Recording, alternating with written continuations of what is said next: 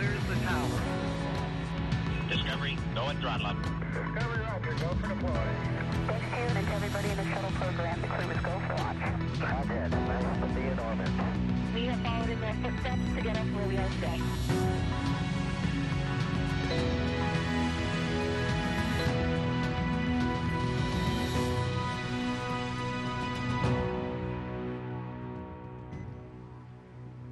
Welcome to America's Spaceport, the Kennedy Space Center in Florida, where in just about 4 hours from now, that Dragon spacecraft sitting on top of a SpaceX Falcon 9 rocket that you see right there will launch Crew-7 to the International Space Station and will carry all the action streaming in 4K.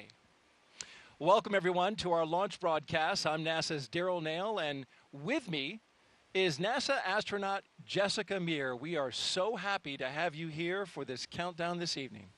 Thank you very much, Daryl. It is wonderful to be here tonight at the Kennedy Space Center.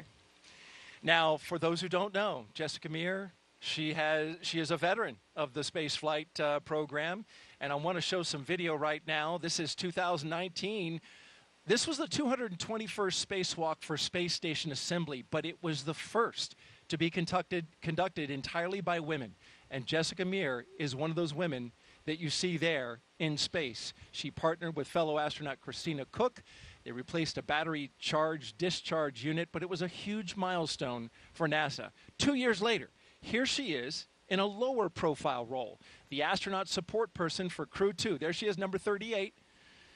She's in the SpaceX Ninja suit.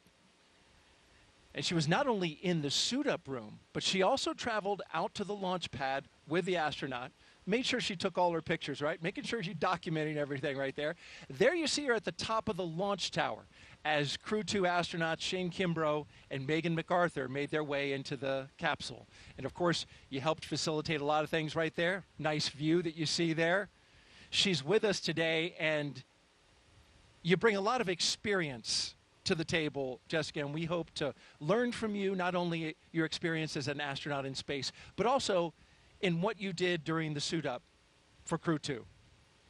Yeah, thank you, Daryl. Those are some really nice memories, so it's nice to see a little bit of footage of that. This view from the suit room that you're seeing now of the current crew, Anne McLean is the astronaut support person, the ASP, that's in the role for our office, just like I did back in that previous video for Crew-2. So we are part of that team of the SpaceX Ninjas, helping the crews with those last preparations, getting into their suits, doing all the pressure checks, making sure that everything is proceeding nominally towards our launch. And it's nice because all of those other ninjas down there in those black suits, those are all SpaceX personnel.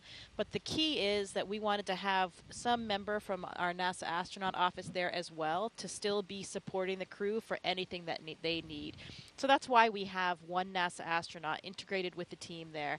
And as you mentioned, we actually go all the way to the launch pad as well. So at that time point when we are up on the launch pad getting ready for that final ingress, we're the only NASA person that is there at that moment. SpaceX, of course, we completely trust them to get everything ready for us for launch day, but it's nice to still have a representative body there for anything that is needed during that time period. So you'll see Anne McLean in a couple of these shots. I didn't see her number. Did you see her number there? She is number 21 in the space. I haven't seen her pop into camera yet. 21. There she is right there, actually just to the left behind the people in the front. Oh, there. Yeah, good eye. Yeah, and another one of my 8-ball classmates. Yes. So. Yeah, Anne McLean, of course, spaceflight veteran herself, most recently as flight engineer on the International Space Station for Expedition 58 and 59. Twice a lead spacewalker herself during her 204 days in space, and as you mentioned, a fellow 8-baller. So we've got Crew-7, and those 4 crew members are currently in the 4 seats, which are, as I'm told by SpaceX, these are just like the seats inside Dragon. They are molded exactly the same, and they are doing their suit checkouts.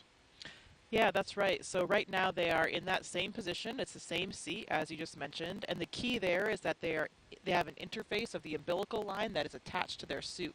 So that is what they need to do to perform the pressure checks. So all of the gas, the air for the suit will come in through that line. They have their communications port through that line as well.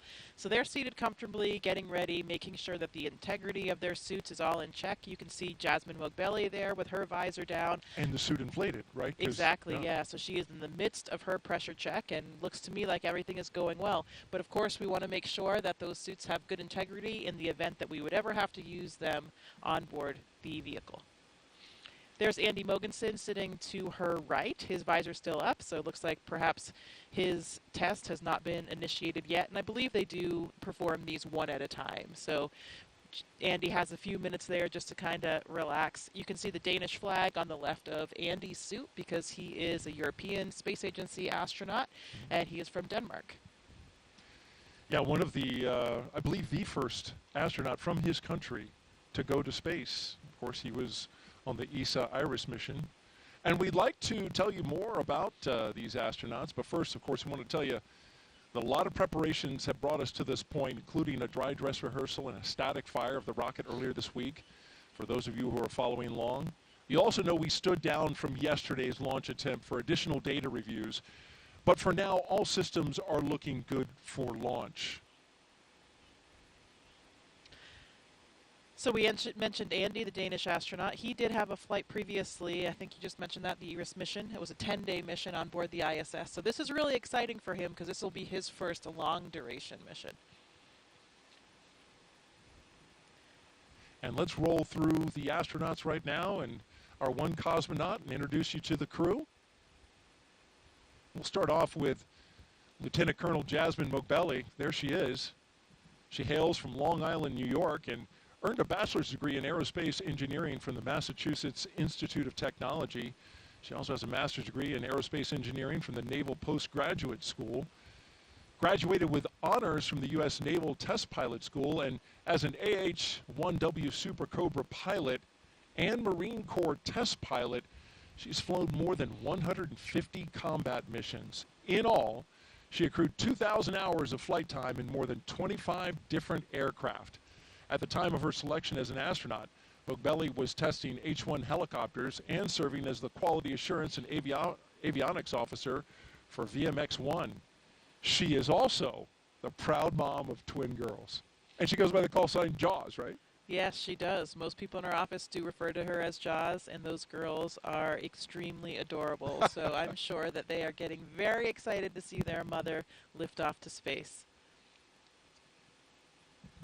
In fact, she's taking 2 stuffed dragons with her up into space as part of her personal flight kit. We'll talk a little bit more about that in a bit, but each dragon for each twin girl. And now you're looking at Andreas Mogensen. This is pilot Andreas Mogensen's second trip to the space station. His first was as the flight engineer for the ESA Iris mission in 2015. Mogensen has logged 9 days, 20 hours, and 9 minutes in space. As Jessica mentioned, he was born in Copenhagen, Denmark, and graduated with an international baccalaureate from the Copenhagen International School, a master's degree as well in aeronautical engineering from Imperial College London, and a doctorate in aerospace engineering from the University of Texas at Austin. In 2015, Mogensen became the first Danish person, as we mentioned, to go to space and is currently serving as the European Astronaut Liaison Officer to NASA's Johnson Space Center in Houston. So Andy actually goes by the nickname Hollish sometimes. Hollish. Yeah, he played rugby. He's a big rugby fan. He played rugby at UT Austin, and his crewmates gave him this nickname because of all the confusion among Americans between Denmark and Holland. So Okay. Hollish was the name there. You know, you have the Danish and the Dutch, so that's confusing for a lot of people. So they birthed that name Hollish. They gave him one word, yeah. And now you're looking at mission specialist Satoshi Furukawa giving us a big wave and a big smile and the thumbs up. His interest in space began when he was just 5 years old and saw the Apollo 11 moon landing on TV. He was also a fan of the Japanese TV space hero Ultra 7. His professional career, though, began as a medical doctor. It's always good to have a medical doctor on board. Absolutely. But after seeing a news report about Japan auditioning for new astronauts to do science experiments on the ISS, he decided that he would apply. And he was selected by the National Space Development Agency of Japan to be an astronaut candidate in Core on countdown 1999. at T-minus 3 hours and 46 minutes. Suit donning and checkouts are complete on schedule. All right, so they got the suits and they're all checked out. Finish up with Satoshi. His first mission to the ISS was as a flight engineer for Expedition 29 that launched from the Baikonur Cosmodrome in 2011. You know, Daryl, I also hear that Satoshi is a ramen master. So Oh. perhaps he'll have some culinary expertise up on the ISS. Well, I'm sure as someone who has spent time in the ISS, that would be greatly appreciated by the fellow astronauts. Oh, absolutely. A little bit of variety to the food system is always appreciated. And each agency And actually core on sends up some of countdown. their own Advanced foods. team is in the White Room on schedule. So they may have some Japanese treats. I'm sure they have some Japanese treats packed away for this mission. I flew with Italian astronaut Luca Parmitano, so we had an Italian meal one night with the entire crew. And those kinds of things are really great for crew morale, you know, bringing everybody together, the entire crew on board the space station, and having a meal together just like you would with your family or friends back home. I hear so much about the time spent around the meals where you're not working and you get to just debrief and share your experiences of the day with your fellow crew members. Last but not least, mission specialist Konstantin Borisov was selected to be a cosmonaut in 2018, and this will be his first trip to space along with Jasmine. He has a Bachelor of Economics from the Russian Academy of Economics, a Master of Science in Operations Research and Systems Analyst from Warwick University in Coventry, UK, and a Master in Aircraft Life Support Systems from the Moscow Aviation Institute. He has worked for companies such as Volvo and the Boston Consulting Group. He is also an experienced freediving instructor and an international freediving judge. You know, he even had a training session with Jaws and also her classmate Laurel Hera, who will be launching on the Soyuz in September and joining them all up there. He gave them a training session, and apparently they were pretty good breath hold students. So Really? who knows what they'll be up to up there. That's not easy to hold your breath for, 2 minutes. It is not, but you know, humans are trainable, and I would say astronauts are particularly trainable. So give us a mission like that and a few techniques, and I guess they're well on their way. As you're listening to all this great information and insight from Jessica, we want to invite you, the audience out there, to participate. If you'd like to ask Jessica a question over the next 3 hours, jump on X, Facebook, YouTube, or Twitch, and send your question with the hashtag AskNASA. We look forward to hearing your questions, and Jessica looks forward to answering them tonight. She is a wealth of information. You know, Daryl, we talked tonight about how this is probably the first time that we've had 4 crew members from 4 different countries, at least on a Dragon capsule. And another And interesting core on fact countdown. is that Advanced team is proceeding to open the side hatch on schedule. none of the 4 crew members were even born in the U.S. So even Jasmine was born in West Germany before she came to the U.S. So pretty interesting, a truly international crew that we have here. And I know that that's something that they really take a lot of pride in. That's a great point about this multinational crew, and each of them, because they come from a different country. Great point about the multinational crew, and because each one of them comes from a country, each one of them has a large support crew, right, including a flight surgeon from that country. So for the launch and recovery director, that's a this is the largest total number of crew, not just for the actual Crew Dragon, but we're talking about for the support systems, both on the boat that goes out to recover them, as well as the emergency operations that are standing by to support in case anything happened. Yeah, that's a great point. Of course, we rely heavily on all the people on the ground. You know, we're the faces that you see up there and the ones that get to wear the suits and go to space, but it truly takes a huge team of all the individuals that support every aspect of our space flight. And as astronauts, we never forget that. This crew probably has an incredibly extensive network all over the world as well. We talked about how international they are. And Kostya, Konstantin, he's lived in 4 different countries. Andy's lived in at least 8 countries. Wow. So a lot of people that they've touched, I'm sure, along the way. I love the story. Andy actually worked in the oil industry in Congo and Angola after he studied aerospace engineering. And it was about the same time that the movie Armageddon was coming out. So at least for him, he was doing this kind of obscure job. But finally, he had this movie where he could help explain to people that there truly was a connection between his current job and his dream to be an astronaut one day. Well, a guy from an oil rig going up into space, thank goodness he's not trying to steer a meteoroid away from hitting the Earth. Hey, well, he will be prepared for whatever comes their way. Bruce Willis style right there. Absolutely. And hey, Jessica, we got a question already teed up. Let's go ahead and take that from our social channels.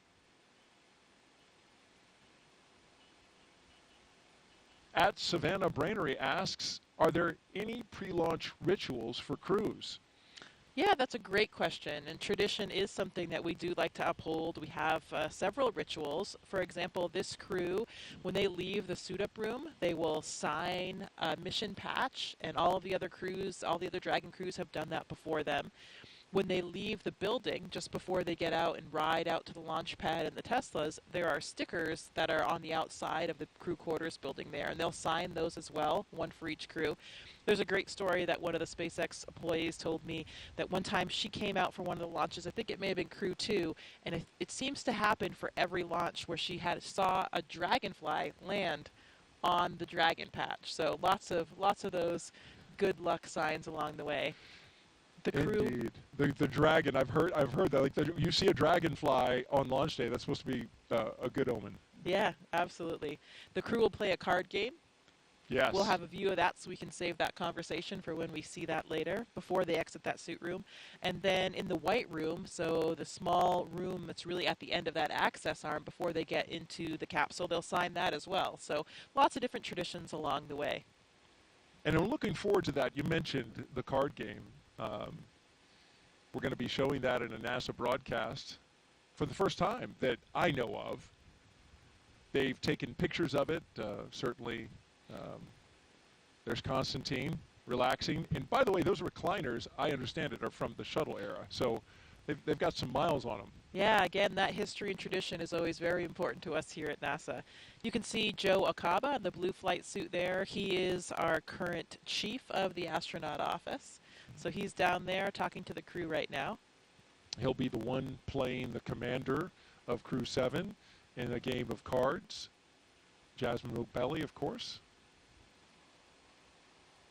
You can see they're holding on to those little packs to the right. That's giving them some airflow so that they'll still get some cooling in the suit. Once you get into that garment, it can get warm in there in that pressure suit. So they're carrying their little ventilation system to help them stay cool. Looks like they're going over there now toward that card game table. It sure does. We have some fists on the table. Looks like they're ready to play. Yeah, so Daryl, the tradition for this card game is that they will play until the commander loses. And the idea there is that they want Jasmine, the commander, to finally lose that card game, get all that bad luck out of the way before the mission.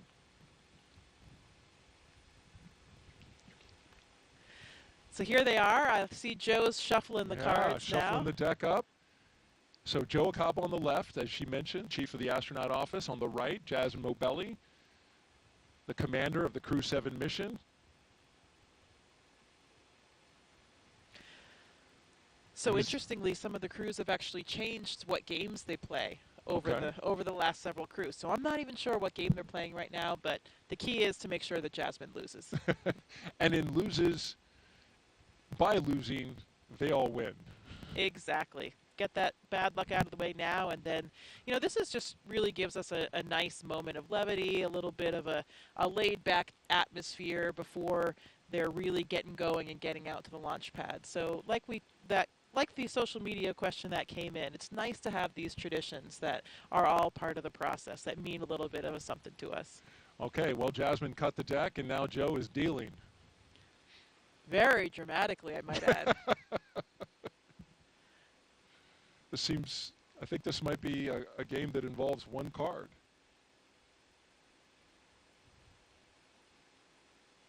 Oh, she lost already, Right it looks like off to me. the bat. That's great. That is great news. High fives all around. Oh, they're back for more.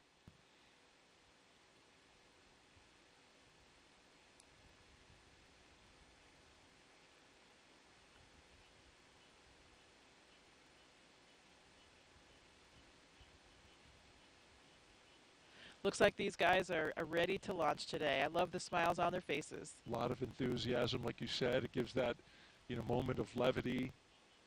Space flight is serious business, so it's good when you can join around the table with your crew and those who are supporting you and share a moment like this. Yeah, I can tell you the camaraderie in that room right now is really palpable. You know, that SpaceX team that they have been training with and working with for so long now, preparing them for the flight. All of the different managers like Joe, Norm Knight we saw there in the previous frame.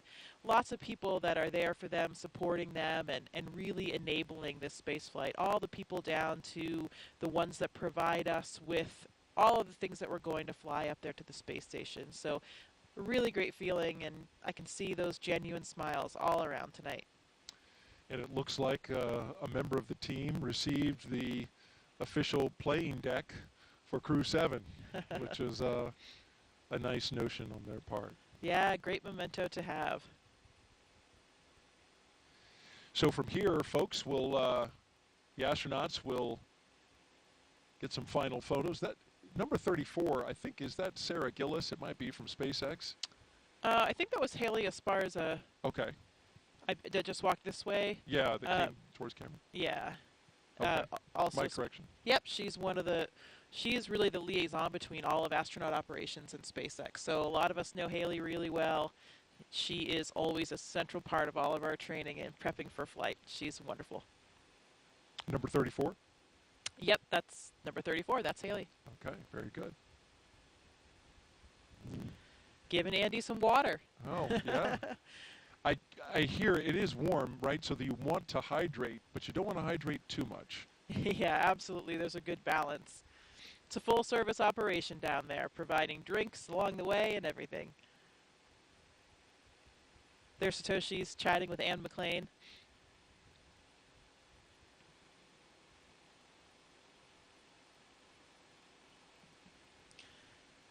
And of course, this is all very, very choreographed for the timeline. They will exit that room at exactly the prescribed second and get down, do their signing, and get into the elevator. Right, and they are not scheduled to depart the suit-up room until T-minus 3 hours and 24 minutes, so they have a fair amount of time in here.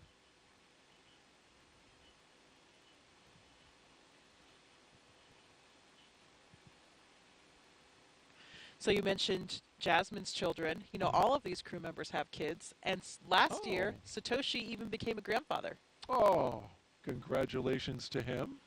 Yeah, pretty exciting. So I'm sure they have lots of family members watching right now and getting ready for this flight. There you can see all of the stickers that I mentioned coming out of the building. Those are the ones you said that they sign? Yeah, and their cars will be waiting out there. They'll have a receiving line.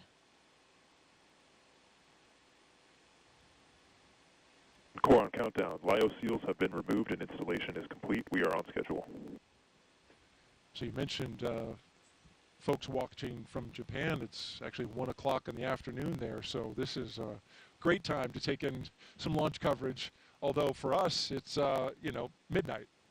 Yeah, I was thinking about that yesterday. You know, for the Europeans and the Japanese, this is much kinder hours than it is for us. But hey, any time of the day or night is a good time to go to space. Absolutely.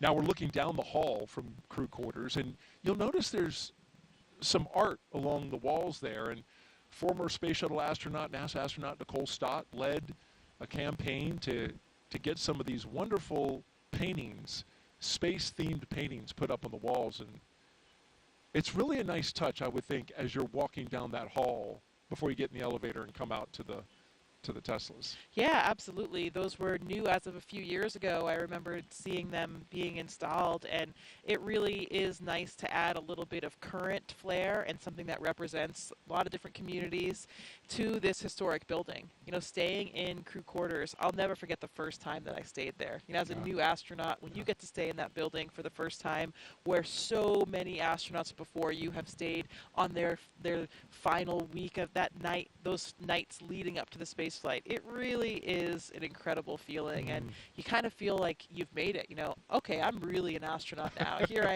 am in crew quarters. Yeah, how about that? It's unspectacular in its decor, right? It is, you know, when I went through there and looked at it, very much they look like dorm rooms. But the history, I take it, and I take your point, knowing that so many big names and historic names of the past have gone through there, that's pretty special. Yeah, absolutely. And you're right, they aren't really updated or fancy by any means. They kind of look like they're still back in probably the 80s kind of thing, but it's kind of nice. It gives you that nostalgia, and I think we all take a lot of comfort there. Well, we're looking at the back of the SpaceX, one of the SpaceX Teslas that will be going out to the pad, and apparently now we have the custom license plate. It's bye. And so there'll be different license plates, different messages on all three of the cars, so we'll have to see what the other ones are. But I believe there's always a nod to the crews as well. Yeah. That was something I just found out for this launch, so I would expect to see a 7 somewhere. And maybe How that's many on E's one were of the there? other cars. Yeah, maybe there's Oh, you know.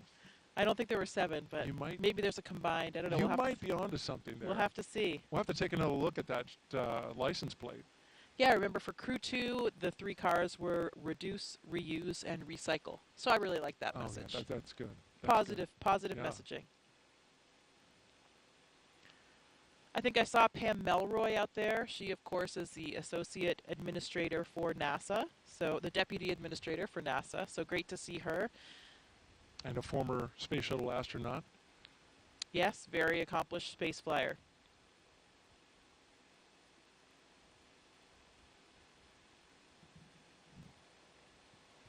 You mentioned crew quarters. It's a facility that is 26,000 square feet. So it's a big space. Yeah, we've got a full kitchen in there. They make us some delicious meals. You know, that's one of the things that happens with the crew on the lead up. I think we talked a little bit about their schedule the day of. You know, they have various meetings and a weather meeting and that kind of thing. But that day before, they also have what we call the ultimate meal. So you get to make a request of whatever it is that you want to eat for that meal the day before you launch. And I'm actually not sure. We should have found out what it was that they each requested. So each astronaut can actually request a different meal as well. Yes, and I have a little thing about their food. What we do know is that Andy and Satoshi are bringing food from their home countries along with them, which is nice. Jasmine says she's bringing some Persian food that she's going to share with the crew once she gets up there. And Yeah, like we talked about, those meal times are incredibly meaningful for us. So it's a great opportunity for everybody to come together. Like you just said, each of those countries, I'm sure there'll be a little bit of ethnic flair to each of those meals. We also share food with the Roscosmos cosmonauts. They have a different food supply as well, so we can kind of trade back and forth when you get a little bit tired or something. But we get that question all the time about the food in space, and I think people think that it's pretty terrible. But I can tell you it's actually really delicious. speaking of which, Jessica, we have a question about food. All right. So let's pop that up. That came in on social. Perfect timing. Tina says, will the crew have dinner during their cruise to the space station? Yeah, so the number of meals or snacks that they eat kind of depends on the duration of their phasing to get to the space station. So they have various food items with them, and they have certain ones that are more accessible than others, so they can kind of reach in and grab whatever it is that they have. I'm not certain exactly what they did pack, but I think they can make some requests as well. They don't have a food warmer on the Dragon vehicle, so it's usually something that doesn't really need to be reheated that still tastes okay.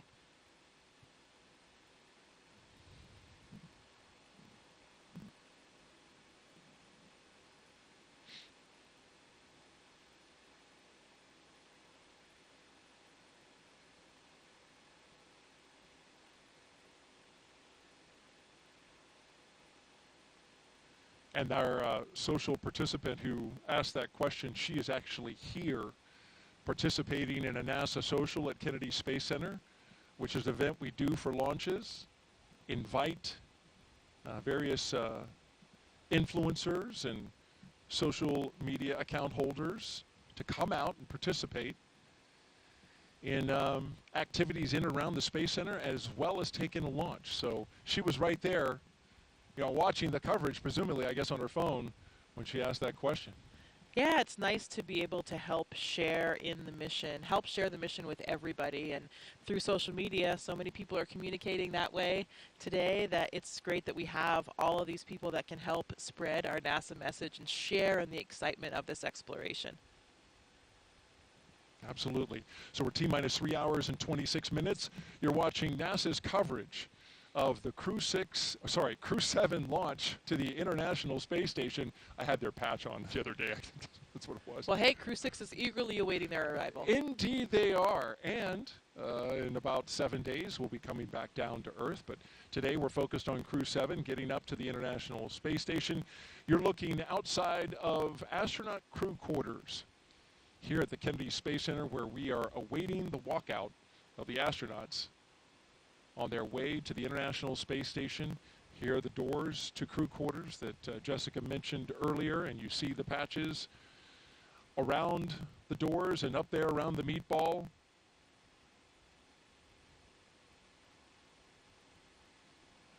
They're scheduled to walk out at exactly 3 hours and 20 minutes. So we've got about 5 minutes until they walk out of there. All right, 5 more minutes. You were talking about, of course, a lot has been made about the multi-international crew here, which is impressive. This is the first time in a Crew Dragon has had one person from a separate country. But I did some research, got a hold of the historian at Johnson Space Center, and she was telling me that if you go back to the space shuttle program, there was actually a space shuttle launch that was more diverse for nationalities, and it was STS-84. The reason is that flight included C. Michael Foale, a British American, Elena Kondakova, a Russian, Jean-Francois Clairvoy, French, and the remainder of the crew were Americans. However, Carlos Noriega was born in Peru. So you've got 5 nationalities on STS-84. Yeah, you know, that is a central element toward everything that we do. Of course, it is called the International Space Station, but it is something that is so important to all of us. You know, this great example of what can happen when people from different backgrounds, from different places, all work together. And here they come, the astronauts walking down the hallway at astronaut crew quarters. 3 astronauts, 1 cosmonaut of Crew-7 waving as they go by into the elevator, headed down to the first floor. Behind them, Joe Acaba. I believe that's Norm Knight with the Flight Operations Directorate. It is. Core on countdown. Crew walkout and suit-up room departure is in progress on schedule. It's impossible to not smile when you're watching them walk out with those smiles on their faces, isn't it? It's contagious.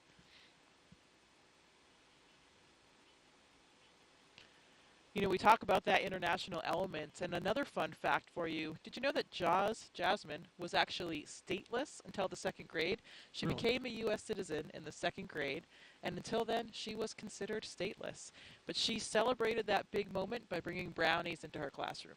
Oh, she went back, right, to many of the schools that she had gone to when she was a kid and visited with those kids, and is taking up some mementos from that. I believe some class pictures from those kids. So I like that tie-in of how she is, you know, both a nod to her childhood and her background. Yeah, absolutely. It's something that many of us try to do, to really make that connection to all the people that you've known all along the way and have helped you get there. You mentioned the traditions, Jessica. Let's take a look at one of them. Here's the crew signing that mission patch inside crew quarters at the Neil Armstrong Operations and Checkout Building there, putting it on the wall, and Jasmine putting her John Hancock on there, and Each crew member signing away.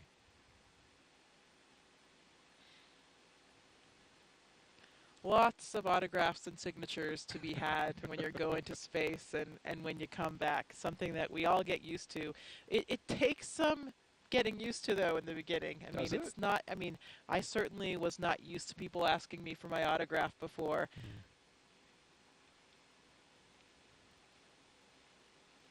Getting closer to walkout. Now just about 90 seconds away from them walking out of astronaut crew quarters. The Teslas are queued up. The security escort is ready. Now, were they black Teslas last time? I know for Crew 2 they were white. Right. They were black for Crew 6, and then they were white for Demo 2 through Crew 5. Okay. They changed up the color. SpaceX said, you know, just adding some vehicles to their fleet. And I bet they've got their playlists all lined up as well. They do indeed, and I'm glad you asked about that. Yeah, another one of the traditions. You've got to be listening to some loud jamming beats when you're headed out, and it's such Why a cool. is that? It's such a cool feeling. It really helps get you psyched up. I know I love music and certainly thrive off it. Since I was the astronaut support person for Crew 2, I did actually ride out in the Teslas with the crew, and it is such a cool feeling. You have lights and sirens kind of blaring with your escorts. You've got the music going loud. It was night just like this, and you're going out to this impressively lit launch pad. It really gets the excitement flowing and gets you pumped up. I'm getting pumped up just listening to you because the picture you just painted, wow. I can only imagine. Yeah, again, it's hard to not feel the excitement.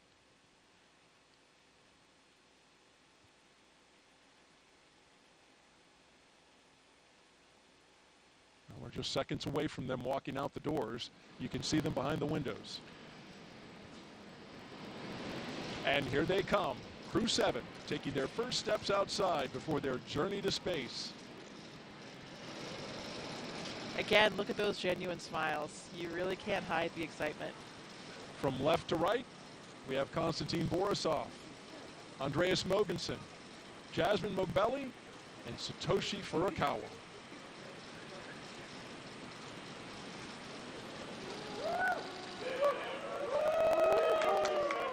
Here we go.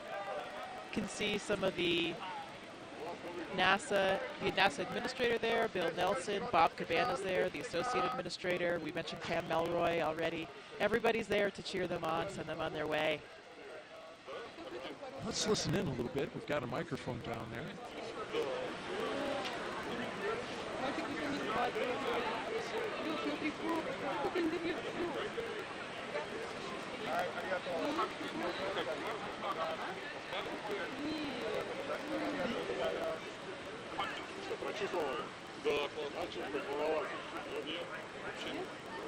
Вот сейчас вот стоял просто у нас физик на плакте, немножко не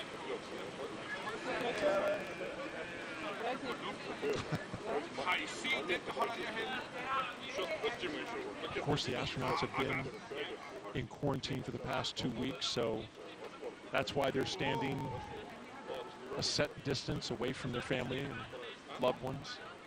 Yeah, that's right. We want to make sure that, of course, we don't carry any viruses or anything like that with us to the space station. So everybody has been in this strict kind of quarantine protocol leading up to the space flight, and they're continuing to keep their distance now.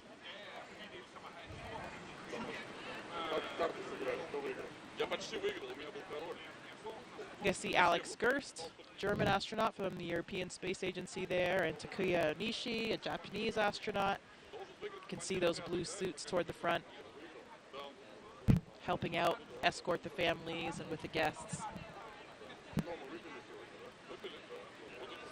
Both are space veterans, of course. Mm-hmm.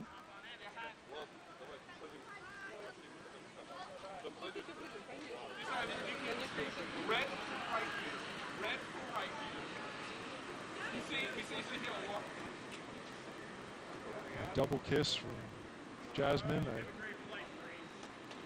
probably to her 2 girls. Yeah, and I heard Heard Andy speaking Danish to his family.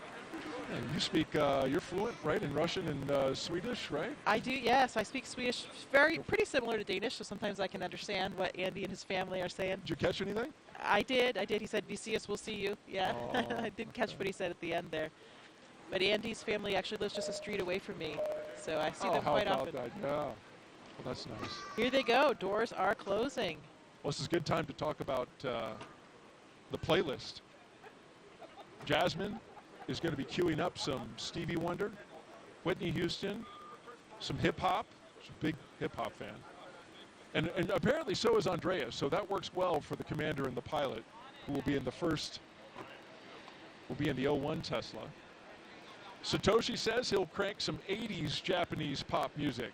And I put that on my own music app just to hear a little bit.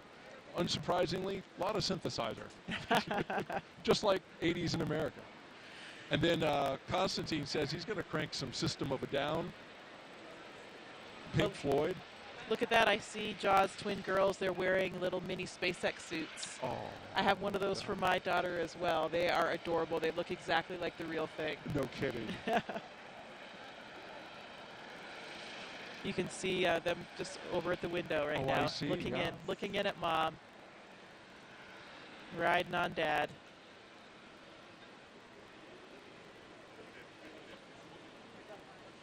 Yeah, those playlists they have for the Teslas and perhaps, you know, we on the Soyuz, we create a playlist for inside the vehicles. We're in the vehicle for so long before things get busy in there that we have some music, and it's so nice to hear a couple of the favorite songs from each of your different crewmates, lots of different styles of music, and those songs that are really important to you.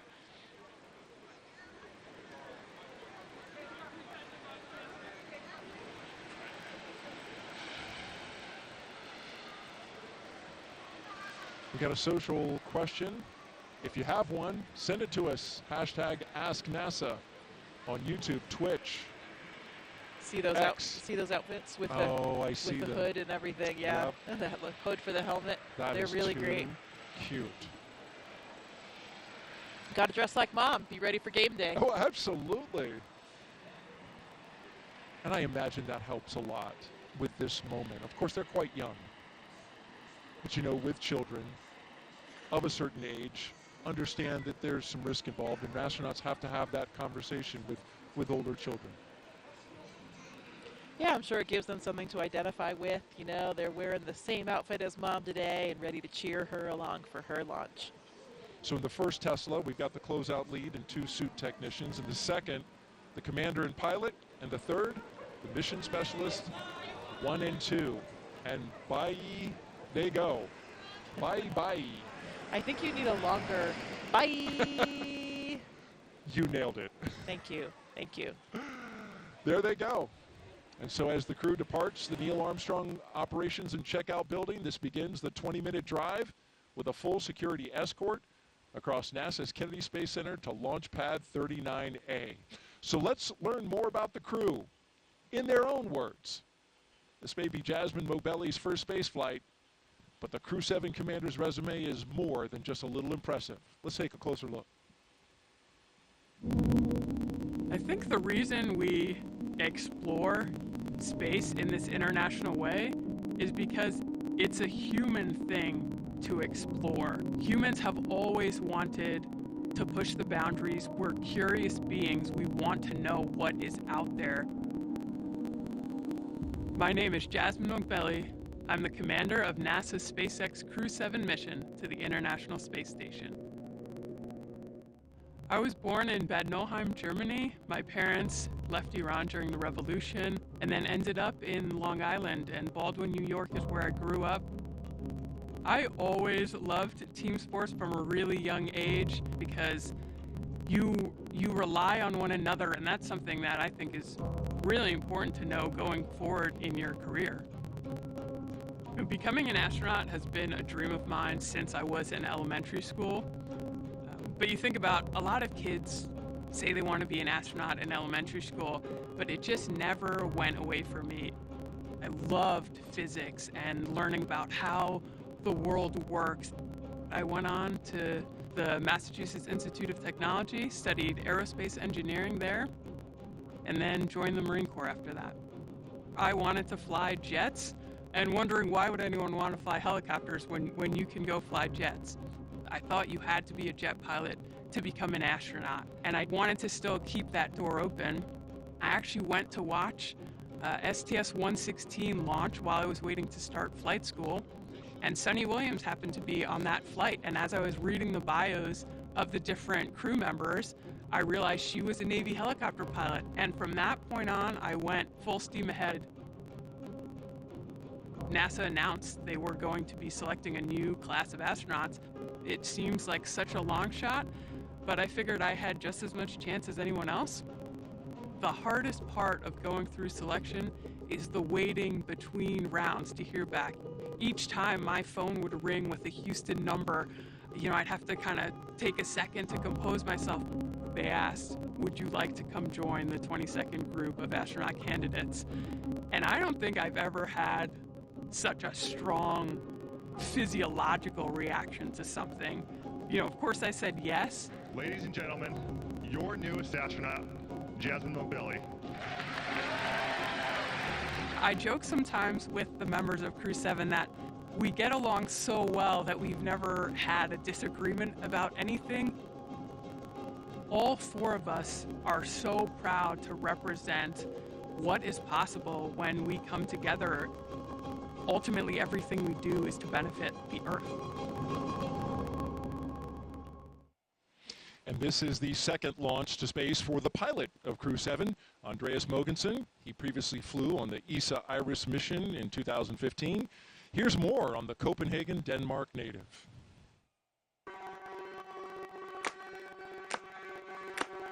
We explore the world not just physically, but also mentally by doing experiments that increase our knowledge of the world and the universe. And that comes from a need to understand the world that we're part of and a basic curiosity that I think all humans are born with. My name is Andreas Mogensen, and I'm the pilot of NASA's SpaceX Crew-7 mission to the International Space Station. I was born in Copenhagen, Denmark, but I spent 3 years in Thailand, 2 years in Singapore, 5 years in California. When I moved to California as a kid, I started learning about NASA and the space shuttle program and of course the Apollo missions to the moon. And I was fascinated and hooked immediately. I knew that that was my dream, to become an astronaut. After too many years in one place, I can feel this itch and this need to travel again. And so I ended up working in the Congo and in Angola, where I worked on an offshore oil rig for a couple of years. Exploring space is not just about understanding the solar system and the universe and preparing the way for our return to the moon and our future missions to Mars, but it's also about understanding who we are and understanding our home world, the Earth. It's difficult to describe Crew-7 in a few words, I think, because we gel so well together. We seem to have very similar personalities, very easygoing, very laid back. It's almost as if we've known each other for years and years and years and have lots of experience flying in space together. I did have moments to myself during my 10-day mission in 2015 where I spent time in the cupola looking down at our beautiful Earth, but also out at the night sky. When you look out at the night sky from this space station, you see billions and billions of stars, and it's very, very impressive. And it also gives you a sense of how large the universe is, how infinitely large it is. And it very quickly puts things in perspective. You very quickly realize how small and almost insignificant the Earth is, and how small and insignificant we all are in relation to what's out there, simply because the universe is so large. And I think that is exciting, because when something is as large as the universe, it must also mean that there are so many exciting opportunities and exciting discoveries waiting for us in the future. Impressive candidates, the pilot and commander. Now you see Crew-7 on the move, passing in front of one of the most iconic buildings we have here at the Kennedy Space Center. That's the Vehicle Assembly Building. And seeing that building always impresses me. It never gets old. Even last night when we were driving, my first sight of the Vehicle Assembly Building coming over here on site, it always just, you know where you are. Here I am at the Kennedy Space Center. There is going to be something good going on tonight. Absolutely, and this is the view the astronauts have as they pass by the Launch Control Center. And as they pass the VAB, we are, of course, reminded, Jessica, as you know all too well, this is the same path that Artemis II astronauts, Reed Wiseman, Victor Glover, Christina Cook, and Jeremy Hansen, they will take on their way to Pad 39B for Artemis II's return to the moon. Yeah, it is incredibly exciting. And look right there. We have a beautiful view of the moon right now. That is gorgeous and such an inspiration. Absolutely, and this is the same site that the astronauts will see here. It is a clear Florida night. Winds are calm. We are 95% go in terms of weather. Nothing on the radar that looks like it will interfere. And as you mentioned, Jessica, that is a great look at the moon. We're looking at it from our host desk here, and certainly you know the crew that we're looking at here on the screen can see that moon from their view. Yeah, absolutely. It looks to be about a little over a half moon, and it is fairly well illuminated. Yeah. It's pretty bright up there. In a couple of weeks, I believe we're heading towards a blue moon, which only comes around every once in a blue moon. Every once in a while. Thank you very much. You know, the moon is even more beautiful from the space station. I can only imagine. Yeah, you know, it's not obscured by the atmosphere. You have a more direct view since you don't have that obscuration, and it is absolutely gorgeous. You feel like you're closer to it. You know? How about that? The moon is 250,000 miles away, and we're only about 250 miles up from the Earth. So you're really not much closer to the moon, relatively speaking, but you feel like you're closer because of that view, that pristine view without the atmosphere.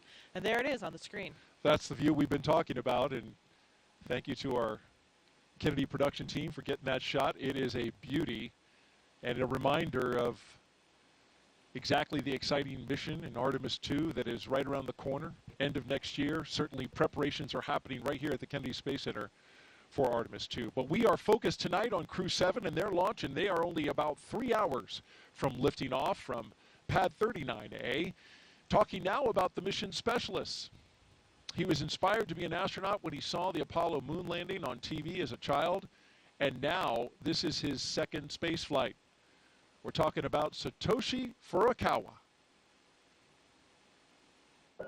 I think it's an instinct for human beings to broaden their boundaries and areas of activities. I think it's like the age of discovery.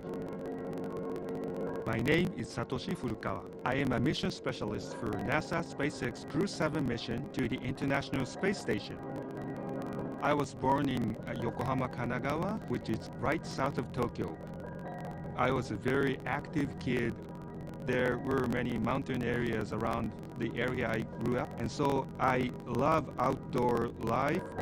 I played all day in the mountains from sunrise to sunset. The first human landing on the moon when I was 5 years old. I thought it was a great moment for humankind. I had a longing for space from my childhood. I wanted to be an engineer or an astronomer until my high school life. And when I was 17 years old, I had a chance to talk with my uncle, who is a medical doctor. And what impressed me was he told me that it is my happiest moment when a patient gets better and discharges. So I changed my future path and wanted to be a medical doctor because I would be able to positively affect people's life. February 1998, when I was working in a night shift in a hospital, TV newscaster mentioned that there would be new Japanese astronaut recruitment. Those selected would stay on board the International Space Station for 6 months and conduct many scientific research. I felt strongly I'd like to do this job. My wife said, do your best. So I applied the audition. The moment I was selected as a Japanese astronaut candidate, you are hired, you are selected. It was the happiest moment in my life. Crew-7.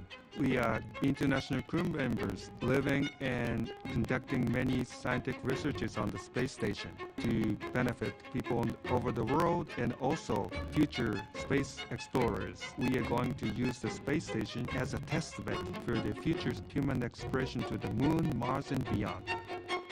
I am very proud of being a part of this excellent team of international partners and also researchers, engineers, flight controllers, flight directors, and so on. Because working as a team and working together, we can accomplish the big mission.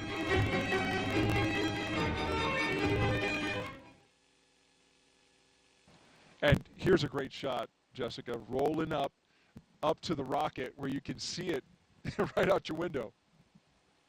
Yeah, that's a great moment. They're arriving there on the pad, and once they get out of the cars and come around, they'll get that first unobscured view outside of the vehicles of their rocket. What a sight to behold, just kind of realizing that you are about to get up in that elevator and get on board, and then you will be literally leaving the planet. There they are side by side, the rocket on the right and the launch tower on the left. And that's just, you know, a sight that a special few get to see. The hope is, with the continued progress of the Commercial Crew program and NASA's efforts to commercialize low Earth orbit, and hopefully more and more people will get to share that view. And in fact, the AQUÍ missions and many of these other private space flights has made that possible for more than just NASA astronauts.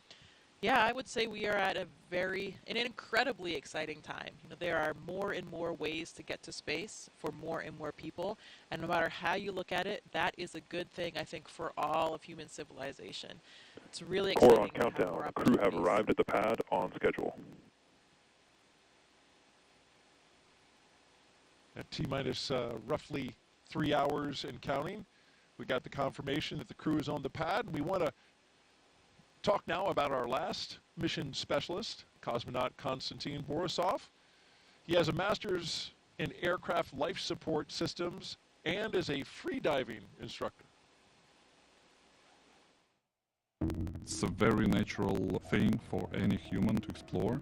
We want to see what's behind that hill, we want to see what's behind that sea, we want to see what's behind that planet. My name is Konstantin Borisov, and I'm a mission specialist for NASA's SpaceX Crew-7 mission to the International Space Station.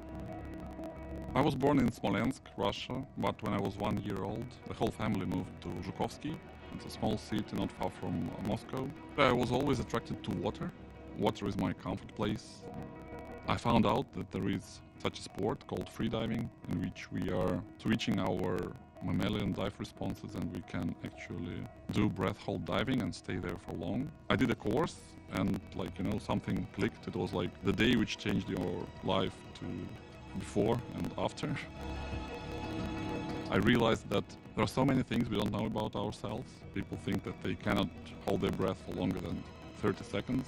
But when I did my first freediving course, I showed myself I can do over 2 minutes. And that's crazy because you understand that your brain tells you have limits, but when those limits are off, your brain is like, wow, maybe there are more things. So it expands the way you see yourself and the way you see the world and the way you see how free you are. It was actually part of my preparation process to become a cosmonaut.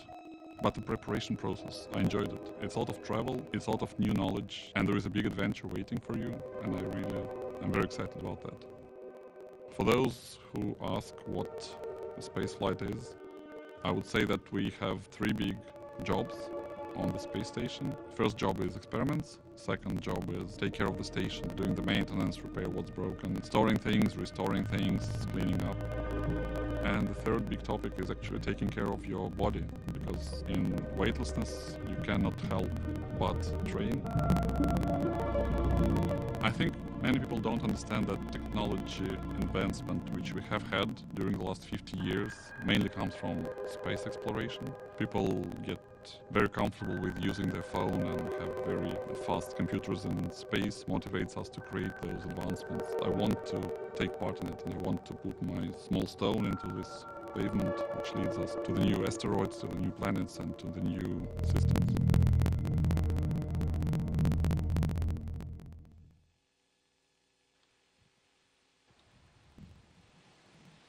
If you just joined us, we are T-minus 2 hours and 56 minutes until liftoff of NASA and SpaceX's Crew-7, a journey to the International Space Station for our 7th rotational flight. 4 new crew members coming aboard, and then about a week afterwards, Crew-6 and their 4 crew members will come back. You're looking at the top of the Falcon 9 rocket. You see the Dragon at the very top. And in just a little bit, we'll see the astronauts walk across that crew access arm and into the Dragon.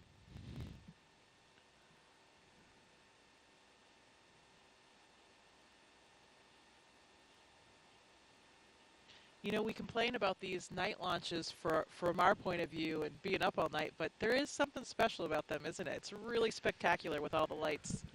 It is. It is special, and especially when the rocket goes off and just lights up the sky, turns night into like dawn. I always enjoy that. Yeah, I think they are. The night launches are more impressive. Just the contrast in the sky, you know. Absolutely, and you can see how still the winds were from that previous shot. The flags are not moving at all. Of course, we know it because the bugs are buzzing all around. Here we go with our commander and pilot, Jasmine and Andreas, making their way out for a view of the rocket. And there it is, that traditional lean back. You got to try to take it all in, and it's a tall rocket. And they've got as I understand it, a very rigid back to the spacesuit, which prevents them from actually turning their heads up. So you've got to turn your entire upper torso in order to see and it, right? that with the helmet being integrated onto the suit, it adds that stiffness as well. You know, I remember these moments getting ready for my launch, and it's interesting because people ask all the time, you know, how do you feel? Are you scared? But the thing is, we are so well trained. We've gone through all of these motions so many times that even for me, when I was well into sitting in the vehicle, looking at my displays, monitoring things, hitting buttons, you know, you're going through all of these training protocols, and it just feels like another simulation. I actually had to remind myself that this one was going to be real, that it was going to end a little bit differently. And then, of course, you hear a little bit of a fuel in the system, or you feel the rocket moving a little bit. Those things bring you back to reality and remind you that this one will have a different outcome. But, you know, it's not the astronauts that have any apprehension or are scared thinking about what's going to happen, because they're going through all of those motions that they've been so trained to do. It's really more for the families and friends that are on the ground. They're less familiar with everything. They don't have a full understanding of it. And of course, their loved one is sitting on the top of the rocket there. So, you know, it's interesting. People think that it's us that are worried about something on launch day, but it's really not. We're very well trained. We have trust in our hardware, in our systems, and then all of the people on the ground watching everything so closely. And, you know, I know for me, I was just nothing other than 100% excited that my childhood dream was finally going to come true. 100%. Here they come. And I believe Anne McLean was in this group. Yeah, there she is by the phone. There's a telephone there on the corner, and that's one of the roles of the astronaut support person. Since it's a little bit difficult to dial things on a telephone when you're in a spacesuit. Yeah, there she is. Yeah, she actually has phone numbers of whomever the astronaut or cosmonaut is going to call, their spouse, family members, whomever, and they will have an opportunity to speak with them before they board the rocket. You see the chevrons, of course. Those lead to the slide wire baskets in the case of a launch pad emergency egress. If it were cloudy or smoke-filled, those white chevrons would lead the way. So they go opposite of the chevrons to go up, but they point on the way out to the slide wire baskets. And also note that you see the graded floor in the case of emergency egress, there would be a lot of water coming down. The sprinkler systems would activate and be just a deluge of water, and that water needs to drain off. So to keep the floor from being slippery, all that water drains off through the grate. Another aspect of our training, we are so well trained on all those procedures that we know we would be able to execute those procedures and get everyone to safety in the event that they had to. You can see, looks like Andy hooked up to a little bit more cooling there again. It is a warm night here tonight, especially if you're wearing one of those suits. 80 degrees out here in the east central coast of Florida, right here on the Cape. Now, you were in this role that Ann McLean is currently doing. Now, did you have to learn, like, dial 8 to get out, and then 9, and then the country code? Oh, yeah. I made sure that I had exactly the right series of numbers to press, because I really didn't want to mess up that call for them. Yeah.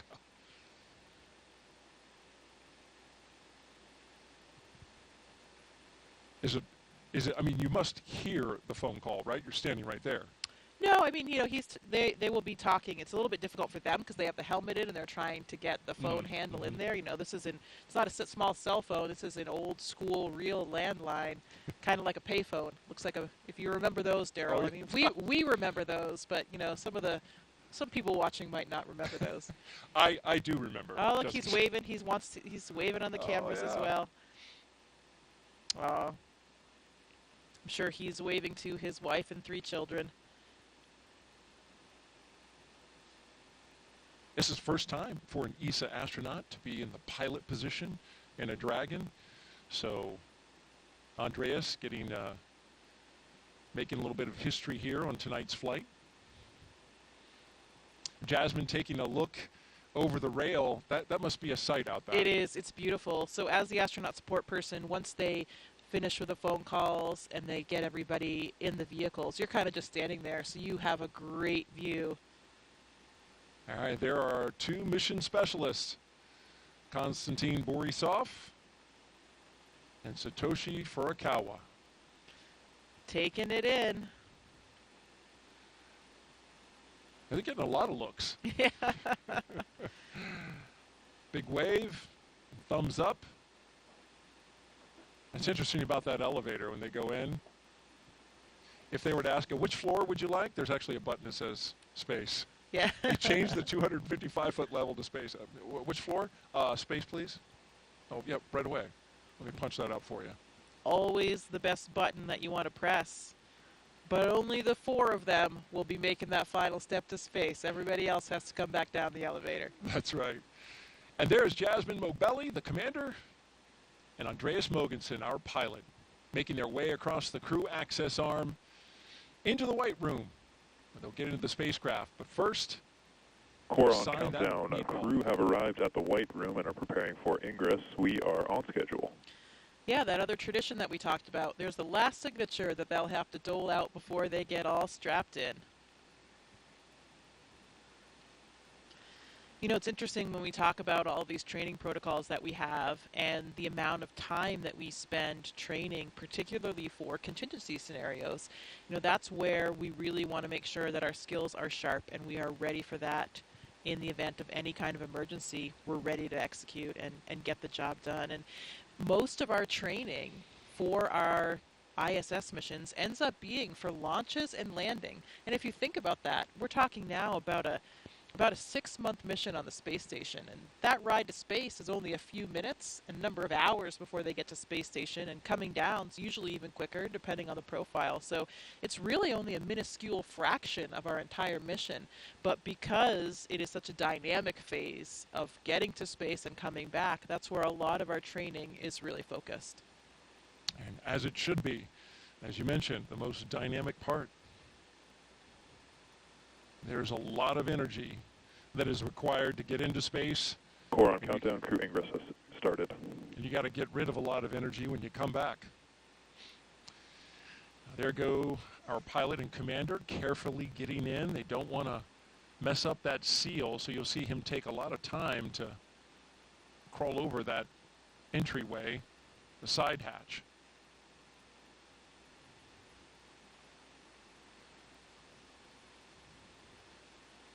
Cool view going down that access arm, isn't it? It sure is. Again, I think that night sky helps with the dramatic scene we're creating here tonight. For sure, as we wait our 2 mission specialists to wrap up their phone calls, and then they'll be coming right down that crew access arm. We've been doing this for 3.5 years now, but that crew access arm still looks futuristic.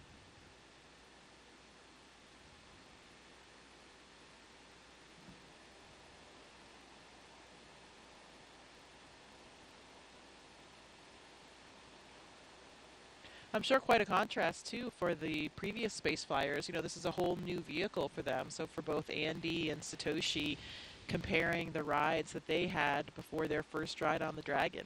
Every vehicle is a little bit different in terms of the launch profile, the Gs that you experience, how it feels going up and coming down as well.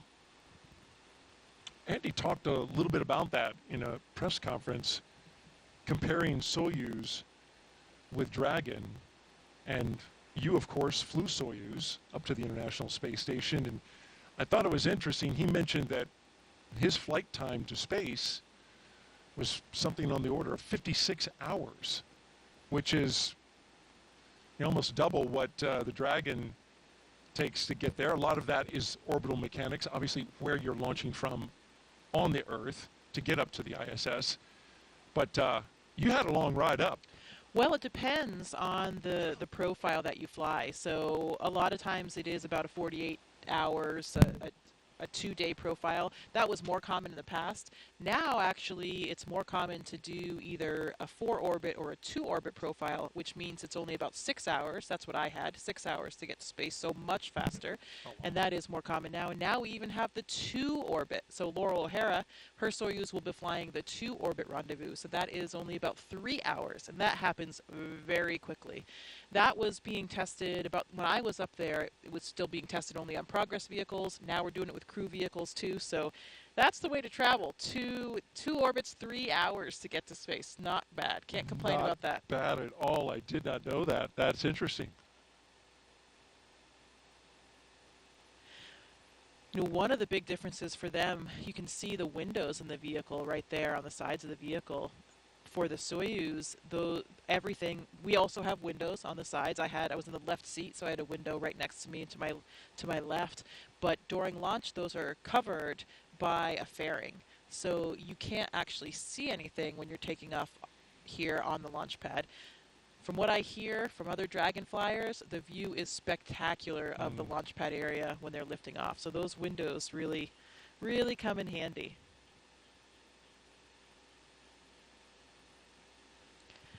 You know, Thomas Pesquet tells me those windows are also really useful for viewing the northern and southern lights, the aurora from space station.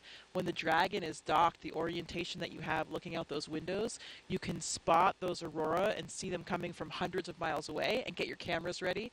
And that's opposed to when you're just looking out of the cupola, sometimes you don't see them till they're already there. And then you're frantically getting your camera ready and trying to capture it, and sometimes it's too late. So those Dragon windows can give you a little bit of a heads up to get configured for the aurora. How about that?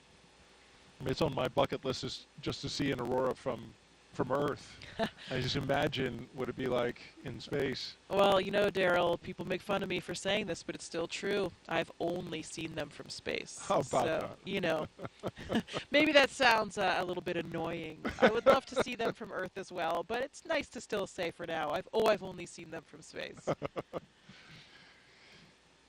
I was in northern Sweden last year hoping to get a view, but we didn't. Yeah, it's got to be just right in order for that to happen. You got to have some, as I understand it, some solar particles coming your way, right? Yeah, you have to have the right things happening out there in the solar system, but also have to have good weather here on Earth so that your view isn't obscured by clouds or. And here come our mission specialists. On the left, Konstantin Borisov, and on the right, Satoshi Furukawa. They're even dancing their way down the hallway. Oh, they're loving it.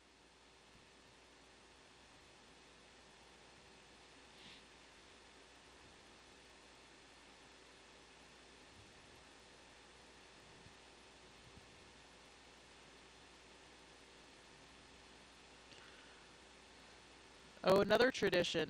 A lot of times our astronauts and Constantine here, you can see taking the name tags of some of their ground support personnel, and they'll be flying those to space with them. That's got to be really special for those technicians. Absolutely. I mean, they're playing such a critical role, you know, especially those connections you have with those people in those moments leading up to your launch. Really has an incredibly strong bond you have with those people.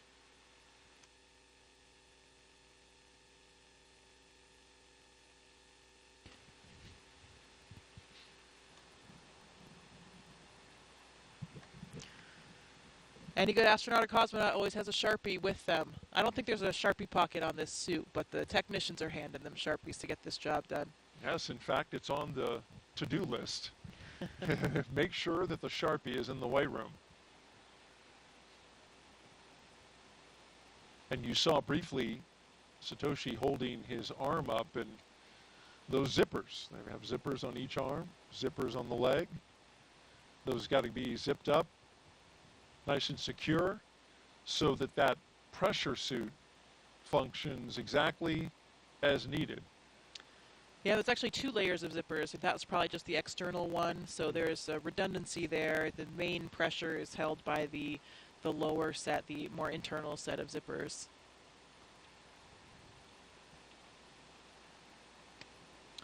Another critical component of the way we do Core on things at countdown. NASA. Seat 1 and Seat 4 are beginning their ingress into Dragon. We are on schedule. You know, safety always comes first. We always have a lot of built-in redundancy to each system, including the spacesuits, to make sure that we can keep everyone on board safe.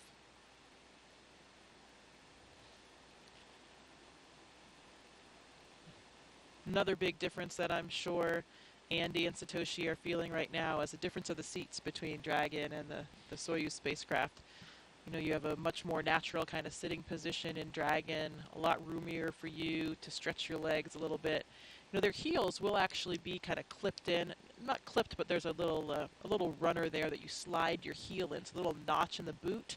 You slide that onto the boot plate to help secure your feet for the launch and landing process. But while they're sitting there on the launch pad, they can take a foot out if they want, stretch a little bit, and move around. Kind of like a ski boot and a ski, or cycling shoes that have. Yeah, kind of like that cycling shoe, but a little bit of a different mechanism. It's just kind of a front to back slide. You can see Andy looking up at the displays there. Looks like he's configuring something or checking something on the monitors. And Satoshi and Constantine getting strapped in. They have their little satchels, that's what they call them, on their knee there. They have a tablet, so they have procedures on the tablet. If they have a few small items that they might need during the ascent, they can have them in that little satchel as well.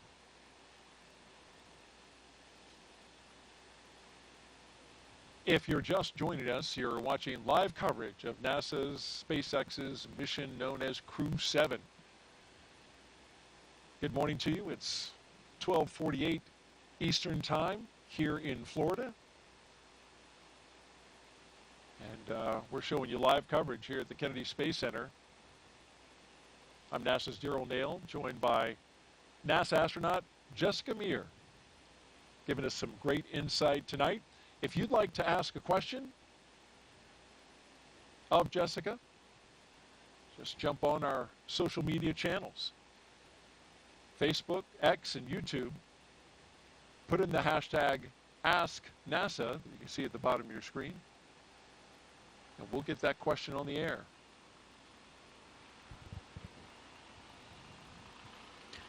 Here's some helicopters in the distance, maybe clearing the range, checking up on things, making sure that everything is good in the surrounding area.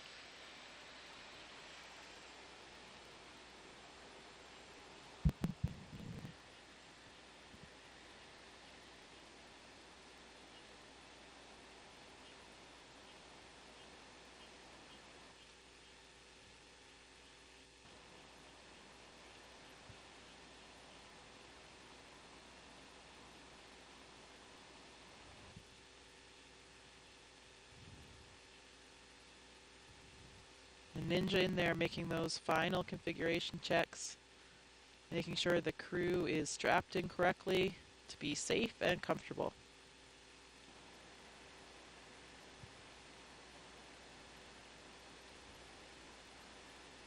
Another one of the key components on making their way into the Dragon is being aware of FOD, right? Foreign object debris. That's a big deal in space flight. They wear special pads on the bottom of their boots that come off once they go in. And then, of course, those technicians want to be aware of anything that falls off the astronauts and make sure that they collect it. You certainly don't want something floating around inside the Dragon when you're launching.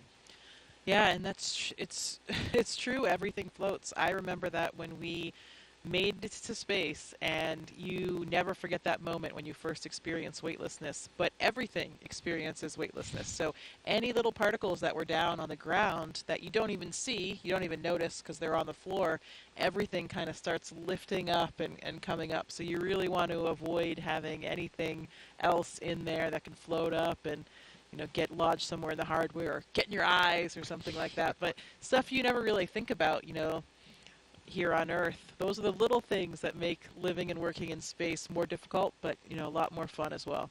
Do you remember anything in particular that floated up that you weren't expecting? No, not really that I wasn't expecting, but that moment, I didn't know about the little particles or dirt pieces on the floor or stuff like that. I hadn't really thought about seeing those things lift up, but I had my tablet strapped to my leg, and I also had a little stylus that was on a lanyard strapped to that. Your pencil or stylus is floating there in front of you, and you never forget those initial moments of weightlessness.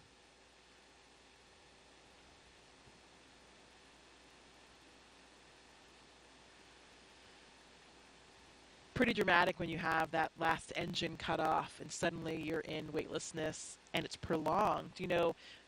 Almost everybody has been on a parabolic flight at least before their mission. So you've had some periods of weightlessness, but those are usually only about 30-35 seconds, so you don't have that prolonged feeling. It's totally different. I felt like a bat hanging upside down, and because the blood is all rushing to your head. Yeah. Because, of course, gravity is not pulling it down to your feet like it's doing for us sitting down here on Earth. Like you're hanging off the monkey bars, that kind of feeling of all the blood rushing to your head, and then it just doesn't go away. You kind of get used to it, and your body adapts a bit and becomes accustomed to the feelings, and you have a little bit of a redistribution of your body fluid, so things change over time. But, yeah, I just felt like I was hanging upside down, and here you are. You notice that. I've noticed that when I'm watching interviews on the International Space Station, some astronauts will look fuller in the face, and that's got to be exactly what you're talking now. Their blood pressure and all the pressure of the fluids internally are now going to distribute differently in space, right? Yeah, you actually look different. Yeah, the pressure kind of remains the same, but you have a redistribution of where the fluids are. So Okay. Yeah, exactly. You have this upward shift because we're not pulling things down with gravity. So yeah, some people have a much fuller face. Yeah. I thought it was great. It gets rid of those under eye bags and wrinkles.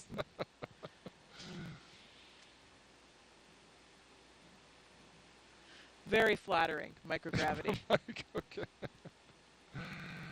I remember what you did on International Women's Day. You wore a dress.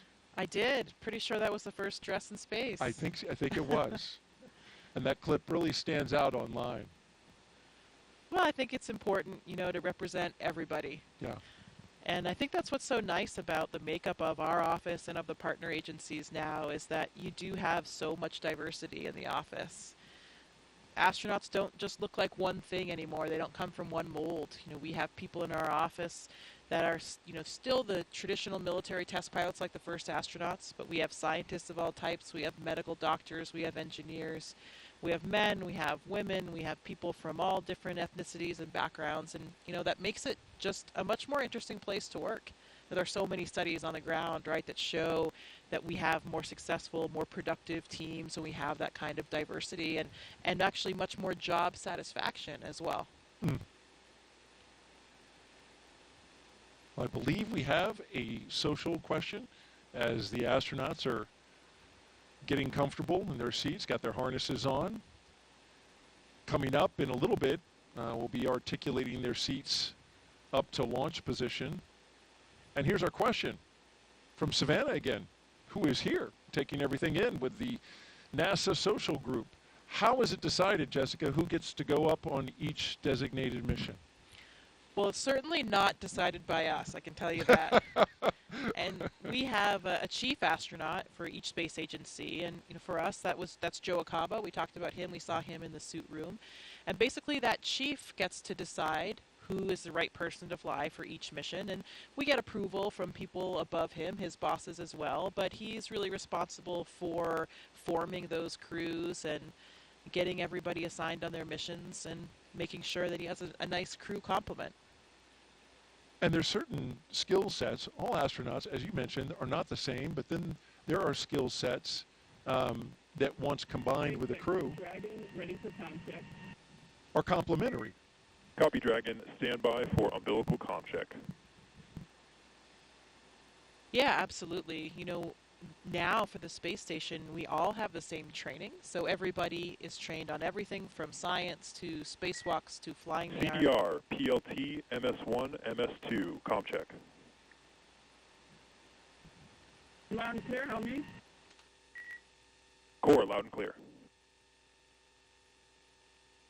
Has you loud and clear, how many? Core's got you loud and clear. This one has you loud and clear, how many?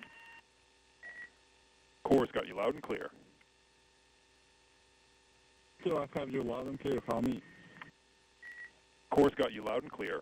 Umbilical comm checks are complete. Report when ready for seat rotation.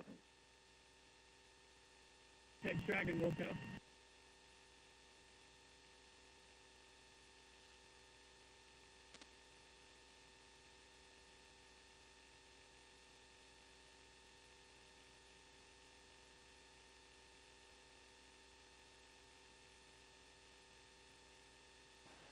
So we just got good comm checks with each of the crew members aboard Crew-7. Going from left to right, we have Konstantin Borisov. SpaceX Dragon ready for seat rotation. Andreas Mogensen. Copy, Dragon. We will report when initiating. Jasmine Mobelli and Satoshi Furukawa.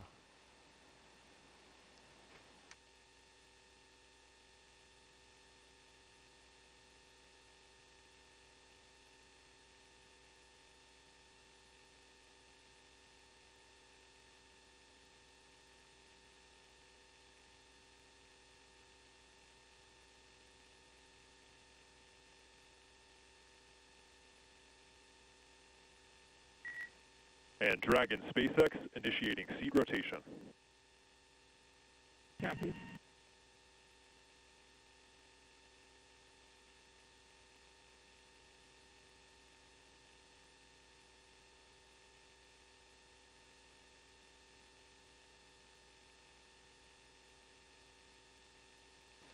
So there they go. With a big wave as they rotate the seats upwards so they can be better configured for launch, of course, and also they'll be able to see their display panels directly in front of them. Yeah, the main reason why we want to launch and land in that position is for the G forces, the gravitational forces that we experience. Get up to 3 or 4 Gs on launch and landing, on a nominal launch and landing. And when you take those G forces through your chest, so when you're on your back, those forces are coming straight down, so they're hitting through your chest.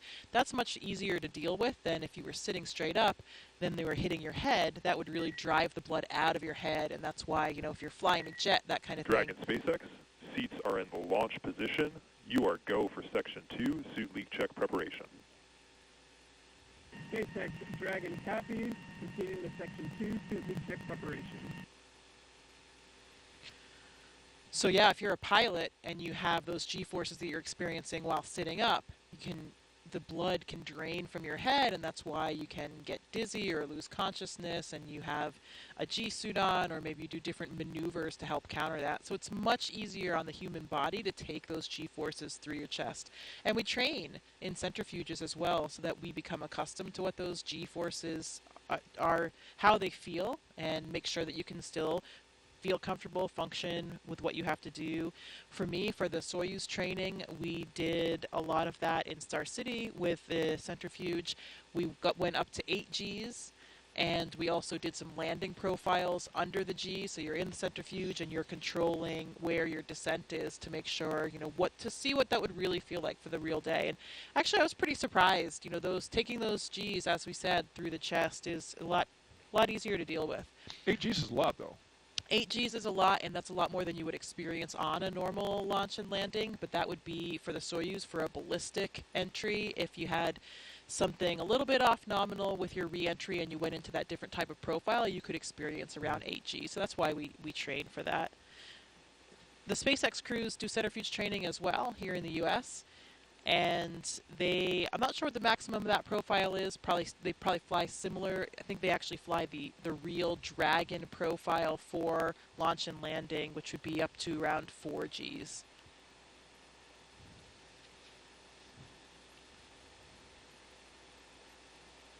We're getting great stuff from NASA astronaut Jessica Meir as we count down to liftoff of Crew-7. Now just T-minus 2 hours and 25 minutes and counting. But hey, you don't have to be an astronaut to share in this experience, folks. Take a look now as our Crew-5 astronauts explain how you can get your virtual guest passport and be part of the excitement.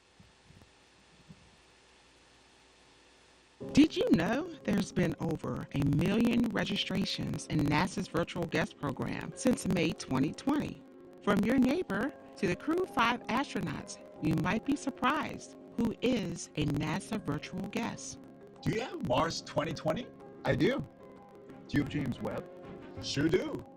Do you have Crew-5?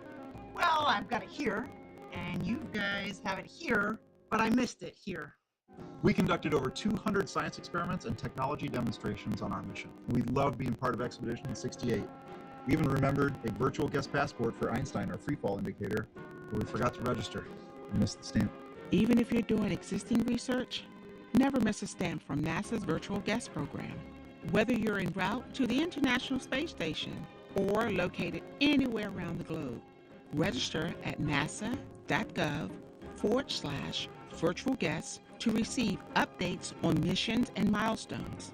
As a virtual guest, you will receive curated resources and a stamp for your passport following a successful launch. Remember, you only get the updates and stamp if you register. I joined. I won't miss it next time.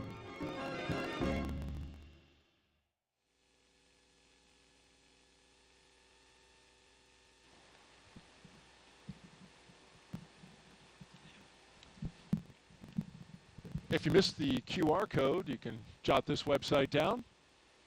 Just register on nasa.gov/virtual guest. It's all one word. You can see it on your screen along with the QR code.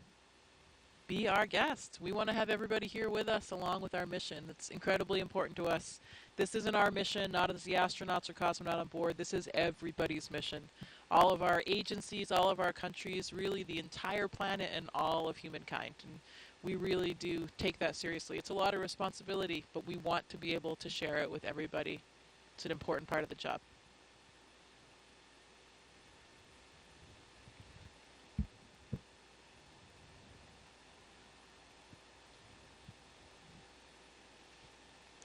Good view of their boots there. It's the second iteration of the boots, I believe, or maybe even third. The early Demo 2 and earlier missions had a different style boot.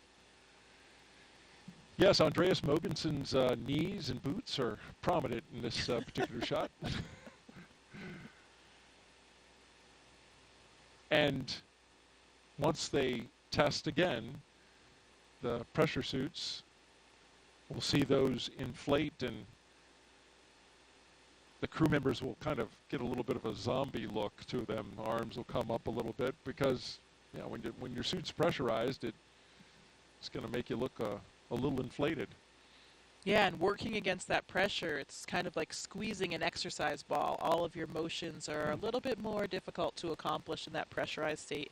But of course, that pressurized state is really only there to protect us. If for some reason we had a depressurization in the capsule at any time during the space flight, those suits would inflate and they would protect us, still provide us with the air that we need to breathe and protect all of the systems of our body. So that's why we wear them.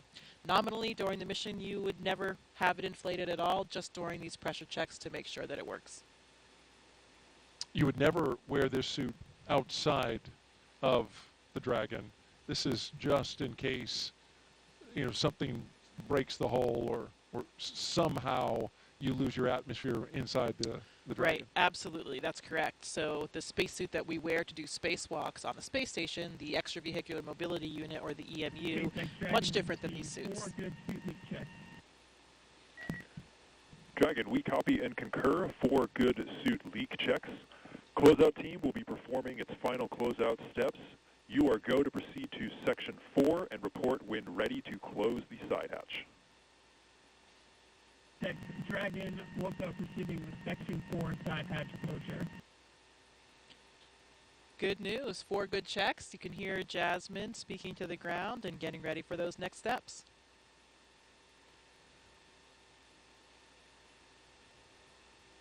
And the SpaceX team and Crew-7 is right on schedule.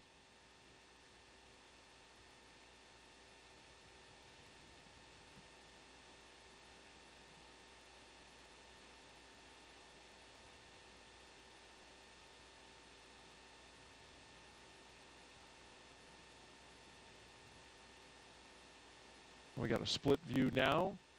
On the left, you're looking inside the Dragon spacecraft, Crew-7, and on the outside, technicians working to inspect the seal, both on the inside of Dragon and on the outside, before they close that side hatch.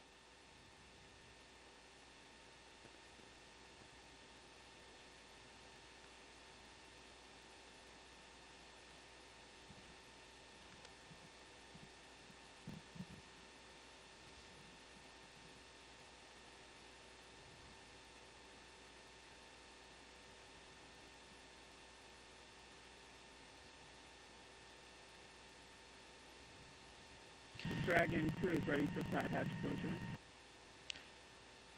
Yeah, like you mentioned before, really important. Copy, Dragon. Crew is ready for side hatch closure. At this time, we are also going to proceed into our pre-launch comm checks. Want to make sure nothing is along that hatch seal. Even a hair, something as small as a hair, can disrupt the seal. Another reason why those ninjas are all really covered up so that they don't, have anything fall in when they're going in and out of the hatch. In fact, we did have a hair breach the seal and had to reopen it up on a previous mission and get it cleaned out. Exactly. Another reason why we do these checks, to make sure everything is in the proper configuration before we go. Dragon, SpaceX, comm check. SpaceX, Dragon has you loud and clear. How me? Core has you loud and clear. Tetris comm check is complete. Stand by for comm checks with DC, MD, and LD in the launch configuration.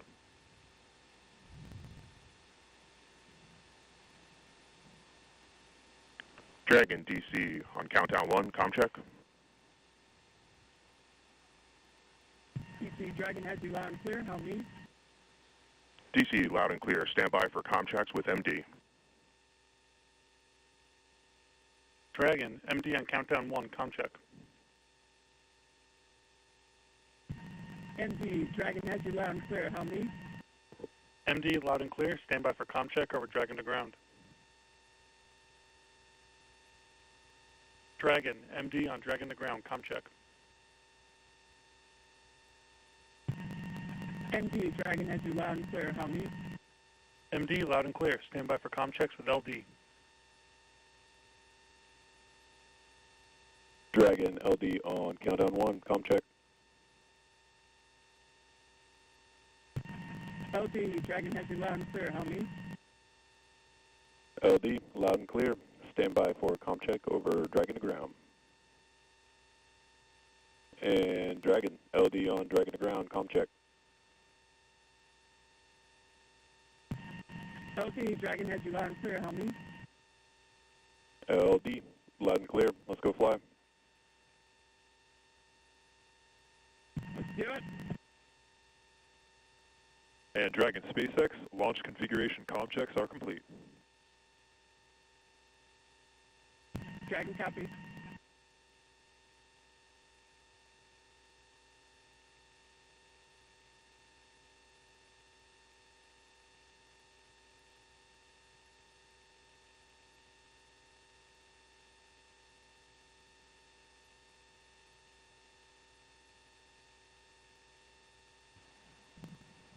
So we just had the communication checks across the ground stations and the TDRS satellite network. You need a lot of ways to be able to communicate with a spacecraft when it's accelerating at a high rate of speed going up to space, and then of course once it's in orbit.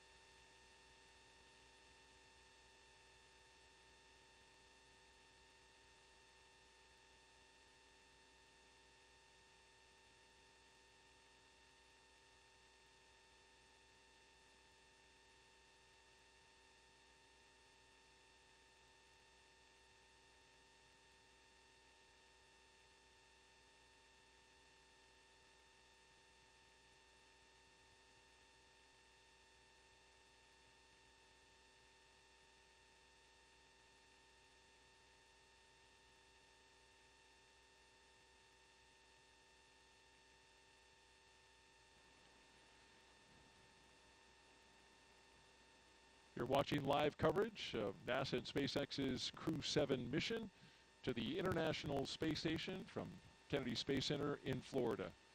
NASA's Daryl Nail joined by NASA astronaut Jessica Meir as we count down to liftoff. Crew-7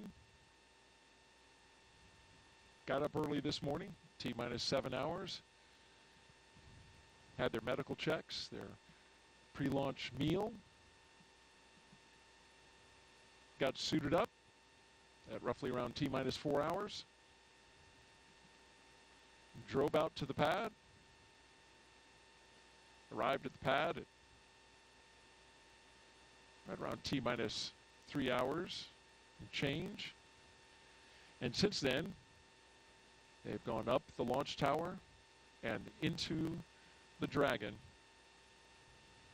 where they are strapped in, secured, had their suit leak checks, individual comm checks, and spacecraft communication checks. And now we are awaiting the closure of the side hatch. And we've got a range of time in which this can happen. Yeah, we're looking pretty smooth so far. Those good leak checks, good comm checks. Crew is all situated and ready. I think those feelings of anticipation are building up now as they start thinking about what's going to happen in 2 hours and 13 minutes from now. It will be exciting, and we will have all the best views. It certainly will be exciting, and we'll have all the best views as they go into space. If you're just joining us, you're watching live coverage of SpaceX and NASA's Crew-7 mission to the International Space Station from here at the Kennedy Space Center in Florida. We have beautiful weather for launch. We are 95% go. It doesn't get any better than that, Jessica. Wow, I don't think I've heard a number that high for a while, yeah. Sounds great. The 45th Space Wing started going to increments of 5 percentage points. They used to do just 10, but then they changed it to 5. Now the best you can get, it used to be 90%. Now it's 95%. All right. can't ever get 100, though. It just has to be, 95. Well, we've got a lot of overachievers on board. That's probably difficult for a lot of people in our office not to get that 100%.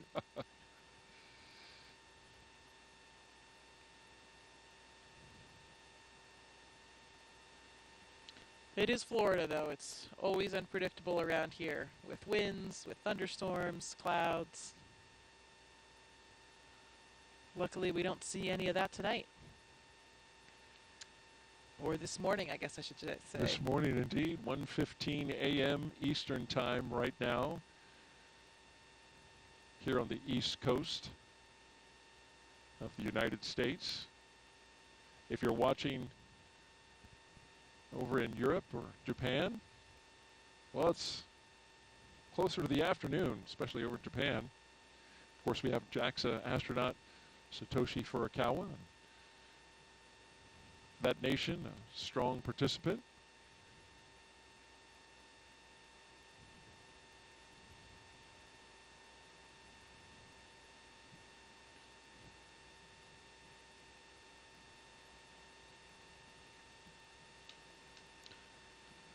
"7:16 a.m. in Copenhagen," so Andy's fans are probably waking up. What a great way to start their day over there in Denmark.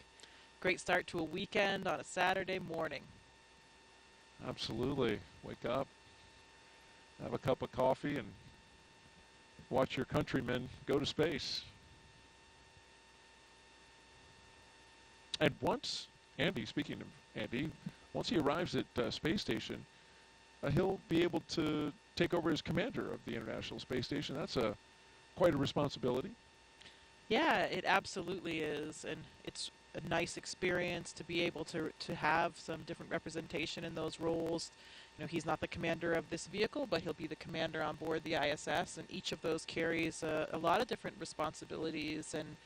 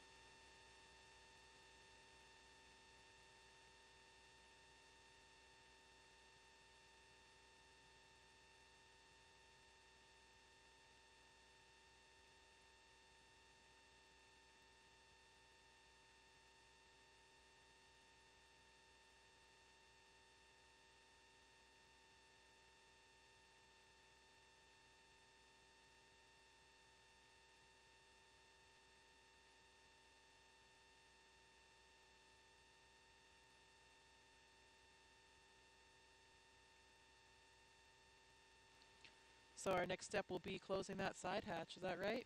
Waiting for that move? Yeah, that's right. We expected that at T-minus 2 hours and 13 minutes, but they have a window of time in which they can close that side hatch. And then they'll pressure test it, do the leak check on the side hatch. There's a lot of margin built in to the timeline.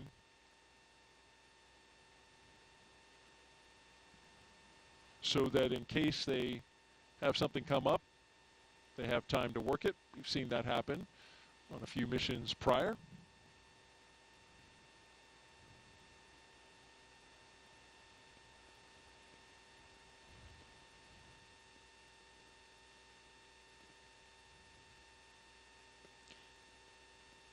Getting some more thumbs up from the crew. More waves.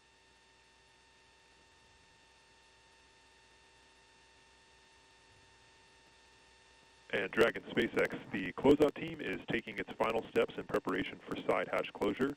Stand by for transition to pad hatch closed. Ensure that all items are secure from now through launch.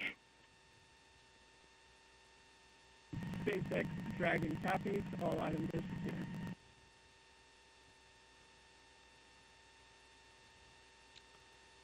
Just like we mentioned, want to make sure that things aren't going to be floating away from them in the launch environment. straps and Velcro are your best friend when you're in space.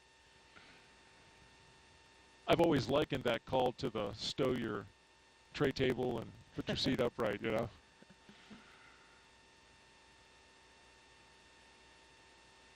No in-flight service for them, but like that question that was asked earlier, there will be water and snacks.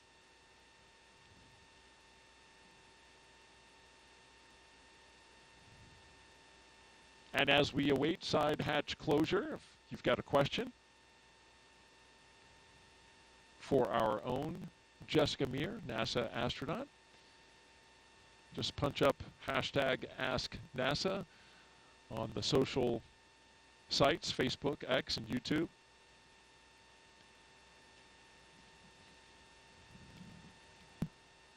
Jessica's doing a great job answering those questions and sharing her experience when she went to space.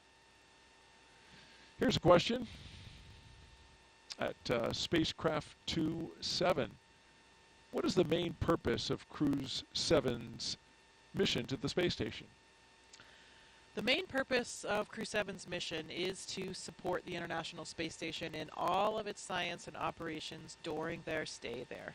So what does that mean? You know, now that we are at assembly complete for the space station, which we reached back many years ago, 2011 I believe it was, assembly complete, we have much more time for doing what we call utilization. So any type of scientific experiment or something that is flying as a hardware demonstration, those are our most important objectives, that science that we are getting done. Of course, you have to do maintenance as well. You need to fix the toilet, change the light bulbs. We don't have those plumbers or electricians coming up to help us out, so we have to be able to do all the work ourselves. We do spacewalks. We have to do certain repairs outside the space station. All of those things are part of a nominal mission. Visiting vehicles will be coming to the space station with all of the cargo on board. We'll have to fly the robotic arm, capture those, and unload them. And we could talk a little bit about the science as well. You know, there are some interesting experiments that are on board with this crew. One of them is the crew themselves. We have a big physiology study called CIPHER. I think we're going to hear more about that later in the broadcast from some of the scientists involved, but that's a comprehensive physiological suite. It's about 14 different studies that are really targeted at comparing and contrasting different mission durations. So, you know, we have had short shuttle missions in the past. We have typically 6-month missions on the space station, and we have a few that were more around the year mark. We want to see if there are differences in different lengths so that we can try to forecast ahead toward our really long duration mission, which will be to Mars. You know, that mission right now with current methods and of Dragon technology SpaceX, will be about 3 years. we are commencing a health check for the launch escape system. Expect a momentary flight computer state change followed by a transition back to pad hatch closed. SpaceX Dragon copy. So when you go to Mars, it takes about 6 to 9 months to get there, 6 to 9 months to get back. You want to spend a good amount of time there on the surface as well to make it worthwhile. So that's why we call it about a 3-year mission. And we want to understand the physiology involved in that kind of length of a mission. So that's really what this CIPHER study is designed to get at. Try to understand the differences between these short and longer. You know, what happens between 6 months and a year? Is there just a plateau that is reached? Do things stop changing? Or do we have a linear increase in certain parameters or that kind of thing? We want to understand more about those experiments. There's a sleep in orbit experiment that sounds pretty interesting. I think Andy will be a subject for that one. I'm not sure, maybe someone else as well. That uses an earbud EEG, an electroencephalogram, to measure brain waves, look at brain activity during sleep. So pretty cool EEG on board. You know, I speculated that it would be so cool to have an EEG on board crew members to see what's happening to the brain when you first go up in microgravity for the first time, because you are navigating in this 3-dimensional environment for the first time. You know, sitting here, of course we're in 3D, but we're not really using things above our head, in the ceiling, on a ceiling, and that kind of thing. On the space station, we use all of the planes. We use the floor, the ceiling, all of the walls, all equally. And so you're navigating in this different way, and these different pathways are really forming in your brain in order to accommodate for that. It was a really interesting feeling I felt during the first few weeks I was in space, where I felt like my brain would actually do these flip-flops. If I went from the floor up to the ceiling and I was working there, you know, here on Earth, when we think about how we navigate and move around, it's all in relation to down, because we have this gravitational vector pointing down toward the Earth. When you don't have that in space, you know, suddenly there's no right or left. And if I'm up on the ceiling working, my brain would kind of reinterpret that as being the floor, or the deck as we call it on the space station. So then when I, you know, lifted my head up, I didn't know which way to turn, because, you know, I was on the ceiling, but my body felt like it was on the floor. And that takes a couple of weeks for your body to get used to. And I think these new neural pathways are forming.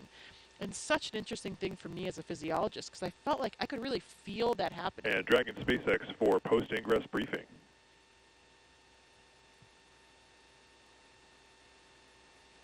Go for Dragon. Okay, Jaws, we'll keep this one short. At this time, the Dragon team and F9 teams are not tracking any issues, and you couldn't ask for better weather. How copy? Dragon copies. Good to hear.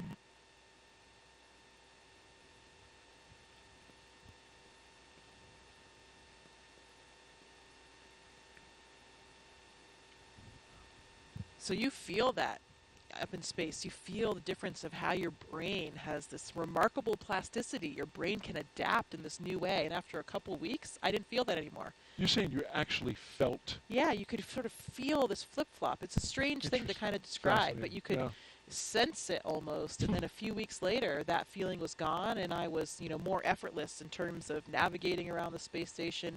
You become really graceful in your movements. You know, just the tip of a finger can push you off toward one direction. So it's really interesting to see how the brain and the body are so moldable and adaptable and ready to just, you know, take on whatever new environment it comes across. Wow. And that Cypher study that you mentioned, that in dual components there, right? Not only physical, but also psychological. Yes. That's exactly what you're talking about. Yeah, absolutely. And both of those factors are involved in that study. So it should be pretty comprehensive and give us a lot of data that will be really critical toward those future missions. We'll learn more about that study coming up in our show inside of T-minus 1 hour. So stay tuned for that. In the meantime, we are 2 hours out. You're watching coverage of NASA and SpaceX's Crew-7 mission to the International Space Station from the Kennedy Space Center in Florida. We're looking down at the Dragon and the Falcon 9 rocket out at pad 39A.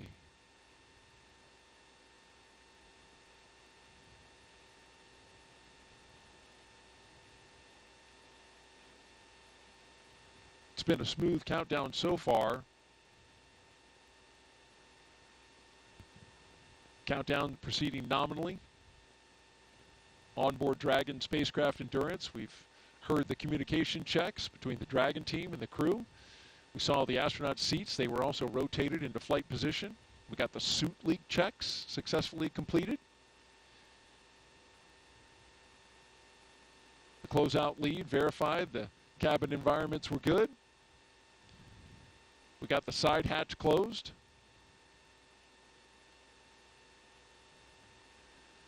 And then after all that, the SpaceX closeout team will perform the final leak check on the hatch. Closeout team will actually depart the pad at T-minus 1 hour. And you are the ASP, the astronaut support person for Crew 2. You're still there, right? Yeah. Is the ASP still there, or have they departed? You leave with the closeout team. Okay. Yeah, nobody remains on the pad for the launch. That would be bad. Well, absolutely. I was wondering if they had already left, but No. it's at right all now leave they're together. still there. Yeah, that's right. So Anne is still there, probably hanging out somewhere around that phone area, and then she will leave with the closeout team. Anne McLean, she's talking about, spaceflight veteran, NASA astronaut. And there she is. There she is, yeah.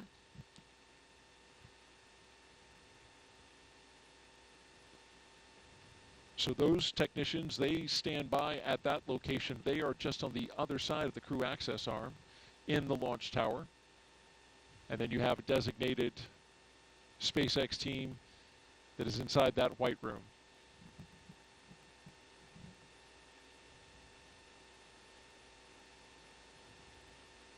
And as they continue to check that side hatch,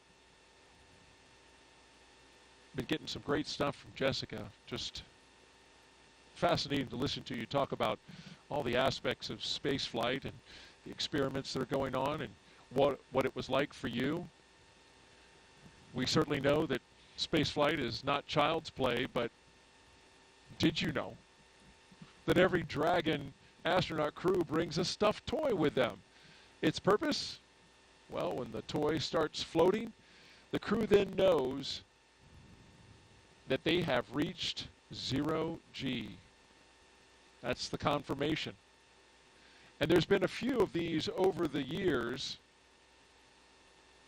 Of course, as we've done our missions, that toy is called a 0G indicator, and there's been 8 on Dragon so far.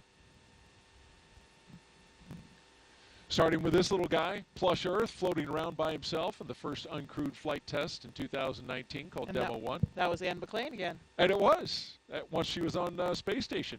This is a sequin bedazzled dinosaur named Tremor, picked out by Bob and Doug's sons. Then we go to Crew 1, Baby Yoda. The first stuffed animal, there's a penguin, Gwyn, the penguin, with Crew 2. And then Crew 3, the turtle, classmates Raja Chari and Kayla Barron, of course. And then you see the first humanoid. That was the Einstein doll floating around. There he is. We spot shadowed him. And then here, inside the International Space Station, there's Suhail, the mascot for the United Arab Emirates. So the question is, Jessica, what did Crew-7 bring? You know, I do know what they have, but I'm not sure if we're supposed to reveal it quite yet. We're going to wait for the view? Let's wait for the view. Let's wait. When we get it Dragon, in the view... SpaceX, nominal side hatch leak check. I can tell you about mine. On Soyuz, we have this tradition as well. Dragon copies, nominal side hatch leak check. Good call there, though, on the side hatch leak check. That's good. My commander brought, it was a small stuffed unicorn. I think it was from his daughter. So that was what we had to demonstrate microgravity for us. And really for everybody watching, because that's, you're still strapped in during all those moments, so it's difficult to tell if there's any weightlessness yet or any relative motion. But that's why you have the microgravity, the zero gravity indicator. Not truly zero gravity, so it's a microgravity indicator, I'd say. Or even sometimes called a 1G indicator, because you can see when you're back in 1G when you're landing as well. So you use it on the way down? I think so. I'm not sure if the Dragon they still have in the capsule on the way down, if it's secured or not.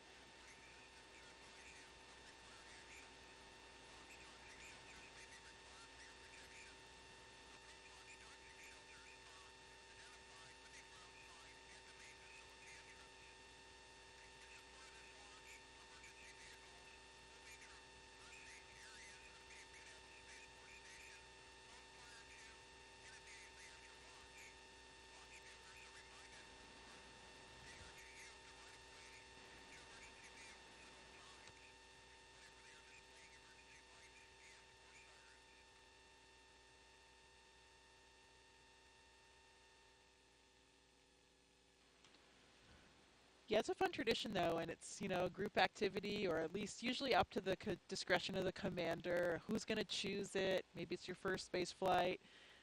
Children are often involved, so everybody gets to play along and have a role and see that microgravity indicator launching.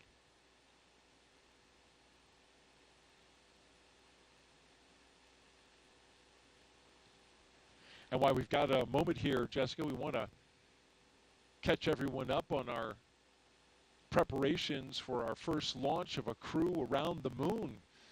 First in more than 50 years.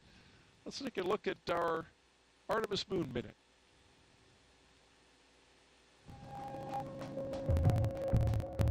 For the first time, Artemis II astronauts got an up-close look at the Orion spacecraft that will fly them around the moon. Astronauts Reed Wiseman, Victor Glover, Christina Cook, and Jeremy Hansen visited Orion at the Kennedy Space Center in Florida. And it looks amazing. Their handiwork is gorgeous. I'm ready to take it for a spin.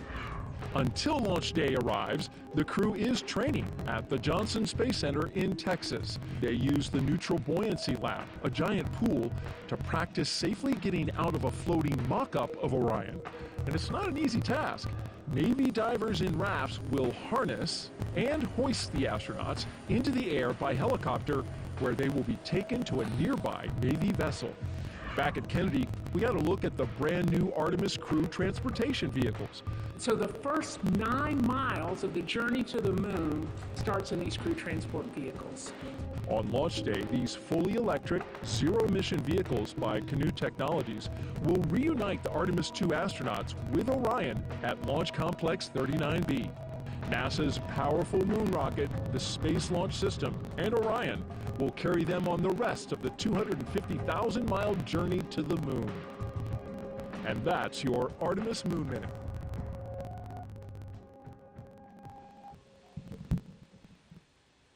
For Artemis updates, please see the QR code on your screen right now. Or you could visit the website at nasa.gov/Artemis 2. Certainly, you know all the crew members for Artemis 2, but also friends with the A2 crew, and 2 of them, Christina Cook and Victor Glover, were even part of your astronaut class, the 8 Balls, right? 2013? Yes, that is correct. Yeah, I am good friends with all 4 of them, and especially with those 2, with Victor and Christina being my classmates, it makes it even more meaningful. You know, when you are classmates with new astronauts, there were 8 of us, of course, called the 8 Balls, and they're like your brothers and sisters, truly. They really are. And I know if anything happened day or night, I could call on any one of them, no questions asked. And it's really, really exciting that we're going to be sharing this moment with them. When I was on board, I even had, at one moment when I arrived, we had 4 members of our class. Half of our class was actually on board the space station at the same time. Oh, wow. Nick Hague was still there for the first 8 days of my flight. Christina, as we just talked about from the Artemis II crew, she was up there already. Of course, the historic all-female spacewalk. That's right. 2019, yeah. And Drew Morgan was there as well. So there were 4 of us from the class, and that was truly something we never thought would happen. You know, a lot of times, especially in the past, you would see if a rookie astronaut flew their first time, often they were with more experienced people, so you didn't have a lot of rookies all at once, or 4 of your classmates at once. Yeah. So in the end, that's how it happened for us, and we couldn't have been happier. You know, it's again, you're flying with these people that you're already so close with and know each other so well. And of course, half that class was women, right? It was four men and 4 women. Yeah, that's right. That was the first time that we've ever had that 50-50 ratio. You know, we still don't have a 50-50 ratio in the office, but we're trending in the right direction. I think we have about maybe 35% women right now, but heading in the right direction, really like all the STEM fields. And that's why it's such an exciting time when we are starting to have more equity from different backgrounds in everything that we do. As we look at the launch pad there, pad 39A here at the Kennedy Space Center, the Falcon 9 rocket, and the Dragon spacecraft on top. We're counting down towards the next few milestones, and we're waiting for the closeout team to leave the White Room and then eventually drive away. That'll be at T-minus 1 hour and 44 minutes, and then a few minutes after that, they'll drive away from the tower. There you see them by the elevators, wrapping up their work on the launch tower. And of course, taking a lot of that equipment with them that was being used to cool off the astronauts. And so while they finish their work, let's learn more about what the astronauts are going to do once they arrive at the International Space Station. Let's take a look at their mission overview.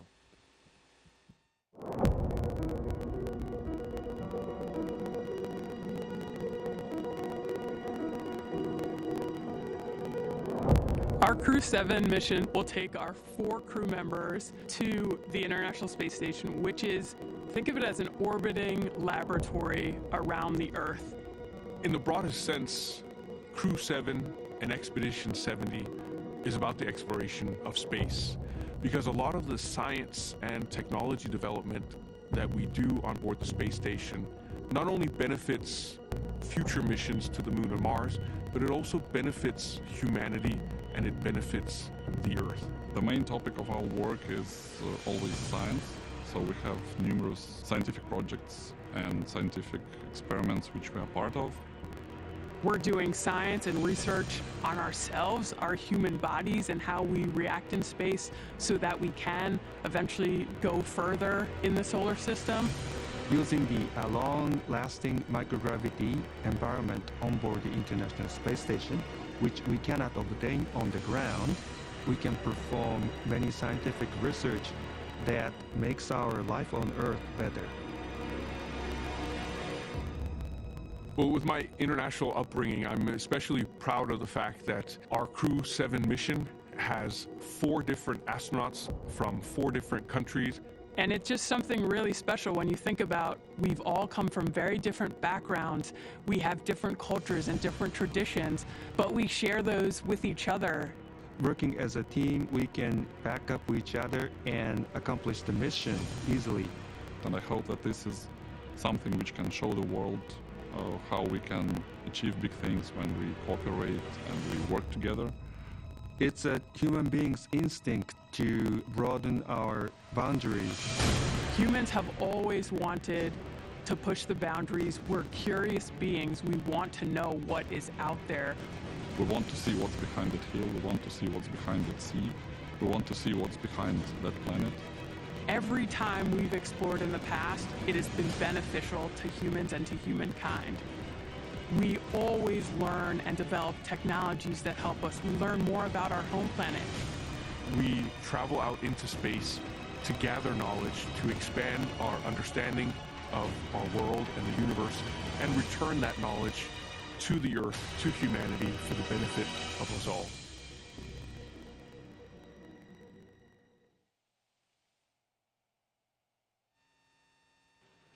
Welcome to the International Space Station Flight Control Room at NASA's Johnson Space Center in Houston, Texas, where teams work around the clock to monitor work and life aboard the orbital laboratory. Mission Control Houston is essentially the nerve center for operating the International Space Station, working in tandem with our partner agencies and providers around the globe. Together, we've ensured the station is ready to welcome Crew-7. Leading the team inside the room right now is Flight Director Chris Dobbins. He will lead the joint NASA-SpaceX Go, No-Go polls once we're in integrated operations with mission controls here in Houston and SpaceX in Hawthorne, working together to bring Crew-7 to its new home in space. Like many launches to the International Space Station, today's launch has an instantaneous launch window, meaning the crew must launch at exactly 3:27 a.m. Eastern Time to line up with this space station. Launching at that time puts us in an orbit where Dragon's thrusters, which don't have the same power as Falcon 9, can carry Crew-7 the rest of the way to the space station. When Crew-7 arrives at the space station, they will no longer be referred to as Crew-7, but rather as Expedition 69 flight engineers.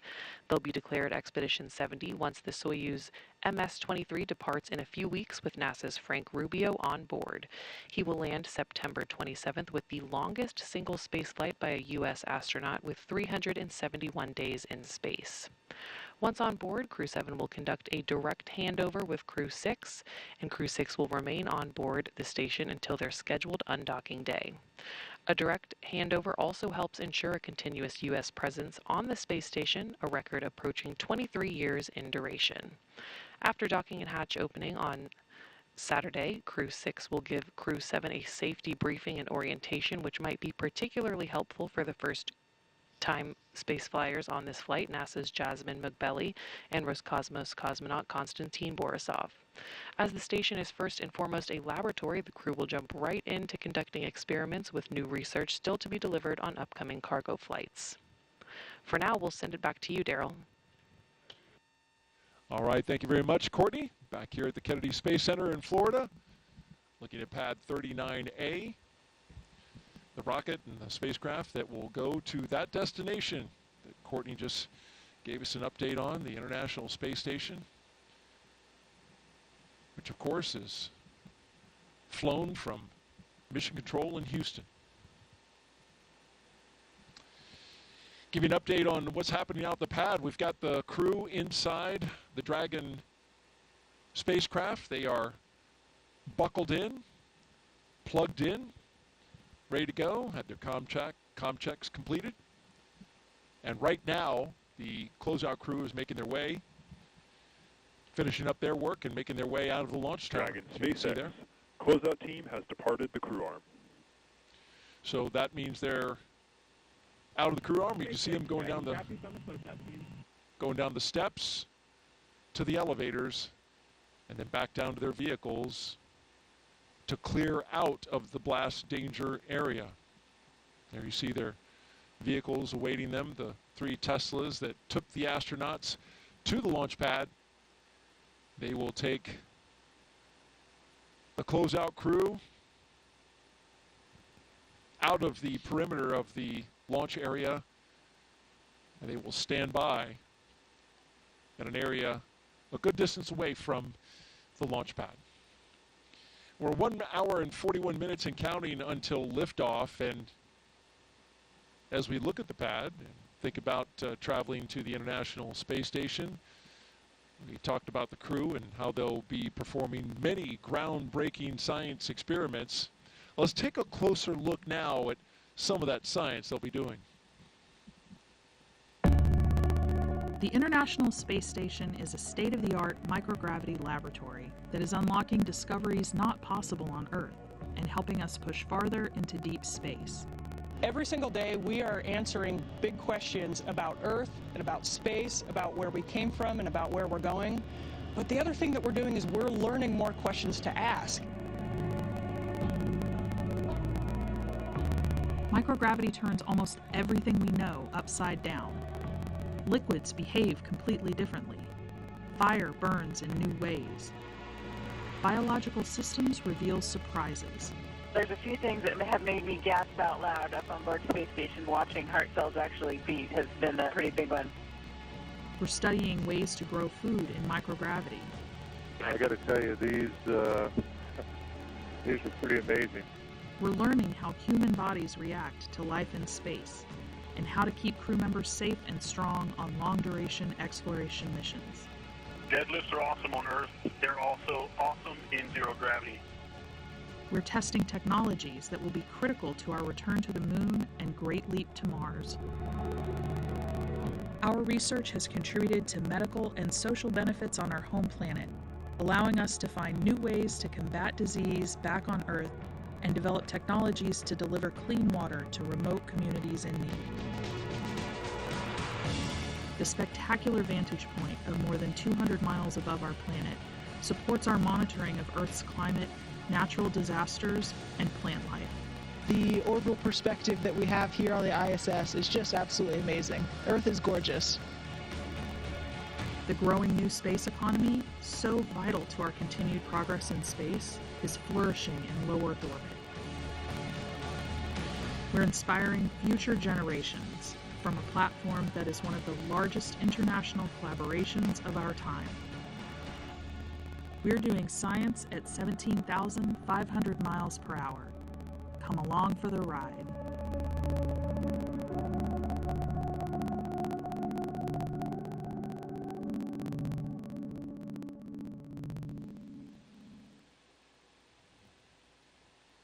A great overview of some of the science being done on board. And Jessica, you've looked into this mission, of course, as an astronaut with the astronaut corps and a scientist yourself. You're pretty curious about some of the science that's going up on this mission. Yeah, we talked about some of the experiments already, the CIPHER, physiology and psychological experiment, the sleep in orbit experiment. There's another one that I find particularly interesting. It's called ISS external microorganisms. So this is a really cool one because for the first time we're going to be taking samples during the spacewalk to determine whether or not the space station releases microorganisms through things like life support vents. So we'll be swabbing and collecting these samples to try to understand how far they go, how many of them are there, how far they travel, and get a good idea for what it would be like. In particular, if we think about going forward and being good stewards. Now, I like to think about when we travel, we need to be good stewards of our planet. So if we're going to the surface of Mars one day, we need to understand what kind of contamination we might be having and what kind of effect we might have on that planet. So this microorganisms experiment will help understand a little bit more of the impact that we have. And to me, that is the ultimate experiment because it is science and a spacewalk at the same time. Oh, yeah. My two favorite things. So if I could knock both out at once, I mean, that would be incredible. A double winner right there. And so they're going to actually swab the outside of the space station. Yeah, they're going to collect those samples during that spacewalk. How about that? Now, what are these vents that you're talking about? What are they venting? So some of the vents are for the life support system. So, we are introducing an atmosphere into the space station to give us the air that we need to breathe. And so there are some vents associated with life support systems in general, stuff that is off-gassed or released to the external environment. Out into space. That's right. Yeah. And so you're wondering if by chance there could be some microorganisms out there growing, which would just blow my mind if there were. Right, and perhaps rapidly evolving in the space environment. How about that? Fascinating. And as a scientist, Jessica, you did a lot of work early in your career. You've talked a little bit about that. And it calls back to an experiment that is worth mentioning now that had some amazing results. And when you were working on this experiment, it even got a catchy name called Mighty Mouse. And I was wondering if you could share a little bit of that with our audiences. This is a mission to the International Space Station, and science is at the forefront. You were involved in an experiment that had some pretty incredible results. Yeah, the Mighty Mouse experiment is one of my favorite ones to talk about for a couple of reasons. One, I'm a physiologist, as we mentioned, and so there's a lot of similarities between the work that I've done and working with animals. This experiment looked at the myostatin and activin pathways. So these are very important molecular signaling pathways that influence muscle degradation or breakdown.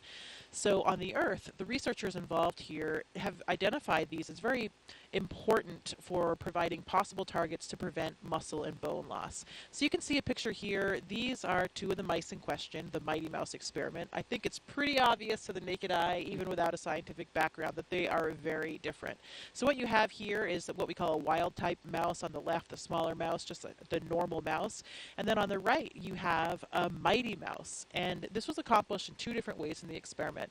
One, by creating a myostatin knockout mice. So this means that this mouse actually does not have the gene for this pathway.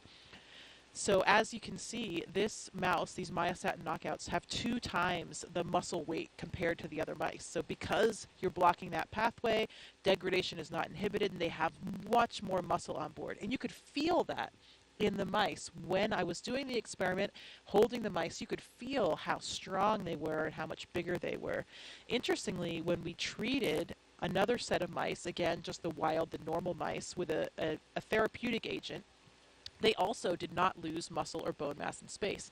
What I'm pointing to right there in this picture, this is a bone densitometer. So we were actually putting the mice into this bone densitometer and imaging their bone density while they were on board the International Space Station to get these images, because we're looking at not only muscle, but also bone. These pathways are important for both muscle and bone. And why is this important? This is important for a lot of different reasons. First of all, here on the ground, we have a lot of different disease states that have different types of bone loss or muscle wasting. Muscular dystrophy, osteoporosis, heart disease, any kind of disuse wasting of the muscle for like elderly people or bedridden people. And if we can understand more about the mechanisms involved in these pathways, we can help those patients. And the other interesting thing about this experiment in general is that it also has applications to space. You know, you saw a video earlier of us exercising in space, incredibly important part of our day. We have 2-hour blocks on our schedule because if we don't exercise every day, we will have significant muscle loss and bone density loss. We have these really large systems on the space station, these pieces of exercise equipment to keep our bones and muscles healthy. But when we talk about going back to the moon, going to Mars for long periods of stay, we'll have smaller capsules. We won't have these big pieces of equipment. And so we might need to employ some of these strategies that we're learning about on the International Space Station. So that's why this experiment is such a favorite of mine. It really touches life back here on Earth, helping patients with various disease states, also is applicable to the future of space travel as well. And even I'll cap it off with a really interesting story of the investigators. Se-Jin Lee and Emily Germain Lee, they met back in college. Se-Jin was working on the myostatin pathway, the one involved in the muscles, and Emily, before she was his wife, she was already working on the activin pathway, the one involved in bone. And they realized, although they were working separately at the time, they had this very complementary system that worked in concert. And if they worked together, then perhaps they could solve some of these even bigger questions. They were incredibly excited. They had always dreamed of having an experiment of theirs fly in space, and they had demonstrated these concepts on the ground. So it was really cool to be part of this team and watch that experiment come to fruition and to have such dramatic results. Again, those mice that were treated with this therapeutic agent did not lose muscle and bone density in space, while the ones that were not, just like us, had dramatic losses in both of these. So really interesting to see that these agents were successful in space and the applications it might have for the future. And amazing that it was, you know, an experiment. You know, the results, of course, incredible, and they obviously, you can see them in the photo of the mice and how it turned out. But I mean, this experiment was right in your wheelhouse, right? All of that came together, you know, both the scientists, you up on board the International Space Station as well. I remember reading, you know, I looked into the study a little bit in preparation for the show, and space was said as, you know, the ultimate bed rest, right? Yeah. Which is not good if you're trying to maintain that bone and muscle mass. Right. We need to make sure that we can bring astronauts back to be healthy. And when we think about going and walking around on the moon and Mars, we need to make sure that astronauts are healthy when they get there as well. My colleague Drew Morgan and I were super excited to be performing this experiment in space. He's a medical doctor by background, and me as a physiologist. We were utilizing our own backgrounds, and that was another one of the big contributions that we felt we made, and we even ended up on their scientific publication as well. How about that? Well, thank you very much, Jessica, for sharing that outstanding science.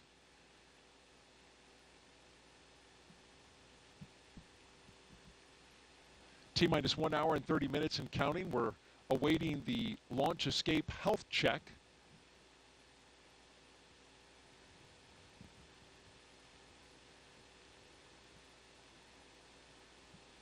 And then in a few more minutes, we'll get to our chief engineer technical poll.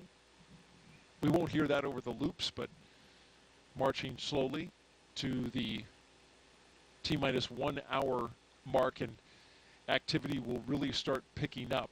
Until then, let's take a social question. I've been getting them all night. Keep them coming in. Hashtag Ask NASA. Here we have at Indiana Jonas. Do you have a favorite item, Jessica, that you brought with you to space? Yeah, I think we'll actually have a chance coming up here to show some of the items of things that I brought to space. So I won't spoil the surprise quite yet of everything. But, you know, a lot of times astronauts will bring pictures of loved ones, whether it's a physical picture or just something that we can bring up, sent up on a computer or an iPad. And we like to bring things that represent our different backgrounds, for representing universities we went to, clubs that we belonged in, because, you know, we've talked about it a little bit already, but, you know, this is not just our mission. This is really for everybody, and we want to carry that enthusiasm and that excitement with everybody to show them that they are a part of it. So there are so many things. You wish you could bring more because our capacity is very limited, but, you know, we have to think long and hard about which items we'll bring up with us. Well, let's talk about that flight kit a little bit more. Each Crew-7 astronaut is allowed to bring a few personal items with them for their roughly 6-month stay in space. We're holding your item as a surprise. Let's take that crew shot and we'll talk about what they're bringing up. You see all the way to the left, Konstantin Borisov. He's bringing up his son's first toy. Going left to right, next is Andreas Mogensen. He picked the zero-G indicator along with his children, and he kept it a surprise. And so we're waiting to see that. We're going to see it float in space. We'll learn more about that in a bit. And then to his right is, of course, the commander, Jasmine Mogbelli. She brought 2 dragon stuffed animals, one for each of her twin girls, and she's going to show them floating around in space to her girls. So you can take a little video, send that to them. It's a touching thing to do for your young kids. And then all the way on the right, Satoshi. He's bringing photos of his family and friends and photos of current students at the school he graduated from. Yeah, we take a lot of pictures of these items floating around the space station, usually in front of in the cupola, so you've got the Earth in the background. And actually, it's difficult to get some of these photos sometimes. You get a little air and some ventilation, and an object gets caught in the ventilation. It's not floating exactly, just staying still where you want it. The light changes all the time in the cupola, so you have to kind of master out this system to get proficient at it to take these pictures, because it can take quite a bit of time. But it's so important and so meaningful for the people back on the ground that we do our best to capture as many of them for the loved ones that we have and for everyone down there, because it really does mean so much to everybody. Wouldn't it be better to have video rather than a picture of something floating around? Yeah, we do video too. Okay. But you're right. You're right. A lot of times it's just a still image that we have, but depends what you want to use it for.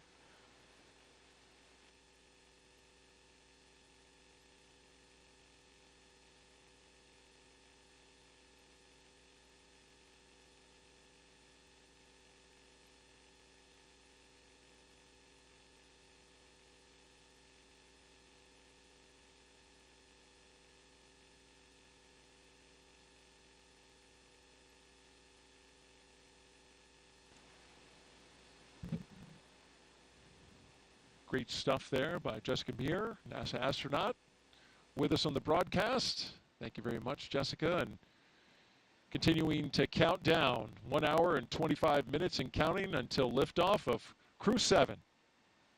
You're watching NASA's coverage.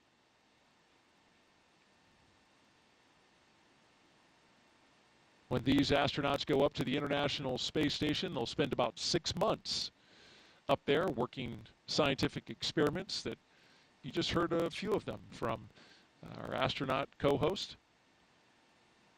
And then they'll come back down, and one of the traditions we've just started to see now is the astronauts coming back to the Kennedy Space Center to talk to the folks that help support the mission. And there's a lot of people here at the Kennedy Space Center working behind the scenes to make those launches a success.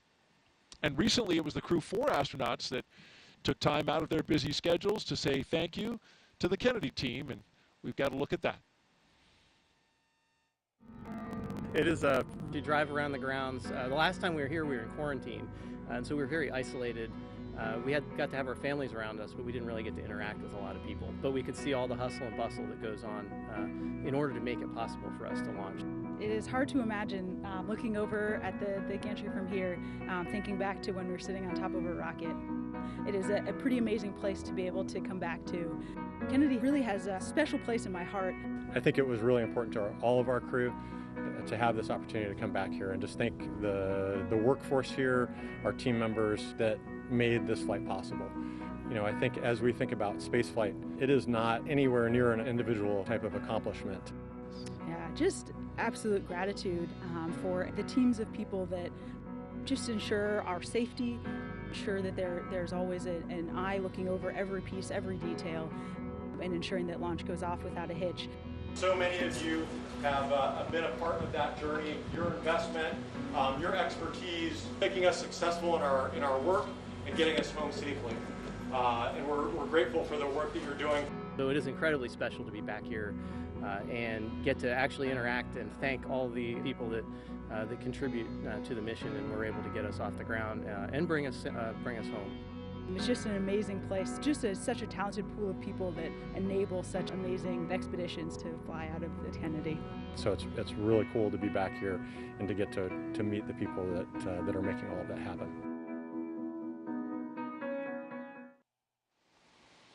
You could really tell all those smiling faces just how much that meant for Crew-4 to come back and share their time and their words with the team here at the Kennedy Space Center. Well, you're looking live at Launch Pad 39A, the Falcon 9 rocket and Dragon spacecraft. We'll start fueling up the Falcon 9 at T-minus 35 minutes and counting. But in between this time and that time, got a few more milestones to go, including arming the launch escape system, rotating that crew access arm away, and then, of course, having the pole for the readiness to tank the rocket. This view right here, you're looking at special guests that have gathered at Banana Creek facility here on the Kennedy Space Center. Launch watchers. Got a big group here, which is impressive because it is 2 a.m. Eastern Time, but it's always exciting to take in a crewed launch when you know that you've got astronauts going up on top of a rocket. And so they've all gathered pretty early in the morning here and pretty early in the countdown.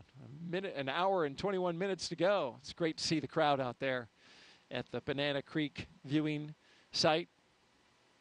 Got about 6,000 people who are at various viewing areas around the Kennedy Space Center. Banana Creek is one of them. Also got folks along a causeway that's just across the water, watching from those locations. Of course, we've got special guests up at a building we call the Operations and Support Building. We've got our own Jasmine Hopkins up there who will be interviewing some special guests here in the final hour. And they're joined by several hundred VIPs who are taking in the site from the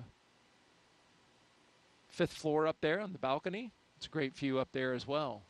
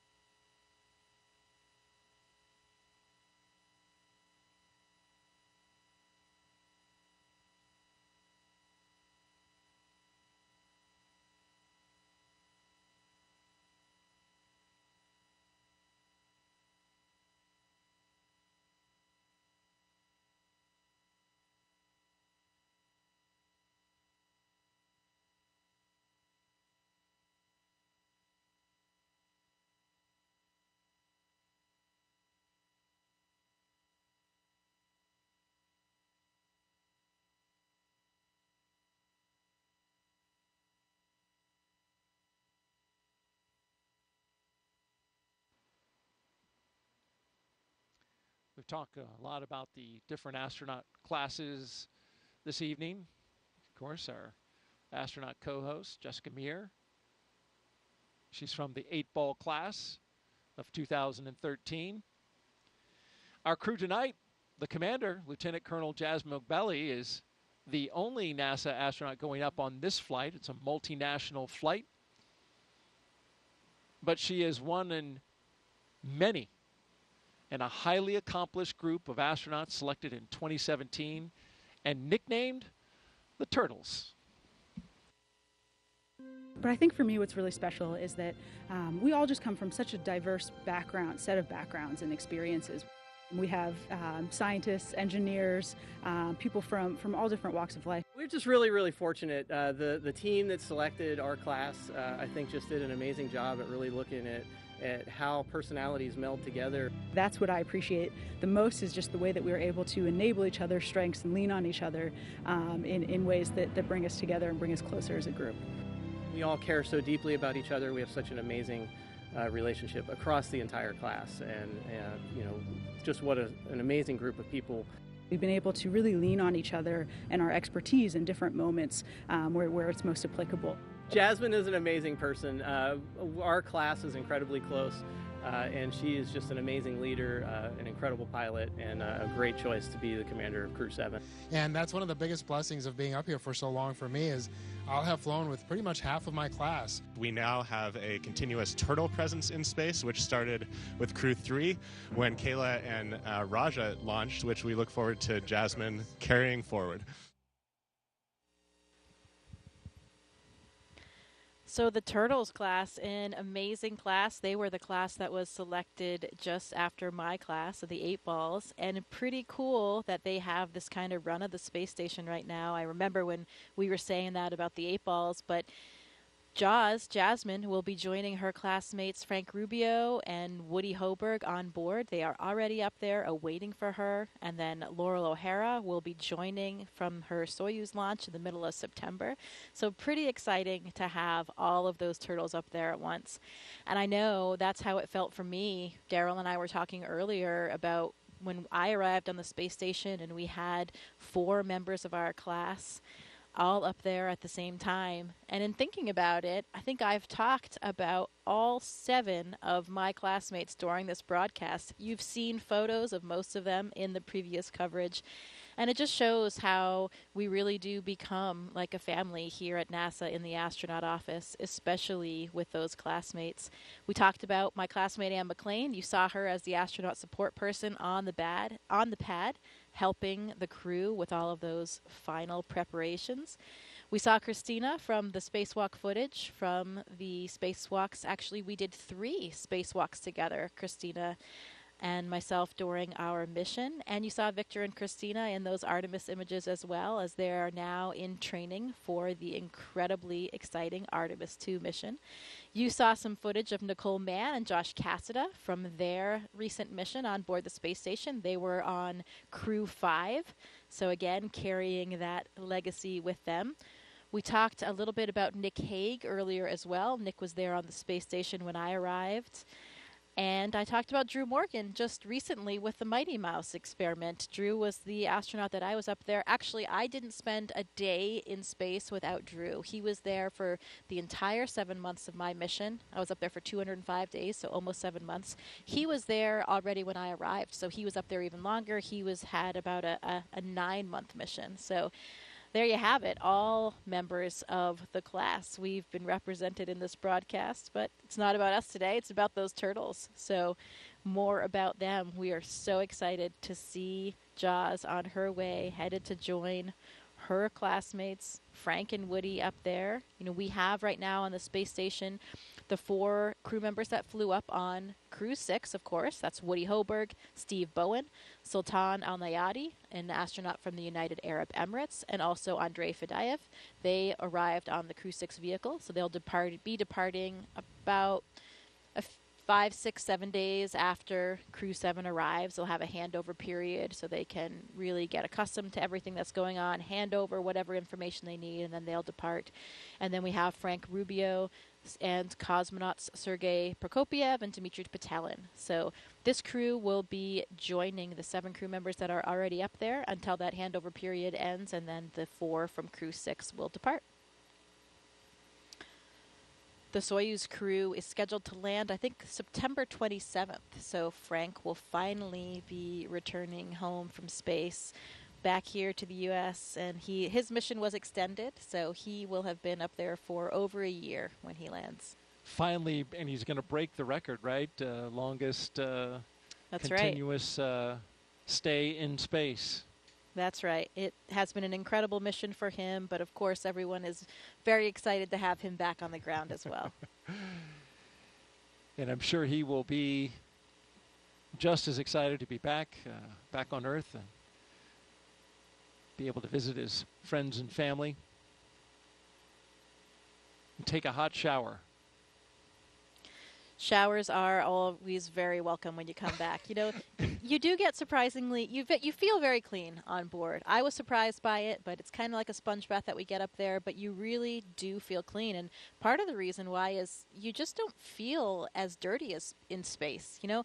Not even your clothes are really resting against you when you're in microgravity. Everything's kind of floating. You don't go outside and get sweaty in the hot Florida humidity like us sitting here in these chairs getting a bit hot. You just don't experience that because you're never sitting down. You know, you don't. But you are perspiring, right? That you're losing water through the skin. Sure. But it's not sitting there, right? Absolutely. You still have all the same physiological mechanisms going on, but it's a temperature control environment, so you're not really sweating throughout the day aside from when you exercise, and then you do sweat quite a bit. Okay. And it's really cool to see because the water, it doesn't just fall down, doesn't fall off of you like it does here on Earth. It'll kind of accumulate until a force acts upon it. So you might have a ball of sweat kind of growing on your head, for example, if you're Victor Glover and you don't have any hair up there, or Luca Parmitano on my mission. And yeah, it behaves differently until it'll come off in a with a Just once dispersing. You have motion imparted onto it. Great stuff from NASA astronaut Jessica Meir as we count down 1 hour and 11 minutes until liftoff of Crew-7 from the Kennedy Space Center in Florida. If you're here with us in the area and you want to hear the call-outs live as they happen, you can hook that up on amateur radio. The VHF frequency you can see on your screen, 146.940 megahertz, and on the UHF radio frequency, 444.925 megahertz FM mode. And you can hear that throughout the county here on the Space Coast. So we're a little over 1 hour until liftoff. And this is a continuation of regular crew flights to the International Space Station from U.S. soil.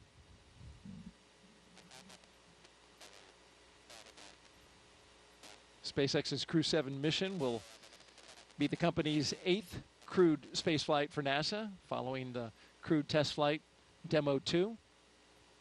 It will also be SpaceX's 11th crewed spaceflight overall, including the private orbital mission Inspiration 4 and Axiom missions 1 and 2. Our crew at the very top in the spacecraft Endurance. It will be the 3rd flight for that Dragon that you see right there on top of the rocket. The Falcon 9 booster, well, that's a brand new one. Booster 1081 M1D on its first flight. and MVAC fuel bleed has started.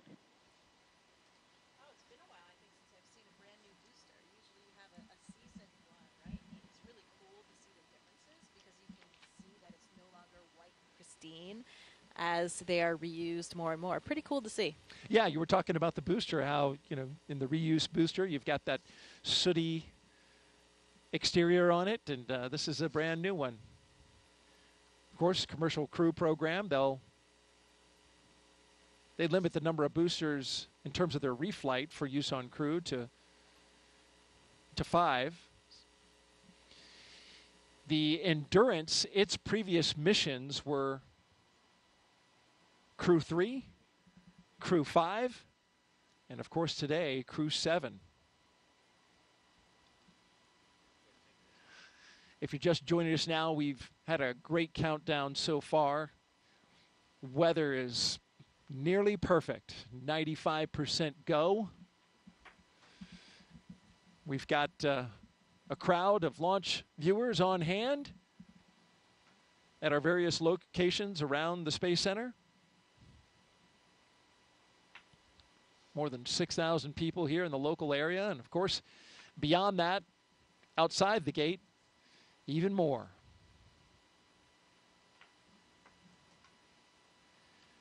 Now, we mentioned this, once we get to an hour to go until liftoff, things will start really picking up. We get close to that go, no-go pole that will arm the launch escape system.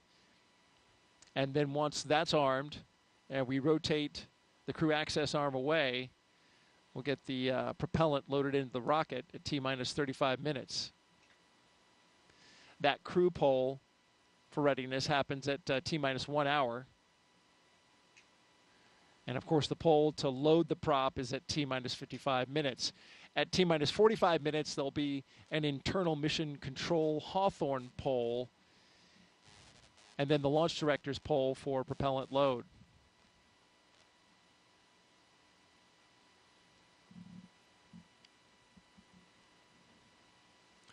I mentioned the crew access arm. That'll retract when we get to T-minus 40 minutes. And the crew will get the call to close their visors and arm the launch escape system.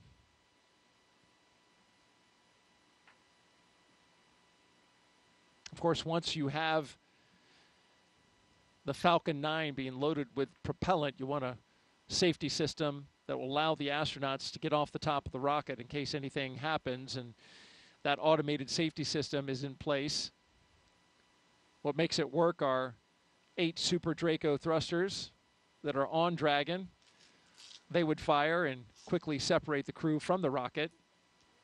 And they can do that either on the pad or during flight on the ride uphill.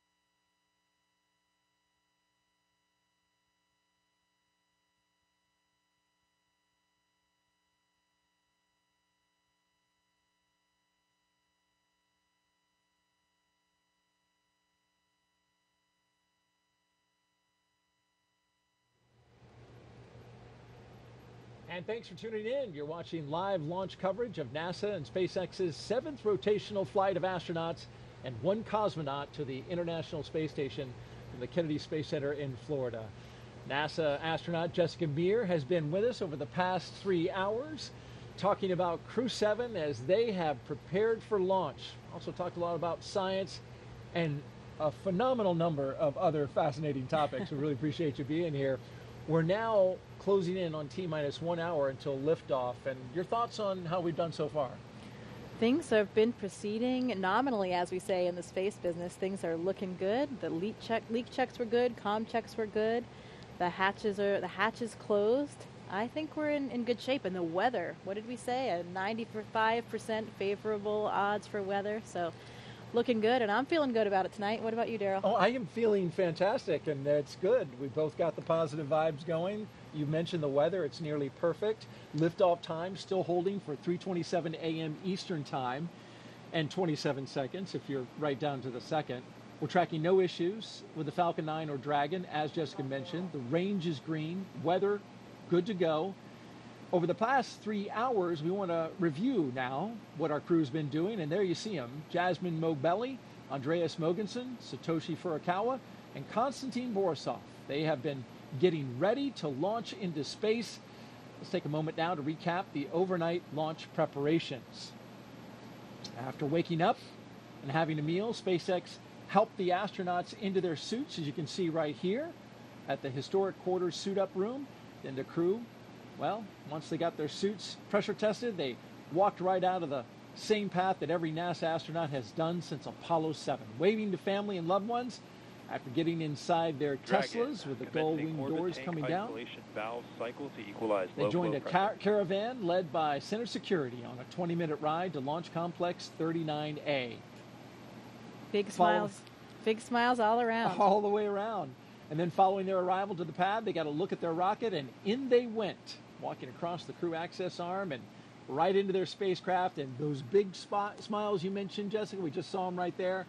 Looks like the crew, they're good to go. They truly are contagious, those smiles. It is difficult not to be smiling and excited when you know you are about to leave the planet for the first time for some of these, for Jasmine and for Konstantin as well. Absolutely, and a lot of preparations have been brought to us at this point, including a dry dress. A lot of things have been going into this so to get everybody ready. Of course, we had a launch delay yesterday. We stood down for that attempt, but now we're good to go, and we expect to be launching at 3:27 and 27 seconds, our new T0. All systems good to go for launch. Now we want to have our Dragon, team. SpaceX, you are go for Section 5. When ready, report go for launch. Dragon copies, go for Section 5.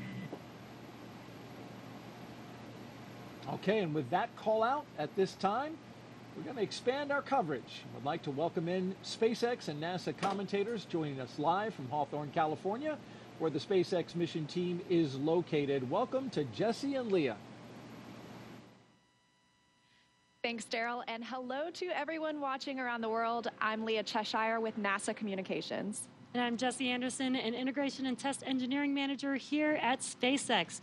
Leah and I are joining you today from SpaceX headquarters in Hawthorne, California, as we count down to liftoff of Crew-7 just under an hour from now. And of course, Crew-7 is our 7th operational mission with SpaceX, flying astronauts for long-duration missions to the International Space Station. But it also comes with an important first. Crew-7 is the first mission in which every seat in the spacecraft is filled with a crew member from a different international partner agency. Represented are NASA, ESA, the European Space Agency, JAXA, or the Japan Aerospace Exploration Agency, and Roscosmos. It's also the first time an ESA astronaut has served as pilot of Dragon, so Andreas Mogensen is adding that to his list of accomplishments. The Dragon flying today will be making its 3rd trip to station, having previously supported Crew-3 and Crew-5. And much like on those missions, our teams will be staffed around the clock in mission control, which is just behind us, to monitor Dragon and the mission, not just today, but throughout the entire mission, from liftoff to Crew-7's arrival at the space station, all the way through splashdown when the astronauts return back home to Earth. On console or headset and mission control are 6 key SpaceX copies. Crew-7 is go for launch.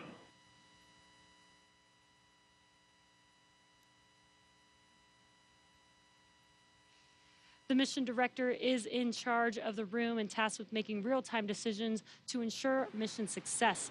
The person that you may hear talking to the astronauts, which we just heard a few seconds ago, is the crew operations and resources engineer, who you'll hear us refer to as the core throughout the broadcast. And the 4 additional team members are focused on vehicle systems, including avionics, navigation and control, software, propulsion, life support, and communication with ground support teams. Apart from Mission Control, our Falcon 9 team is currently located in the Launch and Landing Control Center at Hangar X. With less than an hour until launch, they are settling in for final checkouts, propellant loading, and for launch. And of course, NASA has its own team members at NASA's Mission Control Center in Houston, Texas, who have been preparing the International Space Station for Dragon's arrival. They recently gave their go for launch and confirmed the station is ready to receive Dragon and the new crew. Now, upon liftoff, today's flight to the space station will take almost 30 hours, with Dragon flying autonomously the entire way. And just like autopilot on a commercial aircraft, the crew always has the ability to take manual control of the spacecraft if needed. It continues to be a smooth countdown, and we're looking good for an on-time liftoff. Coming up at T-minus 45 minutes, the team will report their readiness for propellant load with a final go-no-go poll. In the meantime, NASA's Courtney Beasley is going to help us take a closer look at propellant load and launch go-no poll. Go-no-go polls open at 55.80, procedure 1.160. Thanks, Jesse. I'm here in the International Space Station Flight Control Room in Mission Control, Houston. What we have our sights set on today is low Earth orbit, which you'll sometimes hear us refer to as LEO. This is classified as orbits around Earth that are 1,200 miles or lower. There are a lot of satellites in this orbit, including the Hubble telescope and, of course, today's destination, the International Space Station. The space station's orbit averages at 260 miles above Earth, but varies based on its apogee or perigee, the highest and lowest points of its orbit. Being that the space station is 260 miles above Earth, crew members are too far away to make things out like cars, people, or buildings. But they can see other landmarks around the world, and the long camera lenses they use help them zoom in on familiar sights of our home planet. NASA astronaut Steve Bowen captured Cape Canaveral on Florida's Atlantic coast earlier this month, near Cape Canaveral's Space Force Station and NASA's Kennedy Space Center, where Crew-7 is launching from today. The contrast of the colors between the Indian River and Atlantic Ocean become much more pronounced from space. And here's a beautiful nighttime shot of the city lights of Mecca in the desert valley of western Saudi Arabia, captured by NASA astronaut Woody Hoberg on July 26th. Human presence on Earth becomes much easier to see at night. And this final image was captured by NASA astronaut Frank Rubio of Vadima Lake, one of the largest in Argentina, on May 7th. Each of these images are taken from the vantage point of the International Space Station that orbits roughly 260 miles above Earth. Satellites collect imagery of Earth too, of course, but the International Space Station is unique in seeing these viewing opportunities because astronauts and cosmonauts can tell scientists on the ground what they're observing and what stands out in real time. We can't wait to see what Crew-7 captures, but for now, we'll send it back to Hawthorne. Jesse and Leah. SpaceX's ultimate mission is to make life multiplanetary. To get us there, we've been developing a fully and rapidly reusable transportation system called Starship, the most powerful launch vehicle system ever developed and designed to carry passengers and cargo to Earth orbit, the Moon, and planetary destinations like Mars.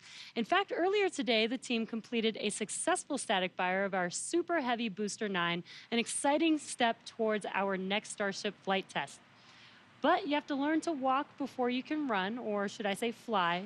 And our learning started with Dragon, designed from the beginning to transport both people and cargo to space. The Dragon hanging from the ceiling behind us was initially flown to certify SpaceX for cargo missions to the space station. Dragon launched to space in December 2010 and became the first private spacecraft to return from orbit. 2 years later, Dragon became the first commercial spacecraft to deliver cargo to and from the space station, and in 2020, as we remember well, became the first private crewed spacecraft to reach the International Space Station. Altogether, the reusable Dragon spacecraft has completed 9 human spaceflight missions and visited the International Space Station 38 times. Dragon is capable of carrying up to 7 passengers to and from Earth orbit and beyond. And these days, we are very much focused on the beyond. Now, of course, we already have explorers on the Red Planet, paving the way for humans who will arrive in the future. NASA's Perseverance rover landed on Mars in 2021 after an almost 7-month journey. Its mission addresses high-priority science goals and also provides opportunities to gather knowledge and demonstrate technologies that address the challenges of future human expeditions to Mars. These include testing a method for producing oxygen from the Martian atmosphere, identifying other resources such as subsurface water, improving landing techniques, and characterizing weather, dust, and other potential environmental conditions that could affect future astronauts living and working on Mars. Now, of course, Perseverance also brought along another passenger named Ingenuity. This is the first helicopter ever flown on Mars. There's Ingenuity being deployed from Perseverance and those historic flights that we've seen so far. When the time comes for human explorers, they'll have to take everything with them for a surface mission. Building bases or even cities on Mars will require huge amounts of cargo and eventually crew. So we're designing Starship from the beginning to carry hundreds of tons of cargo into space and be able to be refueled in orbit. Before Mars, Starship will play a key role in the exploration of the moon. SpaceX is providing the lunar lander, which will return astronauts to the lunar surface for the first time in 50 years under NASA's Artemis missions. With the ability to deliver cargo and people to the lunar surface, we'll be ready to help humanity build a sustainable presence on the moon and learn how to live off-world before the next step to Mars. Today, however, we are going a little closer to home, and the work we're doing on the space station also paves the way to Mars, but it takes place in low Earth orbit. As Courtney mentioned, the area includes any spacecraft that orbits at or less than 1,200 miles from our home planet. That's pretty close in comparison to our moon, which is almost 240,000 miles away and is referred to as deep space. Deep space missions like future missions to Mars will challenge us like no spaceflight journey has before when we start looking to send humans millions of miles away from home. Long-duration missions on the space station, just like Crew-7, directly inform how we'll plan to support the first humans bound for the Red Planet on missions that could last months or even years. So we really look forward to those human missions to Mars. And right now we're paving the way with today's exciting mission, plus through Artemis launches to the moon. For now, I'll send it back to Daryl and Jessica at KSC. Thank you very much, Leah and Jesse. And to keep our astronauts safe while on missions to the moon and Mars, NASA is working to understand the long-term effects of living in space. Earlier, NASA's Jasmine Hopkins caught up with NASA's Chief Deputy Science Officer for our Human Research Program.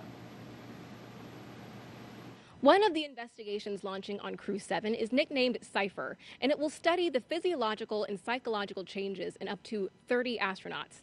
Joining us now to talk more about it is Kristen Faub from Johnson Space Center. So Kristen, tell me about your title and the 14 different investigations that make up CIPHER. Yes, I am the Deputy Chief Scientist at the Human Research Program, and 14 research studies, all wrapped into one research complement called CIPHER. What we want to do is study the impact of microgravity on bone, exercise, vision, behavioral health, and not only as individual elements, but how they all interconnect together. And not only do we want to study that, but we also want to understand the impact duration has on the human body and microgravity. This is going to be really important information for us for the Artemis missions and for Mars. Right, Kristen, and on that note, we have been studying in low Earth orbit for over 20 years now. So how is CIPHER adding into that? Yes, 20 years, and we've learned a lot about the changes that happens in the human body in space. Plus, we also have learned a lot about the twin study that happened a few years back. So CIPHER is just a build on top of all of that knowledge that we've gained so far, plus all of the technology that we have today and data analysis. It's a great time to start CIPHER. It really is. And after the launch of Crew-7, how soon can we expect to get the data back from CIPHER? Well, once we start getting data, we'll start processing it, and then when we start to understand some of these observations and findings over hopefully these 30 crew, it's going to take time because 30 crew, it's going to be a lot of information. But once we start to find some interesting observations, we'll let you know. Absolutely. It will be well worth the wait. Thank you so much for being here tonight, Kristen. It's my pleasure. Back to you. All right, thank you, Jasmine and Kristen. We're going to turn it over now to Hawthorne, California, and check in with our team at SpaceX headquarters for an update on the launch progression. How are we doing? Thanks, Daryl. I'm Ronnie Foreman, a commercial sales manager here at SpaceX. We are coming up on just about 46 minutes until launch, and our teams are carefully moving through the process to lift off. A lot of preparations have brought us to this point today, including a dry dress rehearsal and static fire earlier this week. For those of you following along, you'll also know that we stood down from yesterday's launch attempt for additional data reviews. But for now, all systems are looking good for launch. So next up, our launch director will check in with the team for readiness, both for prop load and for launch. The 7 SpaceX responsible engineers, often called REs, indicate that they are go by voting electronically. The launch director will also check in with the Dragon mission director, or MD, on the nets, and NASA launch manager to make sure that they are ready to move forward as well. And as Jesse mentioned earlier, the Falcon and Dragon launch teams, as well as key NASA launch members, are in the Launch and Landing Control Center at Hangar X in Florida. On screen, you have that incredible view of the Dragon spacecraft with the crew access arm still in the service position. The crew right now is on board Dragon, waiting to get the green light to stow the crew arm for launch and arm the launch escape system. Great shot of our astronauts there. Once the launch director gives the go-ahead, we should get a good view of the access arm as it swings away from the capsule. The range continues to be go for launch, monitoring the clearance area surrounding our launch pad, as well as the air and sea space along the flight corridor. And at Kennedy Space Center, weather is looking good for launch. If you're joining us on the ground in Florida, you know it's just about 82 degrees outside with light ground winds. Overall, we are looking good for launch in just about 45 minutes with a 5% chance of weather violation.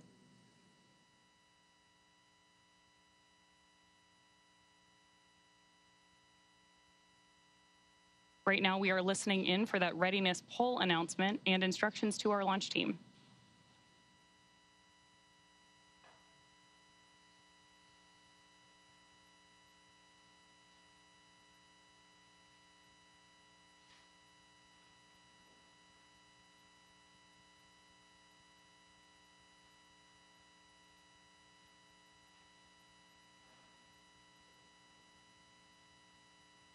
Again, this poll is going to be the go or no-go to move forward with propellant loading for today.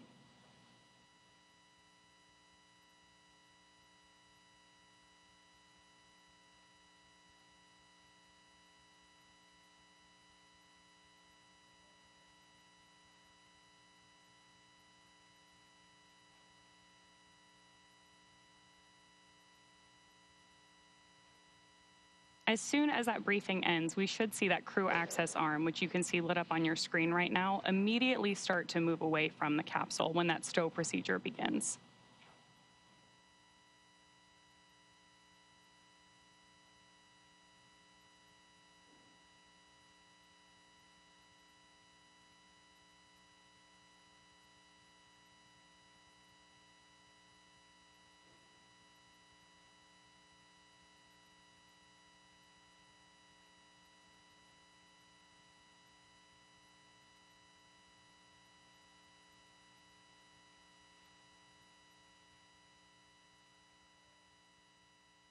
Coming up on just 43 minutes to launch.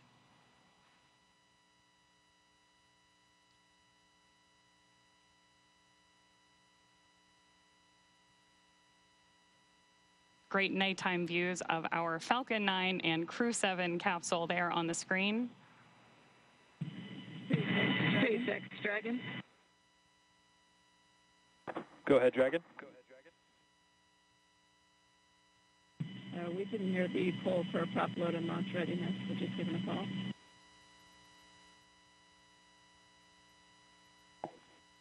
And sorry, Dragon, I just missed the last of your sentence there. Can you please repeat? Yeah, from Dragon, we just polling is hear complete. the poll for The joint NASA and SpaceX teams have polled go for LES arm, propellant load, and launch.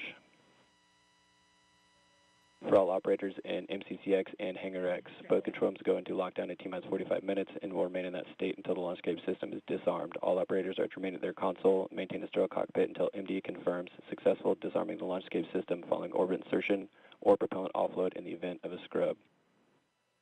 For non-urgent, no-go conditions, brief the CE or LD and they will approve aborting the countdown. For urgent issues affecting the safety of the operation, operators shall call hold on the countdown net. Launch control will abort the launch audio sequence immediately and proceed into launch abort. At T-minus 10 seconds, launch control will be hands-off and relying on automated abort criteria for the remainder of the count. Operators advise the launch director whether structural breakup or fire is imminent or occurring per Dragon manual escape flight rules. Launch control at this time, you may proceed with arming the crew arm for movement. Copy, proceeding to arm crew arm for movement. And with that, we are moving forward toward launch. Propellant loading will begin in just over 5 minutes, but in the meantime, let's check back in with Daryl and Jessica. All right, thank you very much, Ronnie. Crew access arm retraction started. We now have crew access arm retraction. So if you look in your screen, you can see there the crew access arm moving away from the Dragon. Another great shot of it there, articulating away. It takes about 90 seconds to 2 minutes to move away, and this is a critical milestone, Jessica, as that arm moves away, because now that means if the astronauts needed to get off that rocket for whatever reason, they could either bring the arm back quickly, and it can move, as I understand it, a lot faster than it's moving now in the case of an emergency egress, or they would move forward and arm the launch escape system. That hasn't been armed yet. So this is the moving and stowing of the crew access arm so that we can clear that away from the rocket and get ready to lift off.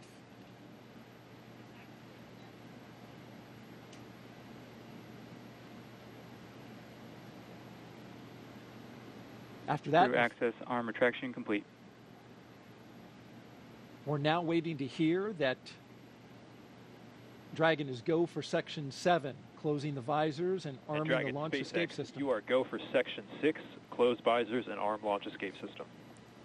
Well, they changed the number, but it's the same. Dragon copies, go for Section 6, launch escape system arming.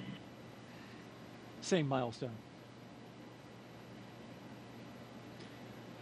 I hear from previous crews that this system arms the very loud thump, so they can actually hear that on board. Which makes sense. You've got those engines, those Super Dracos, SpaceX, which are Dragon visors closed, arming launch escape system. right there next to their heads, right? You know, because copy, your go. Right, and sounds like that was Jasmine saying she was ready to arm, and that command can be sent from either the ground or the crew, and the crew is sending that command now to arm that system. And that launch escape system is, of course, the system that will propel us away from the rocket, the crew capsule itself with the crew inside, in the event of any type of emergency with the rocket. And that is, of course, a system that we hope to never use, but it consists of 8 Super Draco thrusters on this Dragon vehicle that are used only for this abort. And we say we hope to never use it. We hope to not be in the situation, but we have had situations where we've had incredible in-flight tests. Unintentional, for example, there was the launch abort for the Soyuz for Nick Hague's first launch in 2018. Pretty exciting event, dynamic time, but something that showed us how robust these systems are. It performed nominally and carried Nick Hague and Alexei Ovchinin back to safety. Verified armed.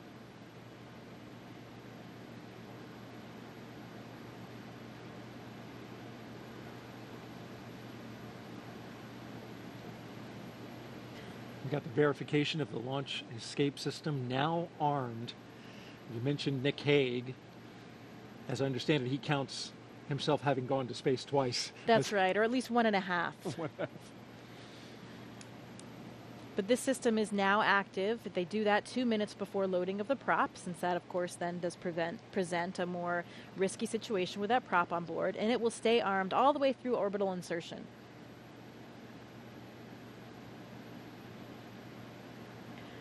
I've also been told by previous Dragon crews that you can hear the system of valves opening and actually even the flow of the fuel itself as it comes on board.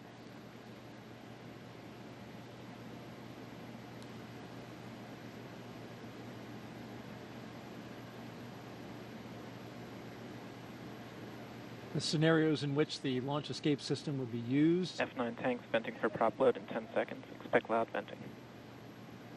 There they are warning them about that, exactly what you just mentioned. Giving them a heads up that they'll be hearing those sounds.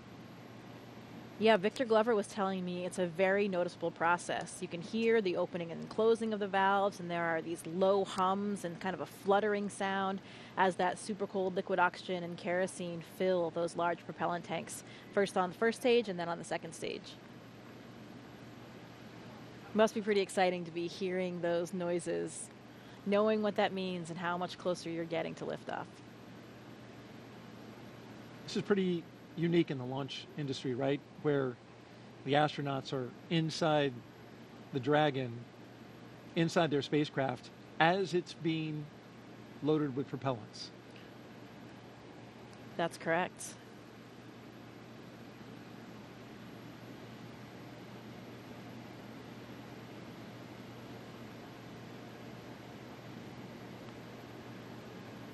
That launch escape system you're talking about, if it were needed, it can get the crew several miles offshore out into the Atlantic Ocean.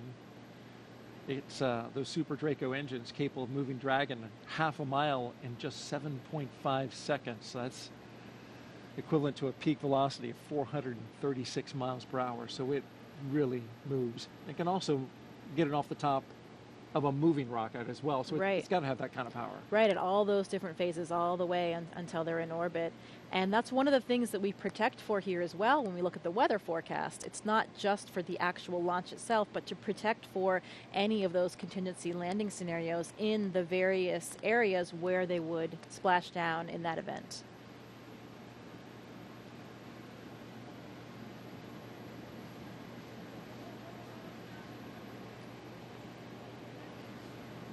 Propellant load has started.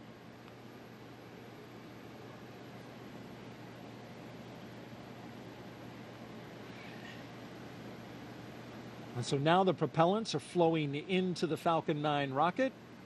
RP-1, refined kerosene, and liquid oxygen, the oxidizer. That part we can see externally because as the liquid oxygen levels rise inside the Falcon 9, it is, of course, super chilled liquid oxygen, highly densified, and it will super chill the skin as well of the rocket, and it will condense the air around it. And there's been well over 200 Falcon 9 launches, so if you've seen one before, you're familiar with the sight. The rocket condensing that air, that warm, humid Florida air, which we have been enjoying this evening, at least with a light breeze. That's right. I think it's cooler than Houston anyway, so I'm enjoying my time here. Good, good.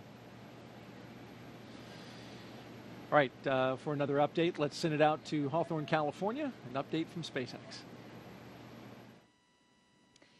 Thanks, Daryl and Jessica. Now, before we send them to space, let's get to know our Crew-7 astronauts a little better.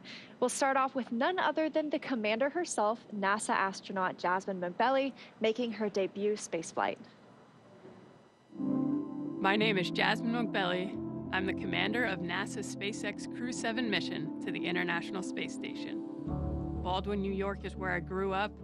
I always loved team sports from a really young age because you rely on one another, and that's something that I think is really important to know going forward in your career. I joined the Marine Corps. Sure, I wanted to fly jets. I thought you had to be a jet pilot to become an astronaut. I actually went to watch STS-116 launch while I was waiting to start flight school, and Sunny Williams happened to be on that flight. I realized she was a Navy helicopter pilot, and from that point on, I went full steam ahead. All four of us are so proud to represent what is possible when we come together. Ultimately, everything we do is to benefit the Earth.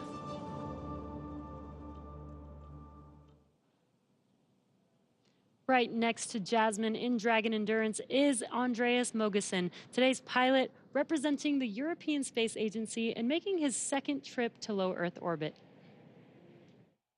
My name's Andreas Mogensen, and I'm the pilot of NASA's SpaceX Crew-7 mission to the International Space Station. I was born in Copenhagen, Denmark. In 2008, ESA were looking to select a new class of astronauts, and I applied together with about 8,500 Europeans. So I thought, there's just no way that I'll get selected. The chances of being selected are too small. But that changed when we were down to about 20 candidates. My first mission to the International Space Station was on a short 10-day mission. I had to hit the ground running as soon as I arrived on board, and as soon as I landed back on the Earth, I knew that I wanted to go back to the space station.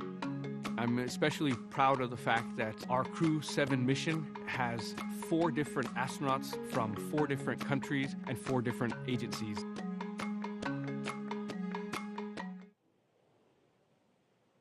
Next up, mission specialist Satoshi Furukawa. This JAXA astronaut is no stranger to the space station after spending 165 days in orbit as part of expeditions 28 and 29 in 2011. My name is Satoshi Furukawa. I am a mission specialist for NASA SpaceX Crew-7 mission to the International Space Station. I was born in Yokohama, Kanagawa, which is right south of Tokyo. The first human landing on the moon when I was 5 years old. I thought it was a great moment for humankind. I had a longing for space from my childhood. The moment I was selected as a Japanese astronaut candidate, you are hired, you are selected. It was the happiest moment in my life. Crew-7, we are conducting many scientific researches on the space station to benefit future space explorers. I am very proud of being a part of this excellent team of international partners and also researchers, engineers, flight controllers, flight directors, and so on. Because working as a team and working together, we can accomplish the big mission.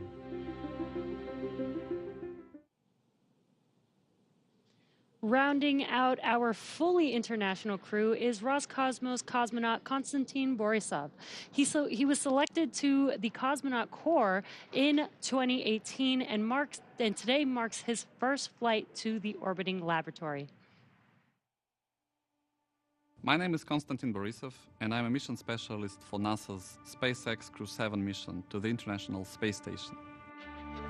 For those who ask what space flight is, I would say that we have 3 big jobs on the space station. First job is experiments. Second job is take care of the station, doing the maintenance, repair what's broken, storing things, restoring things, cleaning up.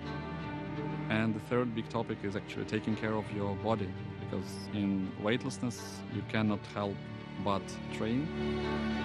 I think many people don't understand that technology advancement which we have had during the last 50 years mainly comes from space exploration. People get very comfortable with using their phone, and we have very fast computers, and space motivates us to create those advancements. I want to take part in it, and I want to put my small stone into this pavement which leads us to the new asteroids, to the new planets, and to the new systems.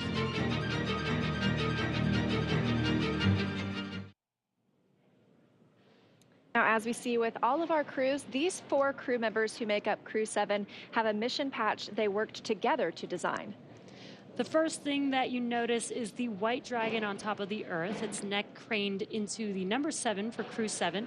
Its tail curves upwards towards a golden star, and they say that symbolizes our ascent towards the stars and the pioneering spirit needed to propel us further into space. The blue, white, and red on the tail are the common colors in the flags of all 4 nations flying on this mission. Now we are less than 30 minutes to launch, so let's check back in with Daryl and Jessica at KSC, where the countdown continues. All right, thank you very much. Everything going well with the countdown so far. A little over 1.5 miles from the launch pad we're going from today, this morning, 39A, is 39B, where the mobile launcher is back out on the pad right now, going through testing for the Artemis II crewed mission to the moon late next year. Here's more about Artemis in our Moon Minute.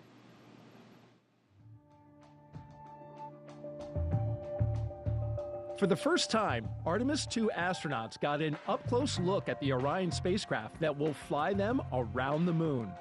Astronauts Reed Wiseman, Victor Glover, Christina Cook, and Jeremy Hansen visited Orion at the Kennedy Space Center in Florida. and it looks amazing. Their handiwork is gorgeous. I'm ready to take it for a spin. Until launch day arrives, the crew is training at the Johnson Space Center in Texas. They use the Neutral Buoyancy Lab, a giant pool, to practice safely getting out of a floating mock-up of Orion. And it's not an easy task. Navy divers in rafts will harness and hoist the astronauts into the air by helicopter, where they will be taken to a nearby Navy vessel. Back at Kennedy, we got a look at the brand new Artemis crew transportation vehicles. So the first 9 miles of the journey to the moon starts in these crew transport vehicles. On launch day, these fully electric, zero-emission vehicles by Canoe Technologies will reunite the Artemis II astronauts with Orion at Launch Complex 39B. NASA's powerful moon rocket, the Space Launch System, and Orion will carry them on the rest of the 250,000-mile journey to the moon. And that's your Artemis Moon Minute. And for Artemis updates, there's a QR code on the bottom left of your screen, right there, actually bottom right.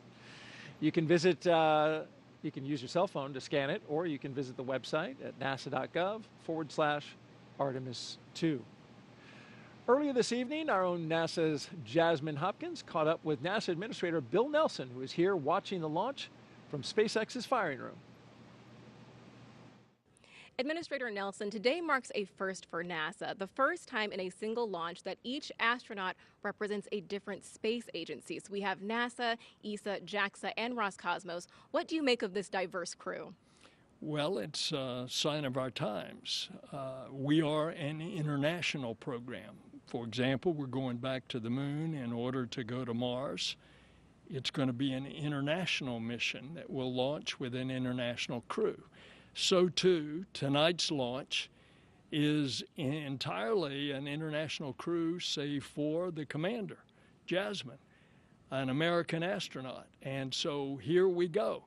Now, isn't it interesting that what space does in our NASA program, it unifies us. It brings people together. And this is so true with what we're seeing tonight. Right, and Administrator, you recently visited South America, and later on this year you're planning to visit India as well. Why is it so important for NASA to foster these international partnerships? They are delighted, indeed, eager to learn more about NASA and to partner with NASA.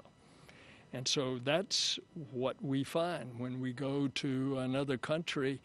It's usually the president that wants to see us. And for example, in this South American trip, we talked to the president of Brazil and Colombia about what NASA can provide in the way of information from our satellites to help them protect the Amazon rainforest from being destroyed, which is a high agenda item for those countries. Indeed, it's a high agenda item for the entire world. I'm going to India. India is one that we want to have a close relationship with. We've already been doing things such as science experiments with India. We've got a major science program going that will be Earth observing with India next January. But now we're going to train and fly an Indian astronaut. So it is happening as we speak, and the United States has been the beneficiary of it. Absolutely. Administrator Nelson, thank you so much. Back to you. As we continue to count down, let's take a closer look at the vehicles that will be taking Crew-7 to the International Space Station today. Starting from the very top of the vehicle is the Dragon spacecraft. In total, there are 16 Draco thrusters Dragon can use in space to help navigate the spacecraft to its destination, each providing 90 pounds of force. That doesn't include the 8 Super Draco thrusters used for an abort, which are no longer active once the crew is in orbit. And just wanted to note, one thing that we did miss just a moment ago was a call to the crew. There was a sensor issue that they are tracking. However, they are just continuing with the count, continuing to monitor it. And so we are continuing to discuss what we have in front of us, which is Dragon. Together, the Dragon spacecraft and its trunk stand over 26 feet tall. There are 2 windows on the spacecraft, plus 1 under the nose cone. The nose cone opens shortly after launch to expose the forward bulkhead thrusters and docking mechanism that will connect with the space station. Dragon's trunk holds solar cells, which power Dragon while it's in free flight. The trunk can also carry unpressurized cargo, and on some cargo resupply missions, we use Dragon's trunk to deliver the new solar arrays that are being installed on the space station. As always, Dragon will be delivered to orbit today by SpaceX's Falcon 9 rocket, which provides 1.7 million pounds of thrust on its first stage, thanks to its 9 Merlin M1D engines. Once the first and second stages separate, these engines are also used to help land the first stage. The first stage will perform 3 burns today as it makes its way back down to Earth. First is the boost back burn, where 3 of the M1D engines will reignite to help flip the first stage around to head back to the launch site. The second burn is the entry burn. That's where a single engine will reignite and shut down to help slow Falcon 9 down as it prepares to re-enter the Earth's atmosphere. And then finally, the landing burn. That'll be where 3 engines will slow down the rocket enough to perform a precision landing back down on landing zone 1. Meanwhile, the second stage continues to orbit, powered by 1 single Merlin vacuum engine with over 220,000 pounds of thrust. The second stage will secure Dragon's entry into low Earth orbit before separating, leaving Dragon to continue its journey to the space station on its own thrusters.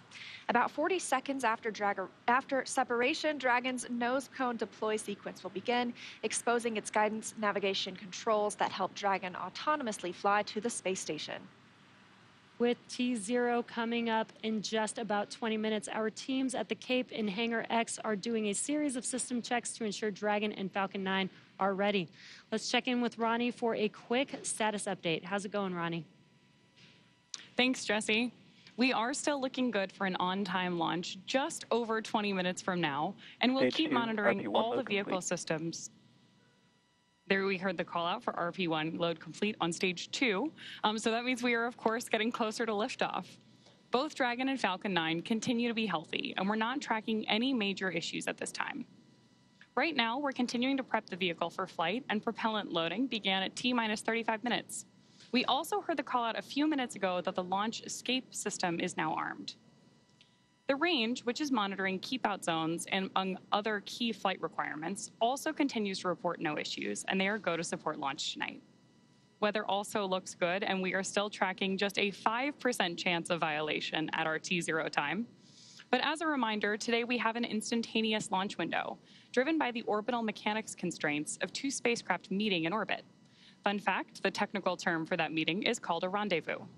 So at this point, if we hear a hold for any reason, we will have to stand down tonight because of that instantaneous launch window, and instead target our backup opportunity, which is tomorrow at 3:04 a.m. Eastern Time. But for now, with all systems go, let's turn it back over to Courtney for a status update from Houston. Thanks, Ronnie. The flight controllers here in Mission Control Houston are ensuring that the space station is ready to receive Dragon. They're also checking all communication links between the station, Dragon, and the ground are working properly, and right now everything is proceeding as planned.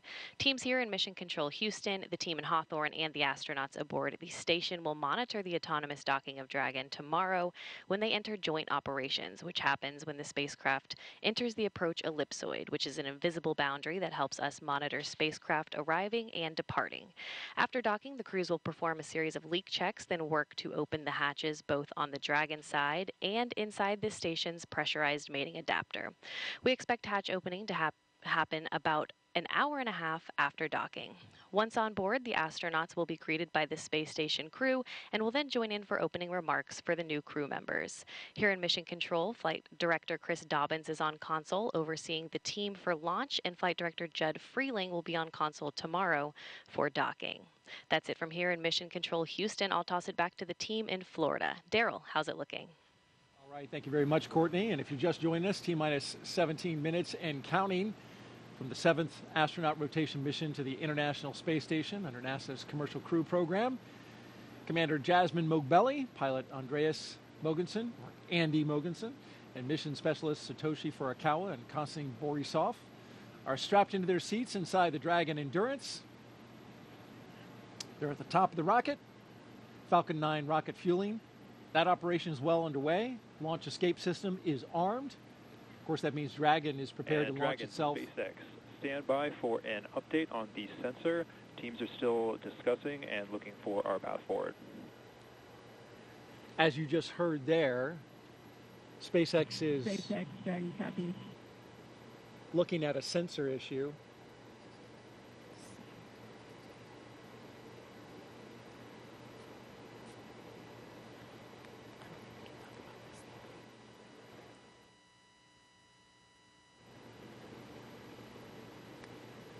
And so trying to determine if the sensor is giving good data, good reading, or if... Startup stage 2, locks loading. If they're looking at something else, of course, we'll keep close tabs on that. In the meantime, propellant load continues. I think sometimes you have hits on sensors for other reasons. We want to make sure that we are getting an accurate reading of what's happening with the system they're looking at. Probably trying to decide if it's a real signal or if it's a hit from some other reason. There's a lot of redundancy in the systems, as you mentioned, and those sensors have to make sure that the engineers understand exactly what they're looking at. So we'll, again, keep tabs. In the meantime, here's a little bit about Crew-7. Lieutenant Colonel Jasmine Mogbelli, a military helicopter test pilot. There she is. She hails from Long Island, New York. She's a mother to 2 twin girls, and she is the mission commander. This is pilot Andy Mogensen's second trip to space station. His first was as the flight engineer for the ESA IRIS mission in 2015. Mission specialist Satoshi Furukawa's interest in space began when he was 5 years old and he saw the Apollo 11 moon landing on TV. And mission specialist Konstantin Borisov was selected to be a cosmonaut in 2018, and this will be his first trip to space.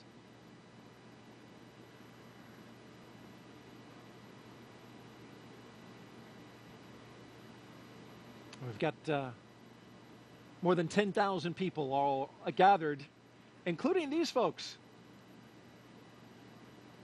Some special students. Those kids are, I shouldn't call them kids, they're students, right? College students. They're part of the First Nations launch, and they're giving us a big wave from the Banana Creek viewing location. They're from the University of Washington, University of Colorado, and Queen's University. They're visiting as part of NASA's First Nations launch, an Artemis Student Challenge, where they design, build, and launch their own high-powered rockets. And those students that you saw there in the stands, they were the grand prize winners. So welcome and enjoy the launch. T-minus 14 minutes and counting. Awaiting Crew-7 are 7 crew members at their destination at the International Space Station. I caught up with 3 of them as they were zipping around the Earth. Hey, Daryl, good morning. Well, good morning to you, Frank, Stephen, and Woody. Okay, minutes away from liftoff. You're inside the spacecraft. What's it like? The rocket is a living, breathing machine. We fuel the Falcon 9 rocket on the pad while the crew is on board. I expected that my heart would be racing, but actually it was just so much like training that I felt quite calm. Well, I'm sure calm will give way to excitement, right, when Crew-7 comes aboard. What do you think that'll be like? More than anything, it's your friends coming up to station, right? And so you get to hug and greet your friends that you haven't seen for several months, and it's always just a really fun reunion. You know, they're coming on board. They're going to live on board. It's really exciting to greet them as new friends and crewmates. Well, those new friends and crewmates, will you have any advice for them when they come on board, like things to do, things not to do? The awesome thing is that we have an amazing ground team that catches all of it and keeps us honest and keeps us out of trouble.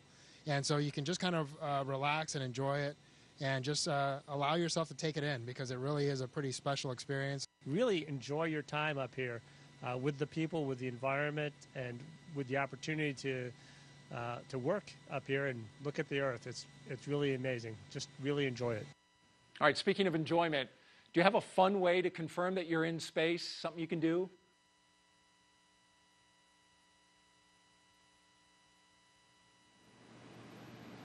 You want to give that move a score, Jessica? I don't know. It required assistance from 2 crew members, so I don't know. I'll give it an 8.5. Okay, that was very kind.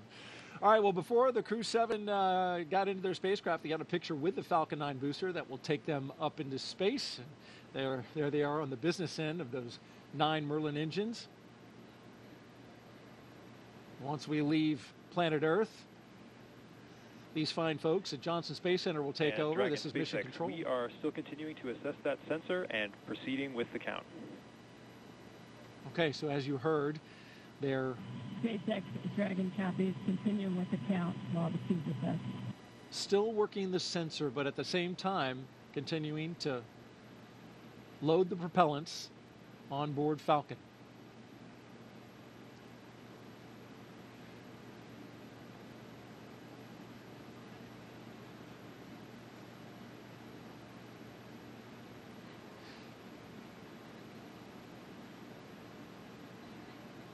So Jessica, as we count down these last few minutes, you've got the launch team. They're taking a look at a sensor and some of the readings there. At the same time, we're proceeding forward, and they're communicating with the astronauts inside. And so as we get down to these final minutes, any thoughts? This is an exciting time for the crew. You know, they're probably running through some checklists of their own right now. They may be pretty busy in there, going through those same things that they've done in their simulations so many times before. But I bet it's getting pretty real right now, and hearing those calls about the sensor probably raises a few questions as well, but I know the ground will keep them informed as we go. 10 minutes, it's getting very close. Indeed it is. And tracking everything are Leah and Ronnie at SpaceX headquarters in Hawthorne, California. Will take us through the rest of the count. Thanks, Daryl. Our next major countdown event will be at the T-minus 10-minute mark, so coming up here, And when the Dragon Falcon SpaceX 9 launch stand by for display configuration. There we go ahead and have the Dragon astronauts are standing by for display configuration, which will let them know that we are even closer to liftoff. The launch commit criteria that we're waiting to hear that call out for are specific thresholds and pieces of information about the entire Falcon 9 system needed to make sure that the rocket is healthy. Of course, we do have many systems in place to ensure that the rocket and crew are both safe leading up to liftoff and during flight.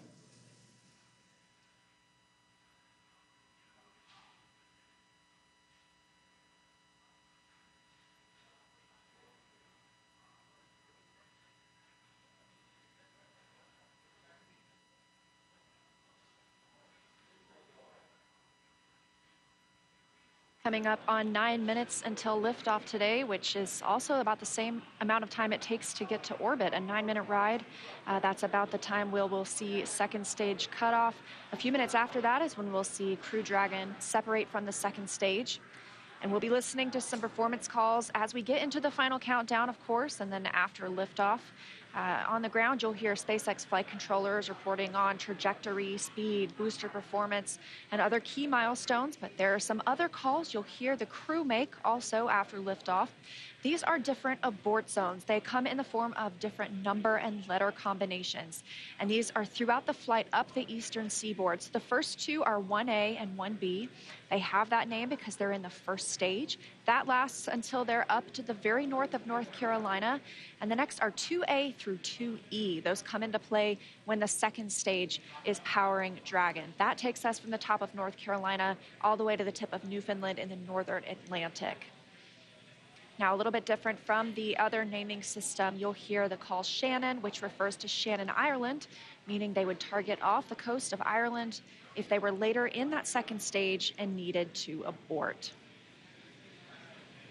You'll hear those different calls throughout the flight uphill, along with key performance callouts from the guidance, navigation, and control officer, as well as the propulsion lead.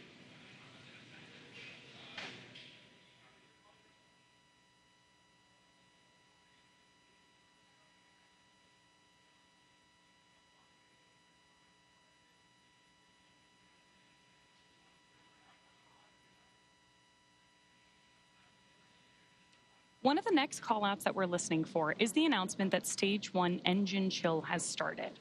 Right now, the propellant in the tanks is isolated from the engines, but at T-minus 7 minutes, we'll open up the engine pre-valves and start passing just a trickle of liquid oxygen through the Merlin engine pumps, chilling the engines for the start sequence. We do this because the super chilled and densified liquid oxygen is really cold, and we use that small amount of LOX to basically prepare the engine hardware. There's a call out for engine chill. So now we're basically preparing that engine hardware to flow all of the LOX and propellant into it during flight. Next up, we should hear the call out for Stage 1 RP1 load completion. And Dragon SpaceX, stand by for final go, but please confirm crew displays are configured for launch. SpaceX Dragon, crew displays are configured for launch. All right, we heard their crew displays. Those 3 screens from which they can monitor the mission are configured for launch. Stage 1, RP1 load is complete.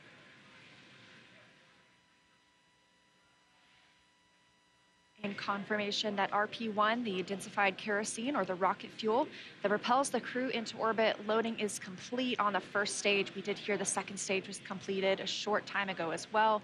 Now T-minus 6 minutes until launch. We are still loading liquid oxygen on the first and second stages. This is the oxidizer we need to combine with the densified kerosene that just finished loading.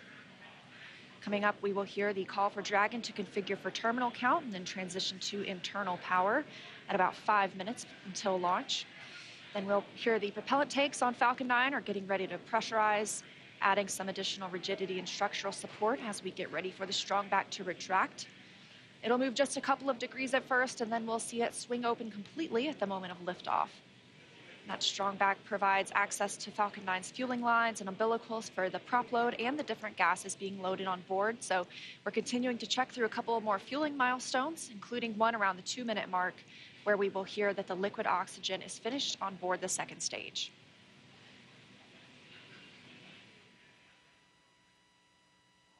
Dragon is configured for terminal count, and Dragon's on internal power. Falcon tanks are pressurizing for strong back recheck.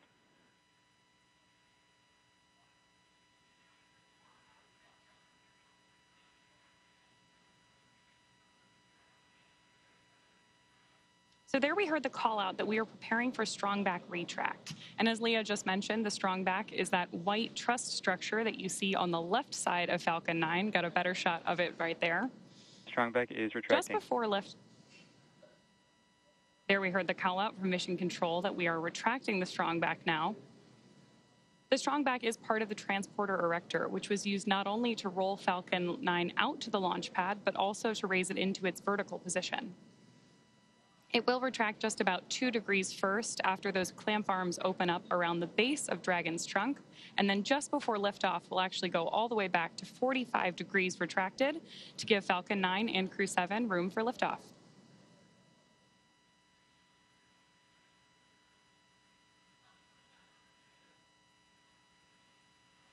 Now under 4 minutes until launch.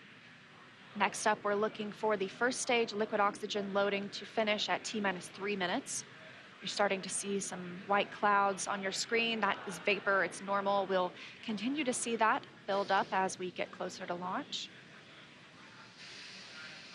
Obviously, this liquid oxygen that we're loading is super chilled, so a little bit of that will boil off in the hot Florida air.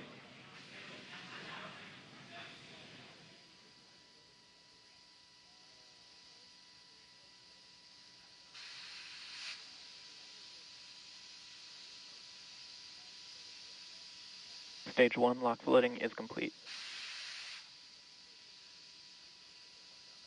Great view of Crew-7 there inside of the Dragon spacecraft, awaiting liftoff just under 3 minutes from now.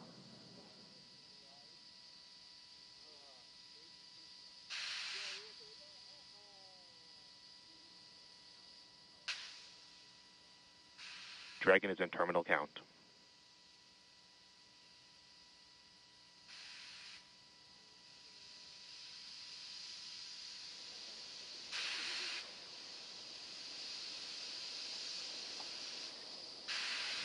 Now about 2 minutes and 30 seconds until launch.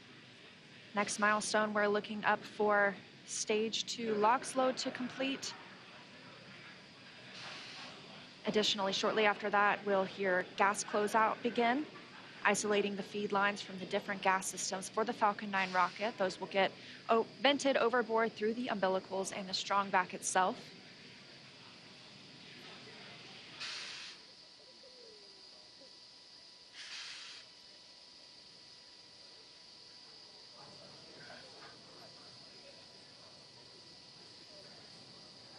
Stage 2 LOX loading is complete. Dragon is in auto idle.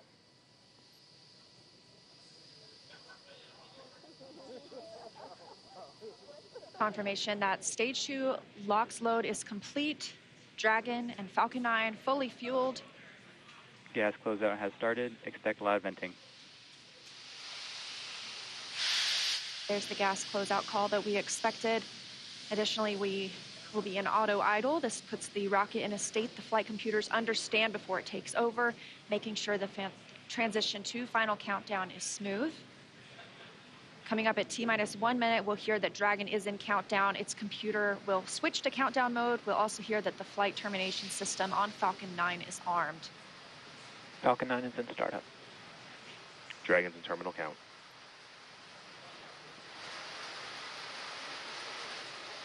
Dragon's flight computer in countdown and configured for launch, and the flight termination system now armed. Less than a minute until liftoff today. Dragon, SpaceX. This flight termination Go for system. launch. Dragon copies, go for launch. You heard it, Crew-7 getting the go for launch, just T-minus 30 30 seconds seconds away for an on-time launch. At the time of liftoff today, the space station will be flying 260 miles over southeastern Iraq. T-minus 15. T-minus 10, 9, 8, 7, 6, 5, 4, 3, 2, 1. Engine full power, and liftoff. Go Falcon, go Dragon, go Crew-7. Endurance ascends, an international Copy, crew 1 Alpha. destined for the International Space Station. Stage 1 That's propulsion is 1.7 nominal. million. Good calls from the propulsion officers here. Propulsion's nominal. 1.7 million pounds of thrust on Falcon 9, taking Crew-7 to the International Space Station, now traveling almost 300 miles per hour.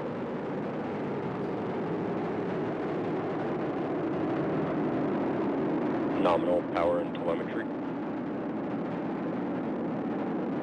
We are just about T Stage 1 plus throttle 45 down. seconds into the 7th rotational crew mission on board Dragon and Falcon 9, and right now the vehicle is throttling down to help us pass through the period of maximum dynamic pressure.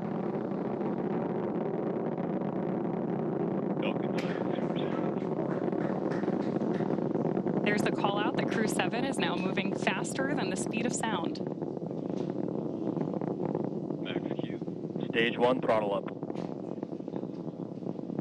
Confirmation we have moved through max Q and are throttling back up. Copy, 1 Bravo. Heard that call from Jasmine on Crew-7, as well as confirmation from the ground. The call out for 1 Bravo means we are in the second and final abort mode for the first MVAC stage, chill is continuing to underway. get good performance. We've got engine chill on the second stage MVAC engine. We will then be looking for MECO, or main engine cutoff, where the 9 engines on the first stage will cut off ahead of the first and second stages separating. Then the single Merlin vacuum engine on the second stage will ignite. We are now coming up on 2 minutes into the flight, the spacecraft traveling over 2,000 miles per hour. Really incredible nighttime views of Falcon 9 and Crew-7 on your screen right now. So as Leah just mentioned, we are keeping an eye on a couple of critical flight milestones coming up back to back here. Stage 1 throttle Those down. are going to be MECO, so main engine cutoff now that we're throttling down stage 1, followed by stage separation and second stage ignition. Main engine cutoff. Stage separation confirmed. Copy, 2 Alpha. MVAC ignition.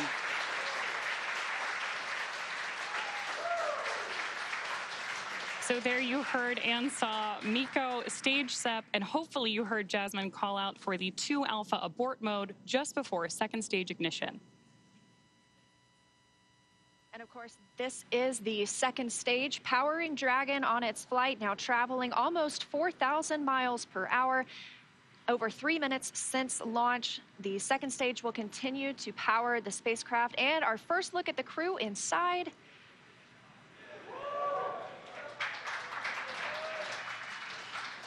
We'll be standing by for SECO. That's the next major milestone for this second stage engine. That comes shortly before 9 minutes into the flight, so we've still got some time on this engine.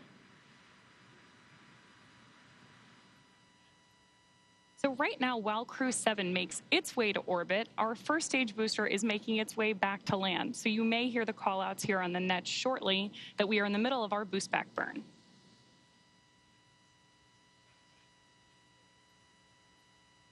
Right now, stage 1 is coasting. Dragon, SpaceX, trajectory nominal. Good call-outs there that Dragon is on the right track. And confirmation from Commander Jasmine Mogbelli. Continuing to see good performance on this lone Merlin vacuum engine on the stage. Also, as we've heard, nominal trajectory. That's the guidance, navigation, and control officer here at SpaceX stating that we are on the correct path. Dragon's pointed in the right direction. The second stage continues firing until, like we mentioned, second stage engine cutoff at about 8 minutes and 50 seconds into the flight. Right now, we are 4 minutes and 30 seconds since our on-time liftoff, now traveling at 5,000 miles per hour. This single Merlin vacuum engine can provide over 220,000 pounds of thrust in the vacuum of space, doing its job to take our crew to the International Space Station today. Dragon, SpaceX, trajectory nominal. More good news from Mission Control. Acquisition of signal, Bermuda. So with that Bermuda call out, we actually know that the ground station transmitting this flight data back to us is coming from Bermuda.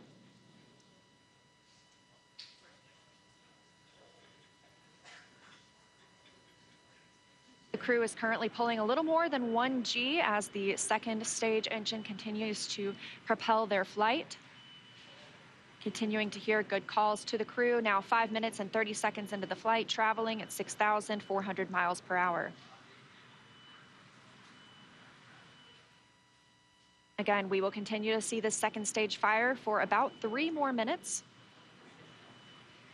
Shortly after second stage engine cutoff, we will see it separate from Dragon, which will continue its journey.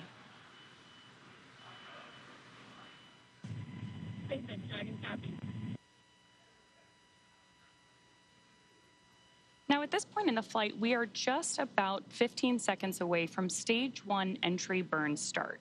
At this point, the center engine on Falcon 9 will be lit for just about 10 seconds to help us slow the vehicle down as it re-enters the Earth's atmosphere.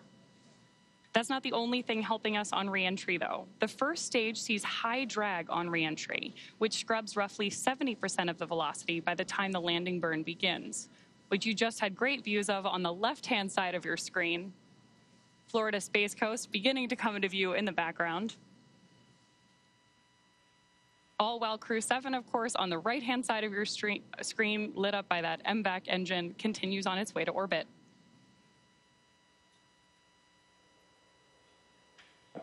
And we are now coming up on continuing to get good calls as we reach almost 7 minutes into the flight. Crew traveling at 9,400 miles per hour. Again, we still have about 1 minute, 45 seconds left with the second stage propelling the crew. And of course, we are also expecting that landing burn start from Falcon 9 any second now.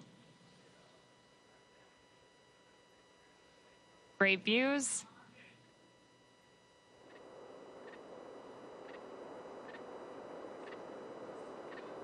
Stage 2, FTSO saved.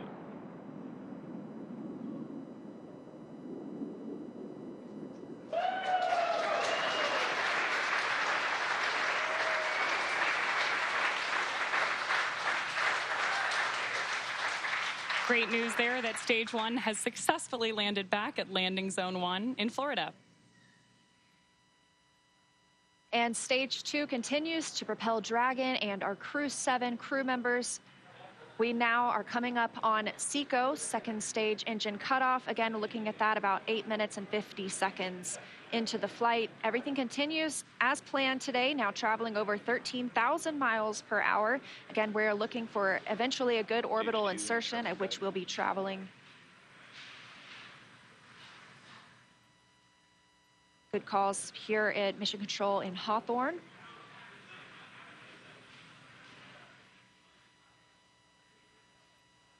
And we are standing by for second stage engine cutoff. Copy, Shannon. Heard that call for Shannon. That is the call out for Shannon, Ireland, the final abort zone.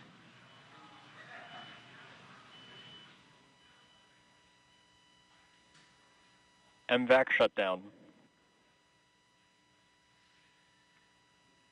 There's audio confirmation, and you can see on your screen that we have had successful second engine cutoff 1 of our MVAC engine. Dragon, SpaceX, nominal orbit insertion.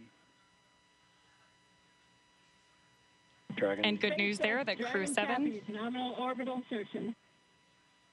Dragon, SpaceX. Awesome to hear. Disarmed.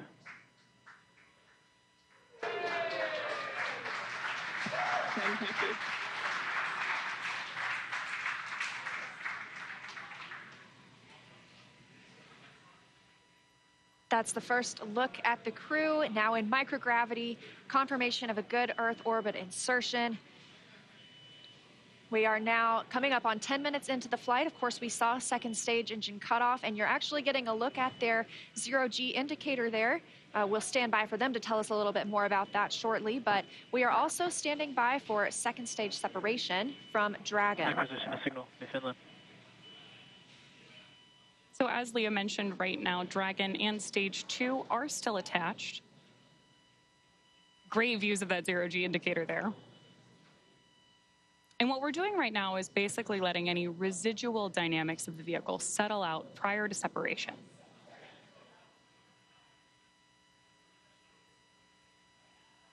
We are expecting that separation event in probably about 90 seconds. Crew looks like they're having a great time up in space, too. And as we stand by for that separation, shortly thereafter, we'll be looking for the nose cone to begin deploying. That command will be sent, and we'll see it open shortly after. We'll need the nose cone to open to expose those forward bulkhead thrusters, as well as the docking mechanism with which they will use to link up with the International Space Station. After their ride, it's almost 30 hours long.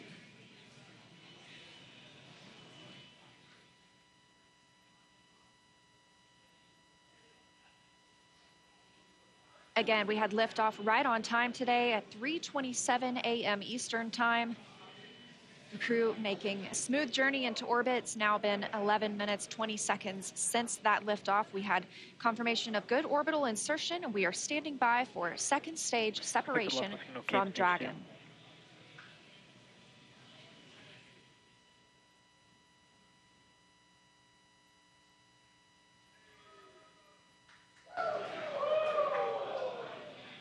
Great views of Mission Control here in Hawthorne, California.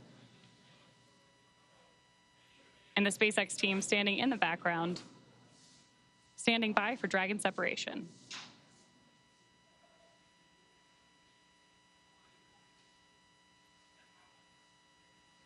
Of course, you also have continued telemetry readouts from Dragon and Stage 2 in the bottom left-hand corner of your screen.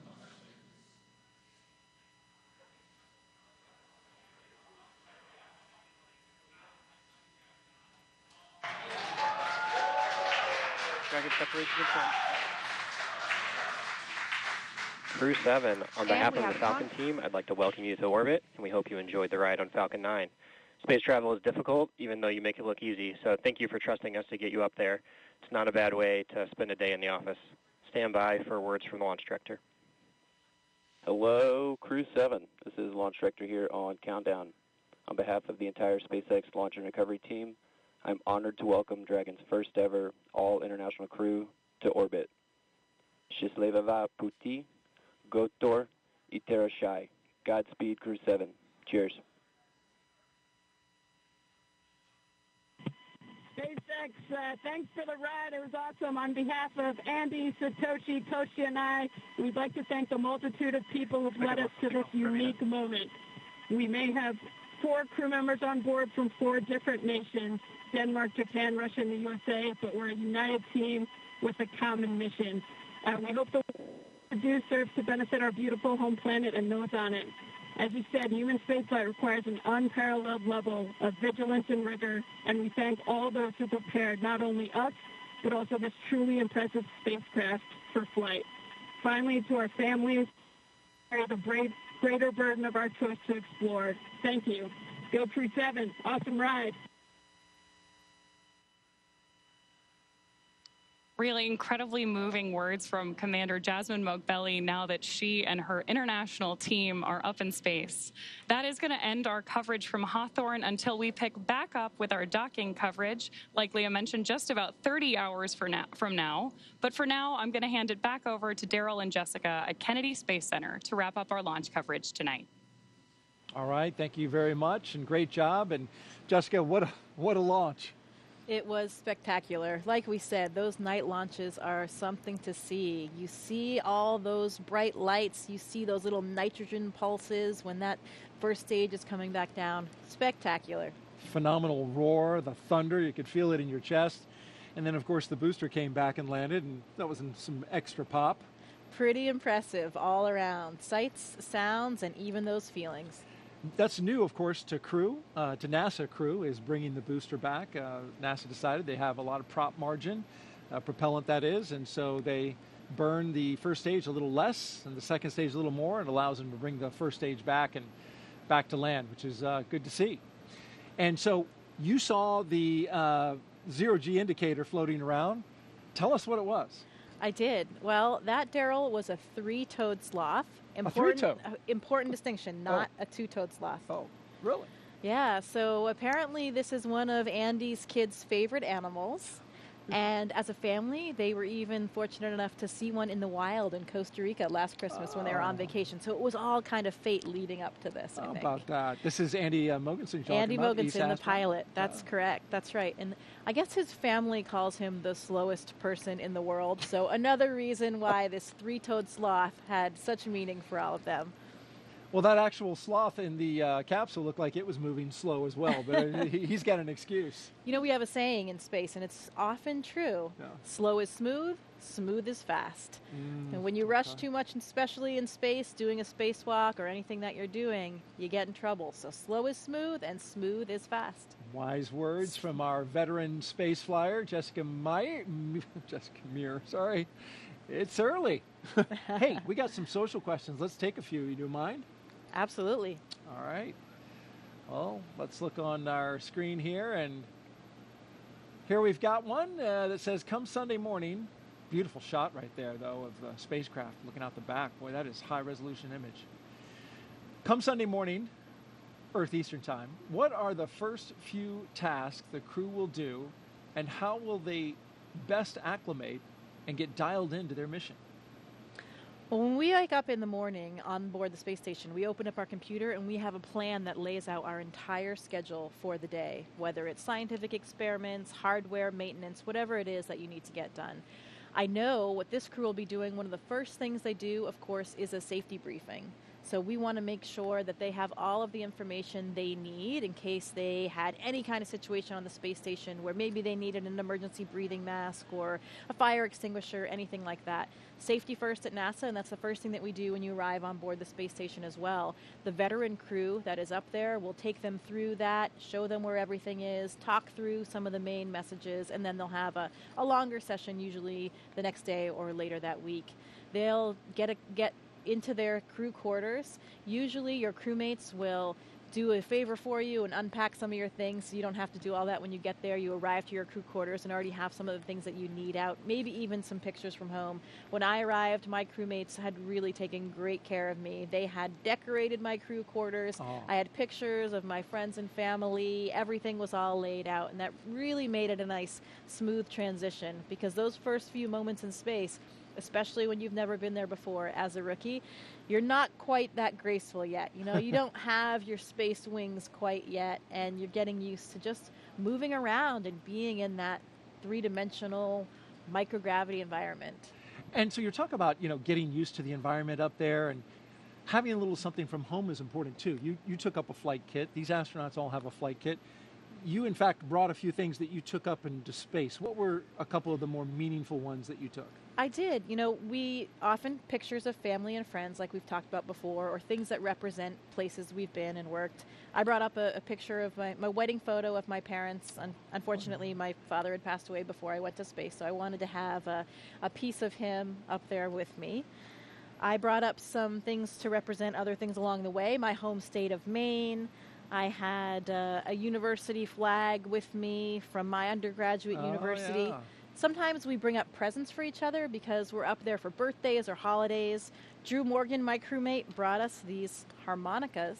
Nice harmonica. And briefly, let's look at the screen here. We can see that the nose cone is deploying, and we have confirmation of it deploying.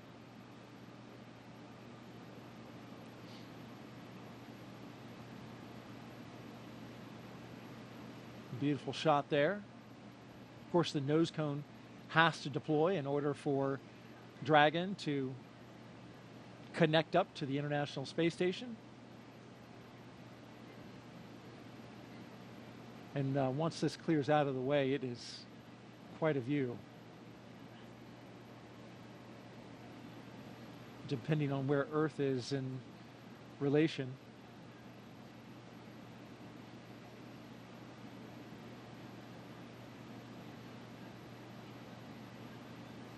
Okay, looks like we're pointed mostly in space, which makes sense. Sometimes you get an Earth view. There's a lot of space in space. There is. There certainly is indeed. And then what else?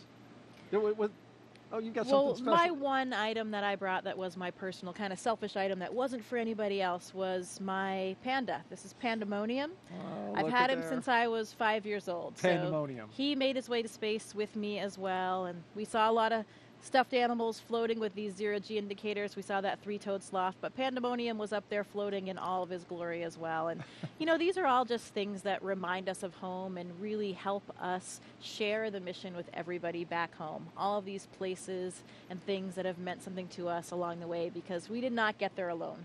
We got there with the support of so many people that helped us, and this mission is for everyone. It's really for all of humankind.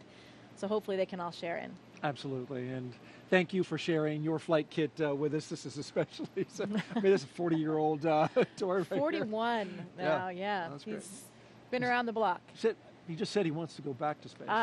He does want to go, but we all want to go back to space. So hopefully he'll have another opportunity. We just got confirmation that nose cone is fully deployed. And so Dragon is on its way to the International Space Station. Now, a member of Crew-7 will kick off a major study that will give us a comprehensive look at how the human body is affected by time and space. Let's bring in now NASA's Jasmine Hopkins for more. As we saw this morning, the Commercial Crew program launches astronauts from American soil, and this enables NASA's human research on the International Space Station. Joining us now to talk more about that is Kurt Costello, ISS Chief Program Scientist. Thank you for joining us, Kurt. Thanks, Jasmine. It's great to be here this morning. We are glad to have you here. So how does the Commercial Crew program better enable NASA's human research? So the Commercial Crew program has enabled us to launch again from U.S. soil. And what that means is a lot of our sensitive science that needs to be loaded within the last few hours before we launch can now be quickly transported from our labs here at KSC to the vehicle on the launch pad. So this enables us a late load capability that allows us to get our samples, critical samples, onto the vehicles. And the Commercial Crew Program has also enabled us to launch more frequently and regularly. So a lot of our sensitive investigations that need specific timing for when we get those samples to the space station and then back down are enabled by that program. That is great, Kurt. And can you tell us a little bit more about the new human research investigation going to be part of Crew-7? Sure. I think you're referring to CIPHER, and CIPHER is not just one investigation, but 14 in one. And what it is really setting out to do is to help us understand whether we have risks from my wife. to humans being in space I'm always for longer than 6 the months. last to leave the house whenever we're going anywhere. Personally, I think it's with good reason. But they say I'm the slowest person alive, which is also why it's a 3-toed sloth, not a 2-toed sloth, because apparently that would be too fast for me. So welcome to space, Sasha the sloth.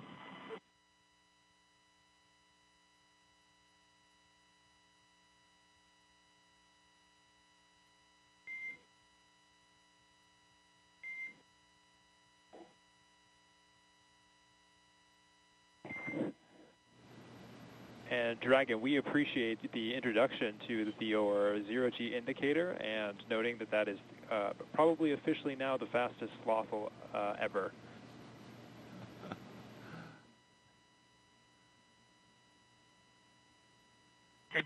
This is Satoshi. It's nice to be in space, and I'm very glad to see happy faces. 日本の皆さん、国際宇宙ステーションへ、再びして着実に仕事をしてきます。 Yes, I'm very excited. First of all, a few words in Russian, then in English. Всем большое спасибо, огромное восхищение тем, как мы прокатились на ракете, мы в космосе. Невероятно. Полет в космос — это результат действий скоординированных тысяч людей, которые работают в разных странах. Всем большое спасибо. Роскосмос, НАСА, ИСА, JAXA, SpaceX. Моим друзьям и семье большое спасибо. Thank you very much for all your hard work. SpaceX, Roscosmos, NASA, ESA, JAXA, and all the partners involved in manned space flight. That's a proud example of how much we can achieve working together in harmony. Let's continue.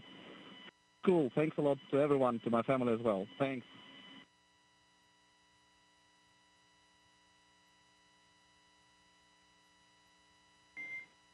SpaceX copies all. Thank you for the kind words. And Jaws, if you are ready to copy, I do have some upcoming words on the phase burn.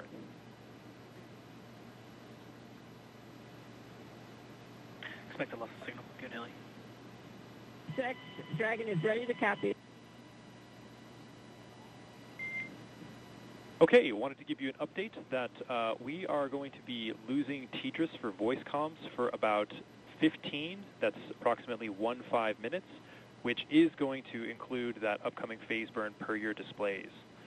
We do have a ground station pass during that burn prep, so you will actually be able to call us in the blind. However, you will be LOS during the burn. There's no concerns, but we'll pick you back up at 0819 Zulu, which will be right after the burn, and we'll confirm that burn performance. How copy? SpaceX, Dragon copies all. We'll lose you on TDRS for the phase burn, but we can make calls via the ground station in the blind, and we'll catch you on the backside at 0819. Good readback. Okay, you just heard some communication between Commander Jasmine Mogbelli and SpaceX's launch team.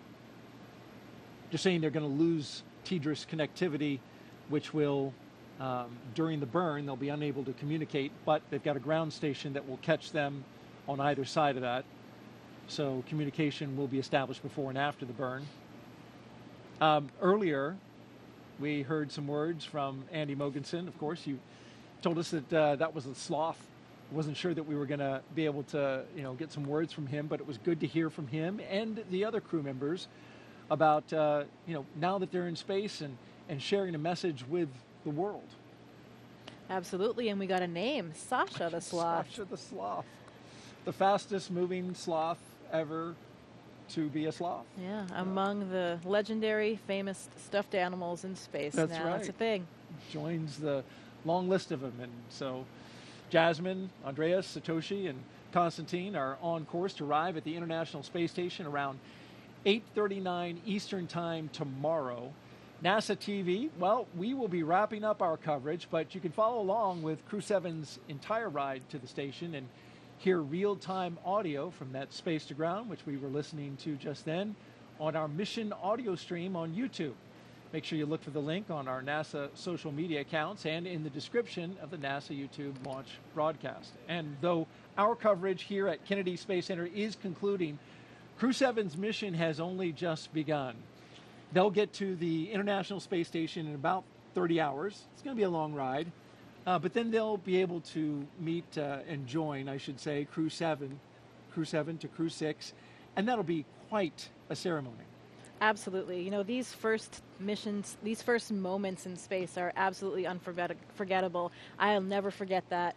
Feeling weightlessness for the first time. You're still strapped in your seat, but everything starts lifting up, your arms, your pencils, anything that was on the floor, the zero-G indicator, everything. And I remember looking across at my crewmate, just sharing those moments and those smiles. I know how happy that crew is right now. I am so excited for them and their mission. It will take a little while, 30 hours, like you said, to get to space station, but they are in space right now, and I know they're enjoying every minute.